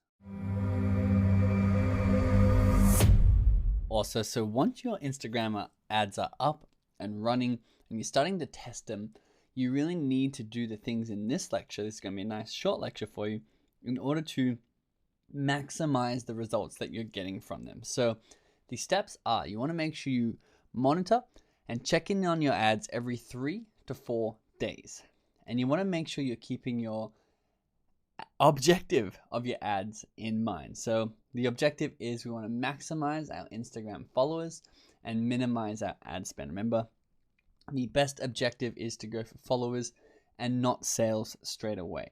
So we want to really get our followers down between 1 to 6 cents each. And when you do that, that's when you can really scale these ads. And that's what I'm going to show you how to do here. So if it's performing well, if you're getting followers for between 1 to 6 cents, and those followers go and they engage in your other content. So you're not just getting the followers, but they're actually active followers on your profile.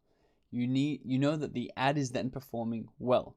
So what you need to do in the Facebook Ads Manager is you need to duplicate that ad and then increase the budget, because as long as this is in your budget, those results are really good.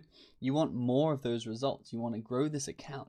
And while Instagram ads are so underpriced, that's when you want to take full advantage of them. So what you need to do is duplicate the ones that are working and increase the budget. And I've got a tip for you about that in a second. But the ones that are underperforming, the ones where the follows are too expensive or not really connecting with the audience, you need to pause that campaign and never unpause that again. Because remember, these are all tests. That's the point of this lecture. It's having you understand that every ad you put out there is a test. And the tests that do well, that's when you put it into another test. That's when you duplicate that and make sure you're running more of those tests and less of the tests that are costing you money and not getting you followers. And it's you coming in and refining this every 3 to 4 days that allows you to be able to have really, really cheap followers over the long term. So when testing your new campaigns, remember there are only 2 changes you can make. You can make creative changes, or you can make audience changes. And you need to know that maybe a creative is really good, and this is why you test all creatives against all audiences, but the audience is bad. So you can keep that creative on and test a new audience, or you can keep the audience and test a new creative to them.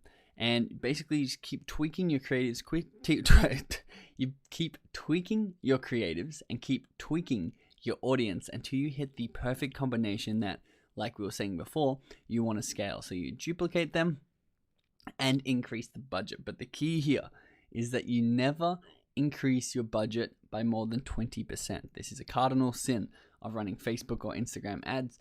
Only do horizontal scaling, which means you duplicate that ad, you increase the bid by 20%, and if you want more than that, you can duplicate that ad again.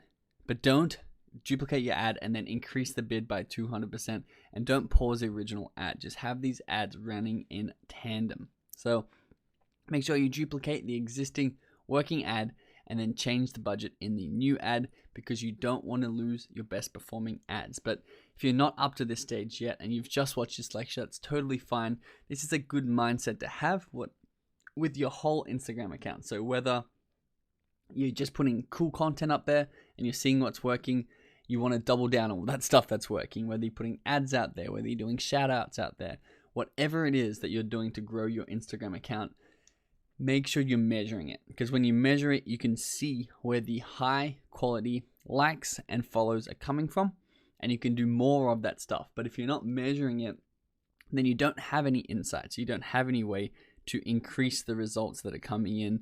And when you do measure it, you can literally double your results by just doubling these ad budgets. Remember, not all at once, not in one thing, or doubling the amount of shout outs you do, or doubling the amount of a certain type of content you post.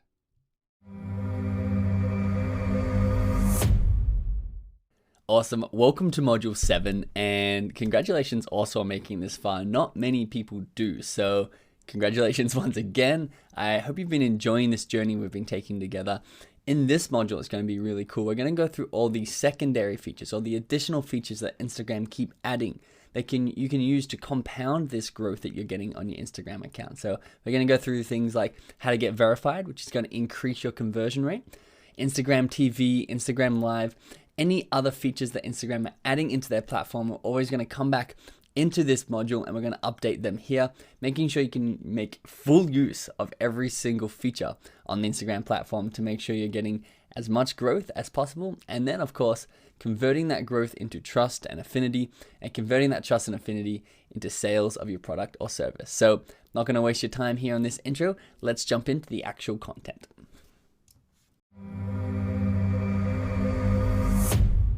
So in this lecture, we're going to be talking about how you can get verified on Instagram and why you'd actually want to get verified. So for those of you who don't know, the verified badge is a blue check or a blue tick that appears beside your Instagram account name.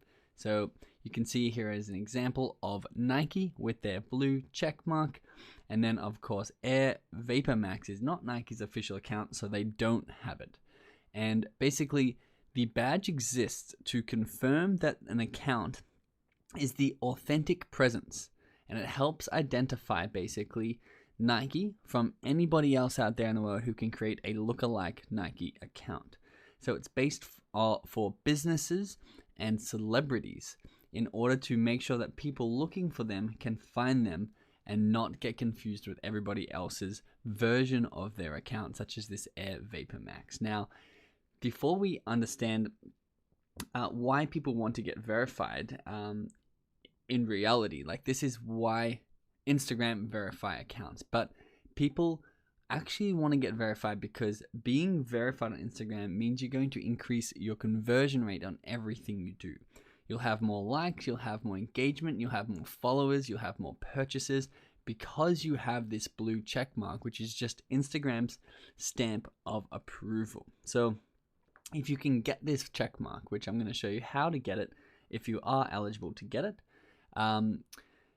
you're basically going to increase the amount of money you make and increase your account growth in everything that you do on Instagram. So first question is, what do you need to be verified? Why do you need to be, what do you need, back and forth here. What do you need to be verified on Instagram? So you must be a real person or a registered business. Now, I'm going to go through exactly how to do this in the most legitimate way possible. There are some black hat strategies out there, which I'm not going to be teaching in this course. I'm going to be teaching if you deserve to be verified, how to do it. And if you're a real person or you're a registered business, you can be verified. However, being a registered business is 10 times easier to get verified than being a real person. So if you start as a business account, you're much more likely to get verified than if you are a brand or a personal account. The account needs to have a unique presence of the person or business. So it must be your one account, and then you must make sure you've completed your bio and have your photos and posts, have them all be real and genuine, and your photos and your posts. So don't be posting other people's content on your page if you're not yet verified, because they need to make sure that this is your genuine content that you're posting on your account. Now, this is the hardest criteria to fulfill. Those first three criteria are really easy for you to smash through and have an Instagram account profile there for you. Your account must be what Instagram call notable, which is well known and highly searched. Now, of course, the black hat strategies to do this is people try and fake this data. They try and get a lot of people to search their account and a lot of people to try and imitate their account, and then go to Instagram and say, my account's highly searched, highly imitated, please verify me so I can show my audience which one the real me is. And this does work. So if you did want to do it the black hat way, don't recommend it. I can't officially recommend it, but it does work. But if you're already notable, so whether you are a registered brand with quite a bit of customers, or whether you are a celebrity or a athlete or some form of notable person, you can go onto Instagram, open your profile page, click on the menu, then the settings, then account, and then click request verification. All you have to do is you have to fill out the required information that they ask from you, attach an ID so they can verify that that's you, and then click submit, and that's it. Within 2 days, you'll be verified. Now, this is if you already deserve to be verified, if you're already a notable figure. If you're not, the process includes becoming notable first. And that's very much easy to do if you're a business. You just need to make sure you either have a trademark or your domain name that match up to your account, and you can use that.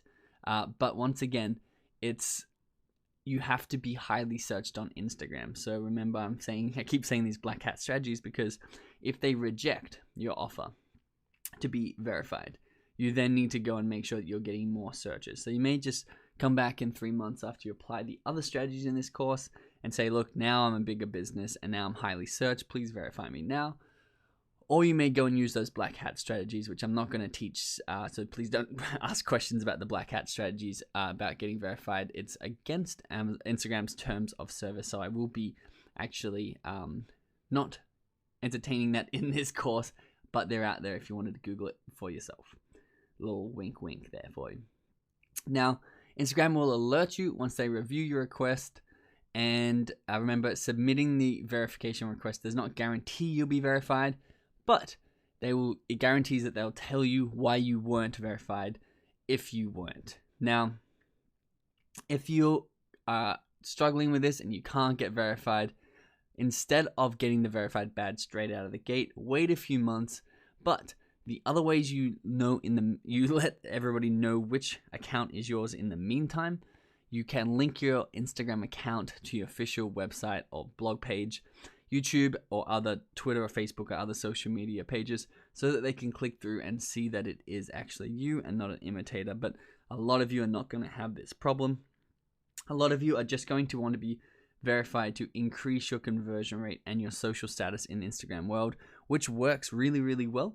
So do make sure that you go through that process and submit a verification request. And even if they do say no to that, that's totally fine, as long as they tell you why and you can work on that reason.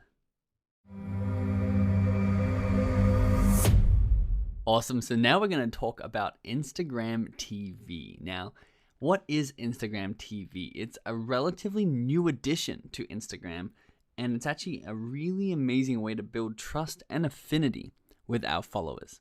And once we build this trust and affinity with our followers, remember, we're much more likely to be able to sell them on our products or services. So Instagram TV is actually a video channel, almost like a TV channel, that's accessible from inside the Instagram app, but it also actually has a separate app that you can download and start using and start uploading your content once you link it over to your Instagram account. So what you can actually do is you can actually cross promote all of your Instagram TV content from different social media channels, whether that be your Instagram account or your Facebook account or your Twitter or your YouTube, whatever it is, wherever you have an audience. It's actually a really cool transitional tool to be able to get them to follow your Instagram account through putting out something of really high valuable on your Instagram TV channel. So why would you want to use Instagram TV for your brand? Remember, you have to know that video outperforms all other content. So you get 38% more engagement on these videos, such as the ones you put out on your Instagram TV, than you do for photos, which means you're going to be able to increase the affinity and increase the engagement on your Instagram account for your followers. They also get 2.1 times the amount of comments than images. And Instagram TV video is just longer in length than a story on the Instagram app. So if you put up an Instagram story on your in a video format, it's basically like putting up an Instagram TV video, but just in a very short length. So what people do is they actually put up a short version of their Instagram TV. So say you have a 20-minute long episode or a 20-minute long video that you want to put up on your Instagram TV channel. What you need to do is you need to then put that into a trailer. And you can put that trailer on your Instagram account and on your Instagram stories and have people click back and go and actually watch the Instagram TV episode. So you can see here, this is Flav City has put a roast chicken salad recipe, the full video, in his Instagram TV, and he's promoted it on his story and on his actual page. And people go back and they can watch him for a full 3 minutes and 21 seconds. And that's a really, really good way to build a strong affinity with your audience, is get people to watch you for 3 minutes and 21 seconds, giving them value, giving them an awesome recipe, and you can have call to actions inside your actual Instagram TV video. So the one thing that people don't know is you can actually upload pre-recorded videos. It's not like going live where you have to do it live. You can create a pre-recorded video. You can create a whole list of recipes. You can do 10 recipe videos and put them up one a week for the next 10 weeks, and they could all be 5 minutes long, and build a lot of affinity using these Instagram TV episodes. There's also a clickable link that you can put into your Instagram TV posting in order to get people to take that call to action and either go buy your recipe book, or go and buy your product, or go and buy your service once you offer them. And remember, you need to offer them value. So here is how to get the most, these dot points here, you need to remember when you're creating Instagram TV episodes or content. So you want to use a consistent design. Make sure it goes in the design of the rest of your Instagram account and the vibe that you've been putting out there. You want to make sure that you are using the sequential series tactic. You want to make sure you're using hashtags. You want to make sure you put in that clickable link. You want to make sure that you share it. Remember, content stacking to your Instagram profile and Instagram story. Make sure you use video hooks. So in the first 10 to 20 seconds, or even before that, even the first 2 seconds, have something that's hooking someone in. Say, you'll never guess what happened when we tried to put these two chemicals together. And that could be the first 3 seconds of your video, and people are like, oh, I want to see what happens when you put these two chemicals together. And therefore, they're going to watch that Instagram TV episode until they get to that point. Meaning you're going to get a lot of affinity from this person, and next time you post something, they're going to be likely to buy, and they're going to be very likely to engage with it again because they like you more. So remember to add value is that last point there. The more value you add, the more people are going to engage and like you. So a couple of people that you should go and have a look at, National Geographic. They do this really, really well. And so does someone called Tortoise, Tortus. You can go and have a look at their Instagram TV.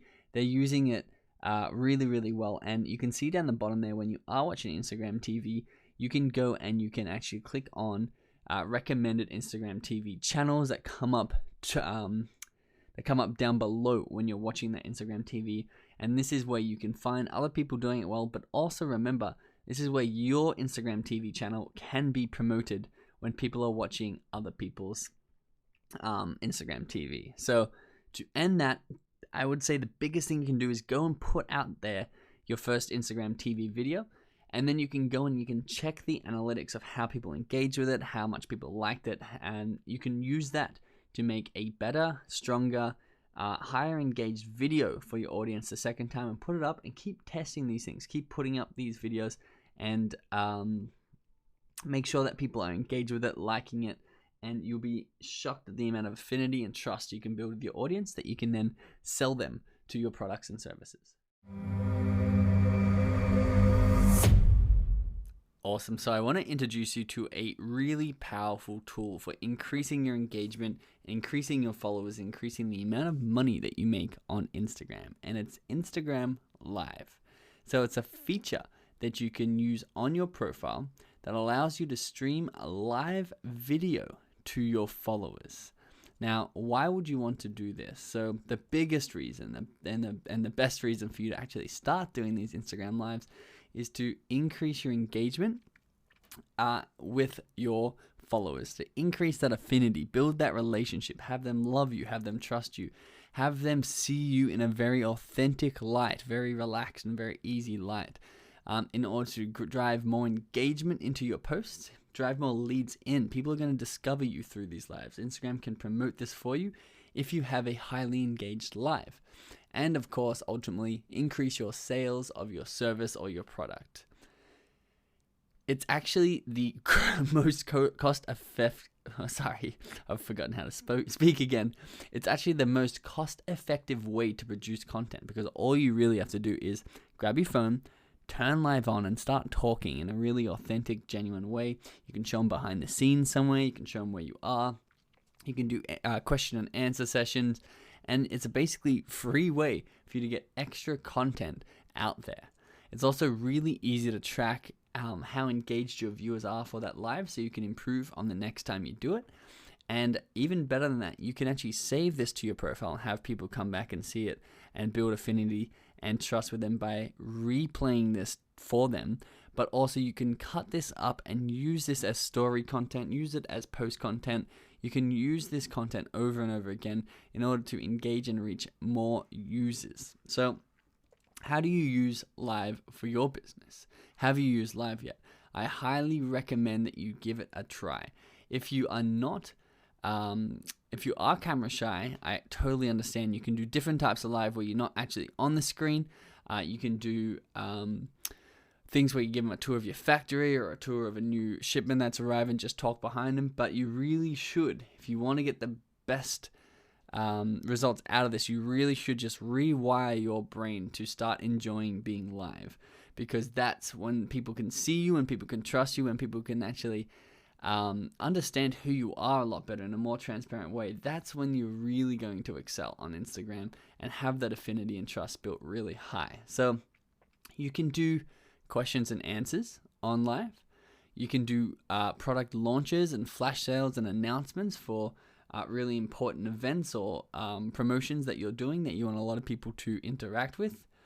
You can do in the moment behind the scenes interaction. So maybe you're backstage at a concert and you're about to go live and you're a singer and you're like, here I am backstage, and people can really connect with you and build that relationship without just seeing you on an album cover, without just seeing you singing on stage. Another really good one is interviews and collaborations. You can actually go live and invite someone of a similar size audience onto your live with you. And therefore you're both live at the same time in front of each other's audiences, and therefore build your following through doing interviews and live collaborations with people. You can also do live workshops. Cool, today we're going to be cooking this mushroom and tomato sauce for this pasta. Come and watch live and tell me what ingredients you want me to add live, and I can change the recipe for you as I go. These are all really, really cheap, really amazing ways for you to produce live content, for you to just turn that thing on. I'm going to show you a couple of examples of really good lives that people have done, that big accounts have done, but you need to just look out in your industry and see what other people are doing, seeing what's getting engagement, and you will be shocked if you have a call to action to buy your products on these lives, how many people go through and actually buy that product from you. Awesome, so we're back on my iPhone over here, and I'm going to show you how you can get the verified badge. So this is obviously Annalise's account, and you can see she's got the verified badge because it's got the blue tick at the very top next to her name up there. It says Annalise, and then the blue check marks. Now, to get this for our own accounts, we simply need to come over to our account. So click on your account, come up to the 3 lines on the top right up there, which is going to pull across the menu. Now on Android, it's going to be slightly different, but you can just open this side menu with whatever button that looks like on Android. Come down to settings, come down to account, and then all the way down in the menu, the second last black menu option is request verification. So we click on that, and you can see it says apply for Instagram verification. A verified badge is a check that appears next to an Instagram's account name to indicate the account is authentic presence or a notable public figure, a celebrity, a global brand, or entity it represents. So a global brand or global entity, that is. Submitting a request for verification does not guarantee that you're going to be verified, but you're not going to be verified if you don't submit one. So if you believe you are one of those above, or if you believe you've got the right things in place to have Instagram make Instagram think that you're one of the things above, simply type in your username, your full name, and then you're known as. So if you are a stage actor and you're known as Cher and not actually whatever Cher's real name is, type that in there. You have to upload a photo ID of you, a face with your face and your full name. Or if you're a business, you can upload official business documents. Now remember, it is much easier to get verified as a business than a personal account, but they're both, if you deserve it, and Instagram's going to tell you why you deserve it or not. So you might as well come and try it.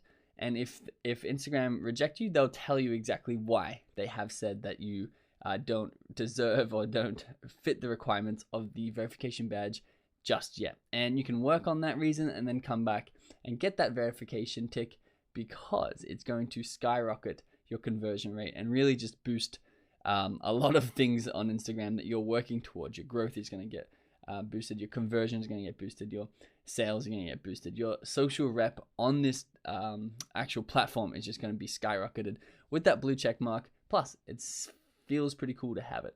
This is how you get it. This is where you come to get it. Just fill out that verification form, and Instagram will get back to you within about 48 hours.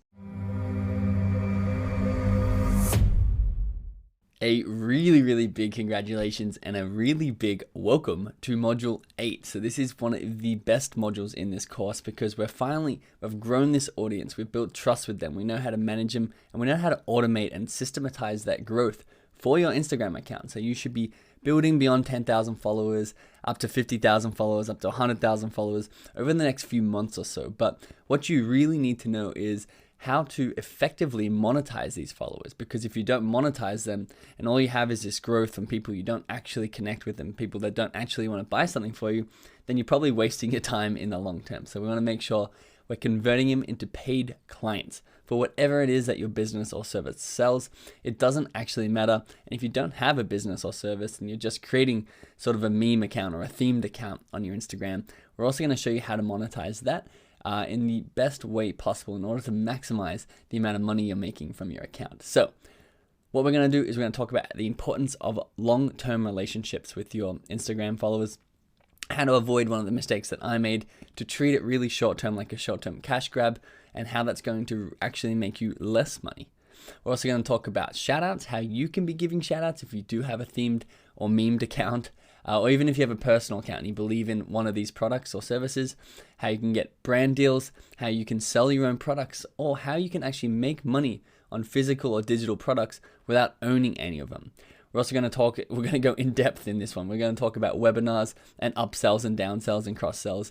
Everything you need to know. Here's a crash course on how to monetize our newly grown Instagram audience. So let's jump into module 8.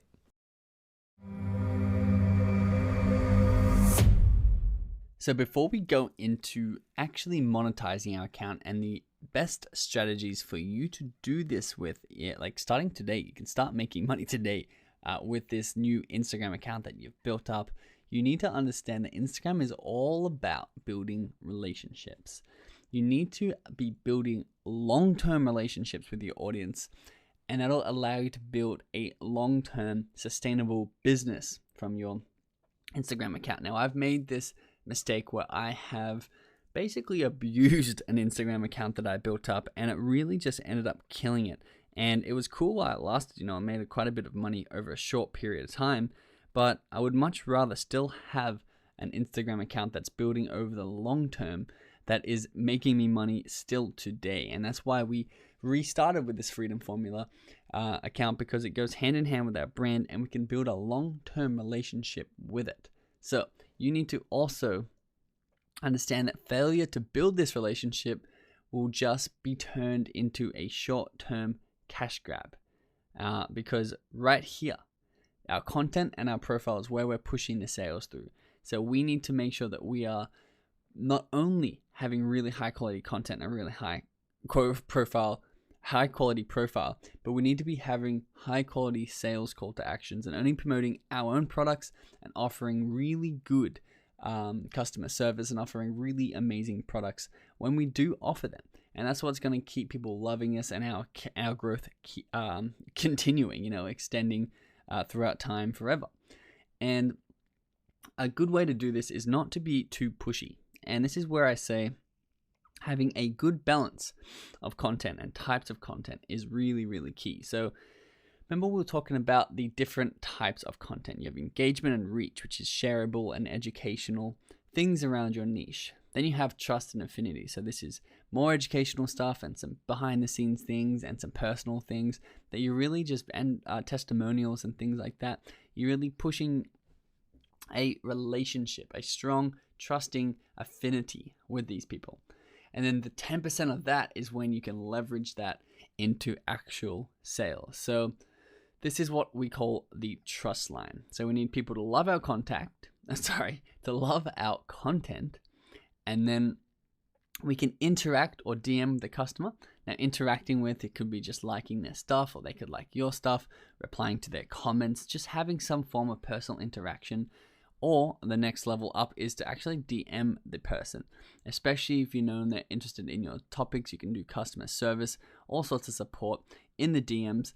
Now that they've built this trust, you can let them drop down to your website or your shop, and then you can let them drop down once again to buy your product. But you have to remember that that trust really needs to be built first. Otherwise, it's not going to actually work, and it's going to hurt your affinity, hurt your account, hurt your engagement, and really just kill your Instagram account. So remember, build relationships is number one, and we're going to go through a few shorter term monetization strategies just because I know that I want to discuss them with you, but I don't necessarily recommend doing things like shoutouts or doing things that are very short term, but instead I do recommend creating your own products, creating your own info products or physical products or private label products or really high quality affiliate products. And I'm going to show you what I mean by that in the upcoming lectures, and then making sure you go through these three phases. So you reach a targeted and relevant audience, then you build trust and affinity with them,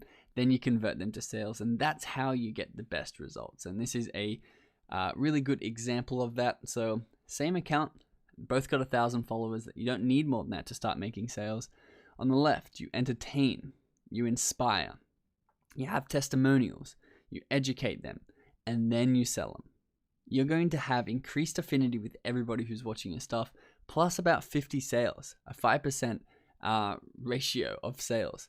And you're going to make, say those sales are $99 each, you're going to make $5,000. And it's really that simple if you follow the formula. However, if you sell, never entertain or inspire or offer testimonials or educate or don't even have a good product, you're going to get a few sales, but you're hurting your affinity, meaning that over the long term, your account is on the decline. So to get actually what these mean in specifics, what does it mean to entertain? It means that you put out a piece of content that is niche relevant to you, like we went through in the content lecture, and maybe somebody will like it and then they'll comment on it because, yeah, that was really entertaining. They liked it and they commented on it.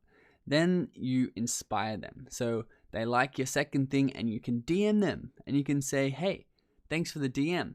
Thanks for the like on this post. We really enjoy that you're following us. Or in the post, you can have a DM call to action, meaning DM us if you want this lifestyle, which is the lifestyle that they've inspired. And you can start a one-on-one conversation with them.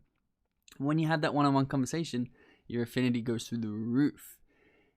Then you may have a testimonial on the next post, maybe a story post, and they like that. Okay, they can't like a story post, but maybe they watched that all the way through and they really enjoyed it. Or it could be an IGTV post testimonial that they watch all the way through. You then educate them one more time, making sure they know whatever it is that you're selling and how it's going to help them. Remember, value. And then, hey, all this stuff that you've liked and interacted with me from, this is where you get it, and it's $997. And then they'll go and they'll actually buy it because they trust you and you've built that relationship up. And not only do you need a good, high-quality product that they're going to love, that means they're going to come back to the Instagram and tell you how much they love your product and tell other people how much they love your product. And therefore, these sales are going to snowball out of control. This is the benefit of having high-quality content and building high-quality, long-term relationships with your audience. So the easiest way for you to actually start making money from your account that you're growing is something that we've done using other people. So we've covered this already in the reverse. Now we just have to reverse it to actually have us be the ones being paid to promote other people's stuff. And of course, it's Instagram shoutouts. And it's the easiest way for you to actually start making money today. You can go and make money. You can make $100 today if you have the right account and if you've used the strategies inside this course and build a hybrid account or build a themed account, in order to grow a brand, you can now start to monetize them. So with a following, now that you've got that, there are two ways of selling shoutouts. One is to sell to accounts, and the other is to sell to brands and make brand deals. So the first one, sell to accounts. You can see that you can just go and get somebody who wants to grow their Instagram account like we wanted to grow our Instagram account, and you can go and promote them on your own brand, on your own Instagram page. So you can see this one is for Instagram mentors who are promoting somebody else. They've actually posted that on their own account to promote somebody else's account that they can go and be followed. So this is the same shout out that we've been looking at the entire time. Now, the keys for this, the keys for actually going, and I'm going to actually show you how to get these shout outs at the end of this lecture. I'm just introducing you to this. I thought that's important to mention. We're not skipping through that. I'm going to show you exactly how you can go and get paid for this. But what you need to know is you need to keep things on brand and niche specific, and don't be putting out spammy content. Otherwise, you're going to hurt your affinity with your audience. You can also sell promotions to a business. So not necessarily promoting an Instagram account or an Instagram brand, but promoting and getting brand deals and sponsorship deals that aren't just one post. You can actually be a representative of a brand. Now remember, you want to be niche specific again, unobtrusive, no spam ads, and keep it on brand. So how can you go and get something like this, which is probably a $5,000 deal for about 10 different posts, or something like this where they're probably making about $50 to $100 per post that they post on their Instagram page. Now, it's actually a lot easier than you think, and you actually already know how to do it because we've actually been there as a buyer already. And you can either get people to reach out to you. These will come naturally as you have a account that is actually successful, or you can reach out to other people or brands. So remembering when we were reaching out to brands, you have a look at their bio, and you can put DM for submission, you can put your email in there, or you can put your WhatsApp in there for people to actually start reaching out to you through these mediums like you did to them in order to ask you about shoutouts. And you can have a price list all ready to go. I'll tell you a good guide for what you should be charging depending on your account size and your affinity. And people will start naturally reaching out to you. But remember, you need to do the things in this course first. You need to actually grow an engaged following before you can actually start to monetize with shoutouts. There's a couple of other ways you can actually start monetizing instantly without a big brand, and we're going to get into that in this lecture. So the second way that you can go and get your shoutouts or your brand deals is outbound. You can go and research new accounts that are building a following and reach out to them, DM them and say, hey, I actually do shoutouts if you want help. These are some of the results. I've got other accounts. I can get the same to you. I charge $100. And should you charge $100? How much should you actually charge? The best way to get an understanding of what the industry rate is, of what the going rate in your niche is, to reach out to accounts in your niche. Remember how much they charged you and price your shoutouts as a competitive price against these ones, because this is what they're going to be comparing against. And you can also remember, you can go and list your account on something like Flipmass, which is the #1 shoutout sold place to go. It's an app where people can buy shoutouts. Remember, you need more than $10,000 followers to use this app. But once you're in there, you're in there for life, and you'll be able to sell your shoutouts on a very high-end marketplace. Now, using the your competitors as a guide to how much you should actually charge, make sure that you are happy charging that price. Make sure, because you need to know that you're going to be posting on your own account in front of your own followers. So making sure that's on brand and you're getting paid well for it. Don't undercharge for your shoutouts. Now, the general rough guide rule, and remember, I want you to go do your own market research in your niche so you know how much to charge, is the companies have a general rule of $0.01 per follower. And if you have 100,000 followers, well, then you should probably charge about $100 per shout out.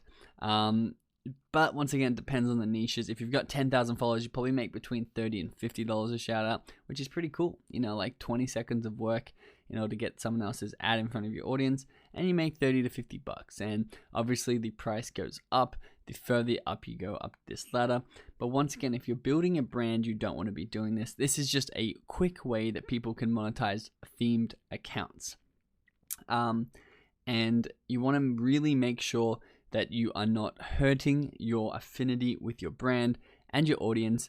And if you are a business and if you are actually selling your own products, that's a much better way for a long-term money-making strategy, is just to keep it on brand and don't shout out other people's accounts. Remember, this shout out strategy is for people with large followings who have used these strategies in this course to build something similar to what I built for my Instagram brand. But I don't do shout outs. I promote my own stuff because my own stuff is the most relevant stuff to these followers, and I can promote it to them over the long term without hurting our affinity. So if you are going this way, really remember you need to have a strong affinity with your audience, and you want to make sure you're sprinkling in these promotions inside a sea of already high quality, awesome content that your audience loves. Awesome. So this is far preferred for me in order to make money on Instagram than the shout out strategy we just went through, which is selling products, whether physical or digital products, selling products and working either on commission or selling our own products, creating our own products to actually monetize our account from. If you don't already have your own products, if you're a brand, you probably have a product or a service that you're using to monetize it. So if you don't currently have a product, I actually want to tell you, you don't need a product in order to sell on Instagram. There's two ways we can actually sell products. And this is a common misconception. You don't actually need a product to sell on Instagram, but instead you can actually affiliate market somebody else's. So it's a very simple diagram we've got for you right here. Do you own products or services to sell with your brand? Yes, cool. Let's sell those on Instagram to our new, engaged, trusted audience. And if the answer is no, then that's also very easy too. We just affiliate market somebody else's product, meaning we need to go find a relevant product in our niche that we think our audience would like and resonate with, and it'll do them well, get them a lot of great results. And then we're going to use that product as if it was our own and sell it to our audience because we believe in it, and we'll get a cut. We'll get a commission from that. So whether you can go and find really simple affiliate products such as on Amazon. So if we run a cat Instagram account, we can go find cat products on Amazon, get an affiliate link, and we'll get 8% of any sale that we recommend to Amazon. Or you can go to Expedia. If you're running a travel, you can recommend flights, and you can get up to 15 to 20% of a flight that you sell on behalf of people. So this is affiliate marketing, which is driving sales to someone else's product in exchange for a commission. And another really good way to go and get really good info products from this is on ClickBank. Now, remember, this is only if you don't have your own product that you want to be selling someone else's product, specifically if you don't want to create your own product. So remember, Instagram is primarily used on a mobile device. 99% of it is a mobile device. So make sure you are linking to mobile optimized sites. However, if you also want to sell directly on Instagram, there's a really good Instagram to Shopify integration where you can actually have an existing Instagram store and then link your products when you post your photo, and it will open something like BigCommerce or Shopify on the actual app in front of you where they can shop in your store and buy your products. This is the lowest friction way of shopping on Instagram, and it's buying either your products or whatever products that you're drop shipping or affiliate marketing for that you host on your Shopify store. You can go and set that up so that they don't even have to leave the app. But remember, once you actually have an audience out there that you want to monetize, it's so easy to go and just promote products to and see what they like, see what they're buying, see what their feedback is on the products you're recommending. Or you can pre-sell a product and create a product around their needs. So if you're like, hey, I actually don't have a product, but I'd like to make one because I have a really big audience in a specific niche, whether that be space travel or cats or pizza, you could be like, okay, cool. I have a health brand, or I have an Instagram account around health. I now need to know what they want. So you can be like, hey, what's your biggest number one hurdle when it comes to health? People are going to comment back.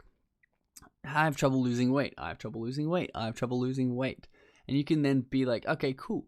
Well, here is some weight loss plan that you've partnered with a doctor for. And then you can sell them people who are saying they have trouble losing weight. You can sell your audience. Or you can create a protein bar or a protein shake or whatever you want to create. You can go and create these products now that you have that audience. The audience that people would pay you tens of thousands of dollars to get in front of if you're doing a brand deal, you can now actually get in front of them for free every single day because you put in the hard work and grown this audience for yourself. So I really, really, really strongly recommend that even though we're going through shout outs and even though we're going through affiliate marketing, things like that, it may be a great way to start monetizing your account, but you always want to private label or end up at your own store so you can make as much money as possible and offer people the best products as possible. So Marco, it's great to have you here. I was just wanting to talk to you for some of our students who are interested in running ads on Instagram. I think there's a huge block of people when it comes to running ads, because it's when people start having to like financially put themselves out there, and we kind of want to make sure that we optimize this process as much as possible in order to like guarantee some better results than usual. So that's why I was really excited to talk to you and happy to have you here. Thank you. Yeah, I'm happy to be here. And yeah, like you say, that's very important. It's a very great way to grow, using ads, but it's also, a lot of people can lose money if they don't do it correctly. So yeah. Yeah, of course. So I think a lot of questions we do get from our students in regards to ads would be like the best way to find the audience that you target with your ads. Because I guess if you don't get this right, the money's kind of just going down the drain, going to the wrong people. So what are tips and tricks and kind of things that you've done for successful ad campaigns? Yeah, so basically the first thing that I actually go and do is I use Facebook Audience Insights. I don't know if you guys have gone for that, but I go to Facebook Audience Insight and I just put like related terms, and maybe if I have a Facebook page, I actually just analyze those people, and then Facebook Insights actually gives me related content or related pages that people might like. So that's the first thing I do. I also do some Google search, related search. So for example, in my niche, which is entrepreneurship, when I want to target someone that's on my niche that, for example, likes Gary Vaynerchuk, because I'm an entrepreneur, then I go and just type Gary Vaynerchuk, and then on Google, it just gives me like a list of related, people like Gary Vaynerchuk, Yeah, like people also search for kind of thing. Yeah. So the related search on Google is also very, very useful. And, also it's very important to do competitor and influencer research on Instagram. So go for like the big guys on Instagram and try to see if you can find them inside your Facebook targeting as well. And yeah, I guess like mostly just be creative, Yeah. Yeah. Okay. That's a good start. And I think some of the worry is that people can actually pour a lot of money into ads for Instagram. Is there necessarily a correlation between the more money you spend on ads and better results? Or is there some kind of like sweet balancing spot that you recommend our students look into? Like, what are your thoughts on that? Yeah, I don't really think there's a correlation between these two. I actually like Facebook ads and Instagram ads in this case, just because you can really start testing with a really small budget, Mm-hmm. So I never really tell anyone to go full on and start with $100 a day, maybe I start with a test phase, which is like 24 to 48 hours, where I actually like to do different A/B testing. Maybe I will do like 2 to even 5 different ad variances, and then I'll just analyze them for 24 to 48 hours to see which ones are working, which ones are not. And then I just go and turn off the ones that are like not performing the best, and the best performing ads, I just leave them on. And then if I want to increase the budget, instead of going and increase it, because that's not good, don't increase just the budget. Like I actually go and duplicate it, If you want to increase it, you can increase it only 20%, but no more. Yeah, so then it's better to just duplicate and start again? Yeah. yeah, just with the winning ads. That's like what I do. Yeah, okay, cool. Yeah, I can see how that works. So you just get rid of the ones that aren't working? Like, so Yeah, you kind of do a test phase early on, and then you can exactly. work out what you want to do. Okay, well, that's cool. So once you've done your test phase and you look into the metrics and the analytics that come from the ads that you've been running, what is it you look for when you're looking at further optimizing your ads? Yeah, so for that one, it's actually pretty simple. I actually just look at the cost per result. So for example, in growth ads, when you're sending them to your page, I just want to see how many people are actually clicking my ad and Yeah. how much it's costing me each one of these people, right? And yeah, so I look at that and also at the frequency. So also you need to look at the frequency, because when you start running ads and a lot of people start seeing it more than 2 or 3 times in a row, people might just get tired of it. So always look at the frequency that doesn't go more than 3. Yeah, okay, that's a good hint. Because no, I think I've done it myself when I've been scrolling through Instagram and I see an ad over and over again. Instead of convincing me more, it just gets me a little more like frustrated with it. Yeah. So I don't want your shoes. If it's a retargeting app, it's gonna be obviously you're gonna have more frequency. But if it's just like one ad for growth, I think the frequency should be slower. Yeah. Yeah. Okay, that's good. So when it comes to different ads on the Instagram app, what we have covered is that there's different types. So you've got your in-story ads, you have your ads in the feed, and you also have boosted posts. So is there a spot for all three of them? Should you pick one if you're in a specific niche, or what's the best way to tackle all of these? And what's your professional opinion on which kind of ad works best on the Instagram platform? Yeah. So first, between boosted posts and ads, to be honest, I believe that boosted posts is a waste of money. Yeah, I found that. Yeah. Yeah. It's a waste of money. The targeting is not that great. I think it's just Facebook or Instagram is just kind of putting it there, for business owners that don't know much and just to get you started into this Facebook ads world. It doesn't really work as much. You're not gonna get that many great results. So what you really want to focus on is actual ads, and you can have feed and story ads. And typically, the story ads perform way better. They always outperform the feed ads. Yeah, because I guess they take up the full screen as well, and people are in the process of watching it and absorbing it. So do you think that has something to do with it? Yeah, exactly. I think that's one of the biggest things. Like, it takes the whole screen and it's super engaging. Like you have to actually scroll up. It's actually fun to do it. To like go. It's a little bit more interactive. Yeah, way more interactive. The only limitant there is like you only have 15 seconds, but you can use like a carousel ad. So you can have like different 15-second ads for story ads. Yeah, so swipe through it. Is there like when you're making story ads, is there a specific program that you use? Do you like to like use a video editor and make it really exciting, or sometimes you find just photos work fine? So what kind of content works better for that? Yeah. Videos actually work better, and all the campaigns that I run, videos always outperform images. And one of it's funny, but the ones that have worked the best for me and for the campaigns that I run is when me or my client is talking to the camera, either a selfie, either a selfie. Yeah. It's funny because I guess like people people see it as more, personal and not much of an ad. So, when you're just talking and like, hey, like for example, myself, like you want to learn about like Instagram marketing and this stuff, swipe up now, and all I put is just like, even the GIFs that Instagram does, those animated things to swipe up. Yeah. Because it sneaks in, I guess, if you do it that way, because when people are looking at stories of your friends, they're talking to the camera, and sometimes when ads come up, people kind of block that out. But if you try and sneak in with just like a casual using the GIFs that are provided, I guess that's where the success rate comes in. Yeah, exactly. Yeah, I mean, also video reels work really great, but this is like you say, it's like I guess like a hack, because people don't realize they're seeing an ad. It's too late. Yeah. You didn't see this coming. Yeah, cool.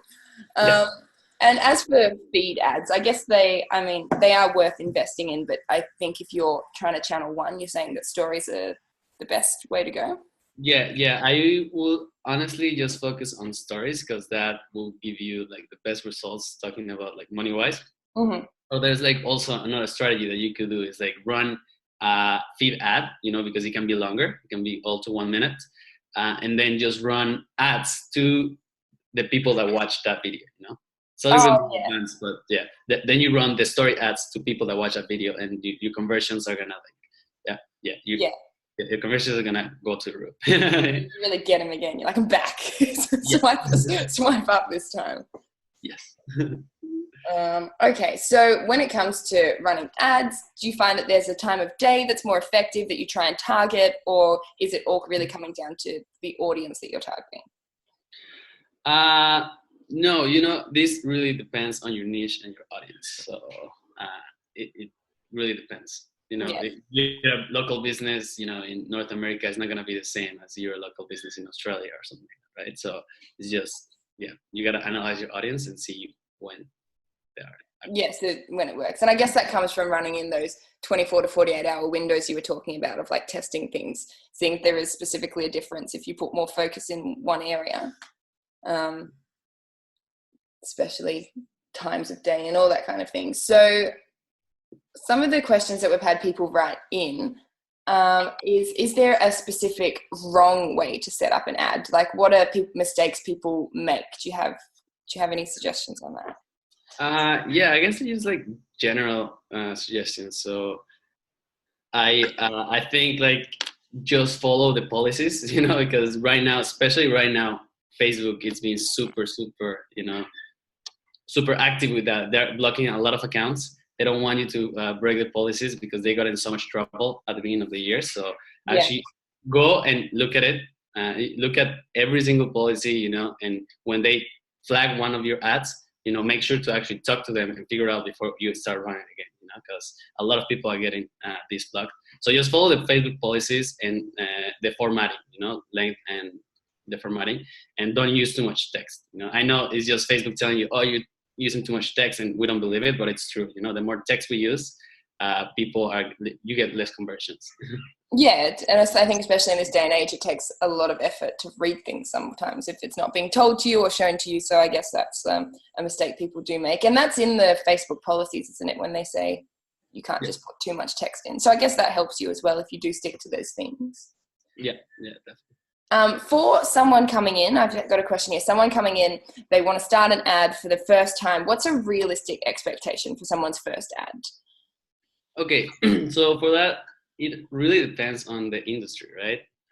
And your industry and your audience, because if you have a smaller audience, let's say you're a local business, your ads are going to be more expensive, because you just want to target people in your, locally. But the broader, if you have like a broad audience, it should be like less than, I've never had anything over 70 cents per result, per link click. Okay.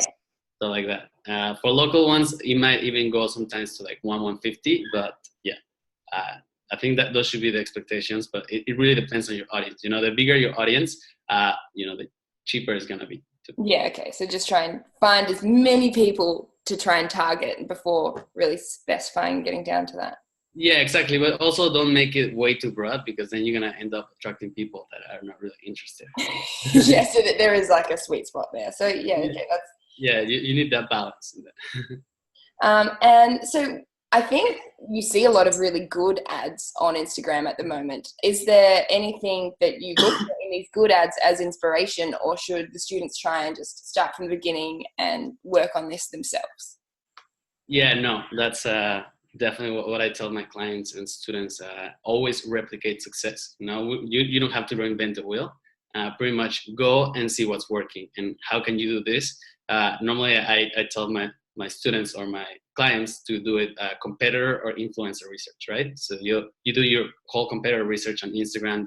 Who's your competitor, who you want to actually model and kind of like copy, ethical copy, and then you can go to their Facebook page, and now Facebook actually allows you to see the ads of the competition. I don't know if you knew that. So. No. That's cool. Yeah. So basically, let's say your competitor is Gary Vee, for example. My competitor is Gary Vee. So you go on Gary Vee Facebook page, and then you go on the tab on the left, and then you scroll down to info and ads, and you can see every single ad that Gary Vee is running. So that's what I've been doing. I actually go to my competitors. I look at what kind of ads they're running, and I get ideas, and I kind of try to replicate what they're doing. Yeah, and I think that is something we really try and teach in our course as well, is that sometimes these companies are like funneling millions of dollars into online Instagram advertising, and you can actually kind of jump onto the back of that and piggyback on all that success by just analyzing what they're doing. You don't have to spend all the millions of dollars. Yeah, definitely. It's like you're completely right, and not even like big companies that are spending millions of dollars. Even if you are a local business, I don't know, a hair salon, and you're seeing other hair salon that has a big Instagram page, and you're like, I don't know what they're doing. What are they doing so well? So you can just go and actually see what kind of ads they're running, and then you get an idea and kind of replicate that. So, Yeah. So they don't need to spend millions. It's just like someone that's finding success, just go and like copy it. Ethically, obviously. Yeah, ethically. We're not Modeling, completely plagiarized, but have a look at the strategies they're using and see what it is that's actually working. Yeah, exactly. If you just run someone's ads and it's got their street address on it still, like it's not gonna be too successful. Yeah, that's not gonna work. Not like Okay, so just finishing up the interview here, what is like the main takeaway that you would like our students to take when it comes to running ads? It is really daunting, but I think talking to you is a good way to kind of break it apart. But if there's like one bit of advice you want to leave here, what is it you'd suggest? I guess go for story ads at the moment. I really think that it's an underutilized tool. Not many people are using story ads specifically. They're focusing a lot on Facebook ads and doing feed ads because kind of like use the same one for feed ad and Facebook ad, and they're leaving alone. They're not really going into the story ads. So, and that's not gonna last too long. So that's why you should do it now, because jump on it now. Get in. Jump on it now. Yeah, start with the story ads. Yeah. All right, cool. Thank you so much for talking to us. So we'll have a downloadable PDF in this lecture. So you can just click on that and you can get all the information on Marco here and some links to some of the things we've spoken about. So thank you so much. It's really great to speak to you. I think you've been really helpful. Awesome. Thank you. Thank you very much for having me, Annalise.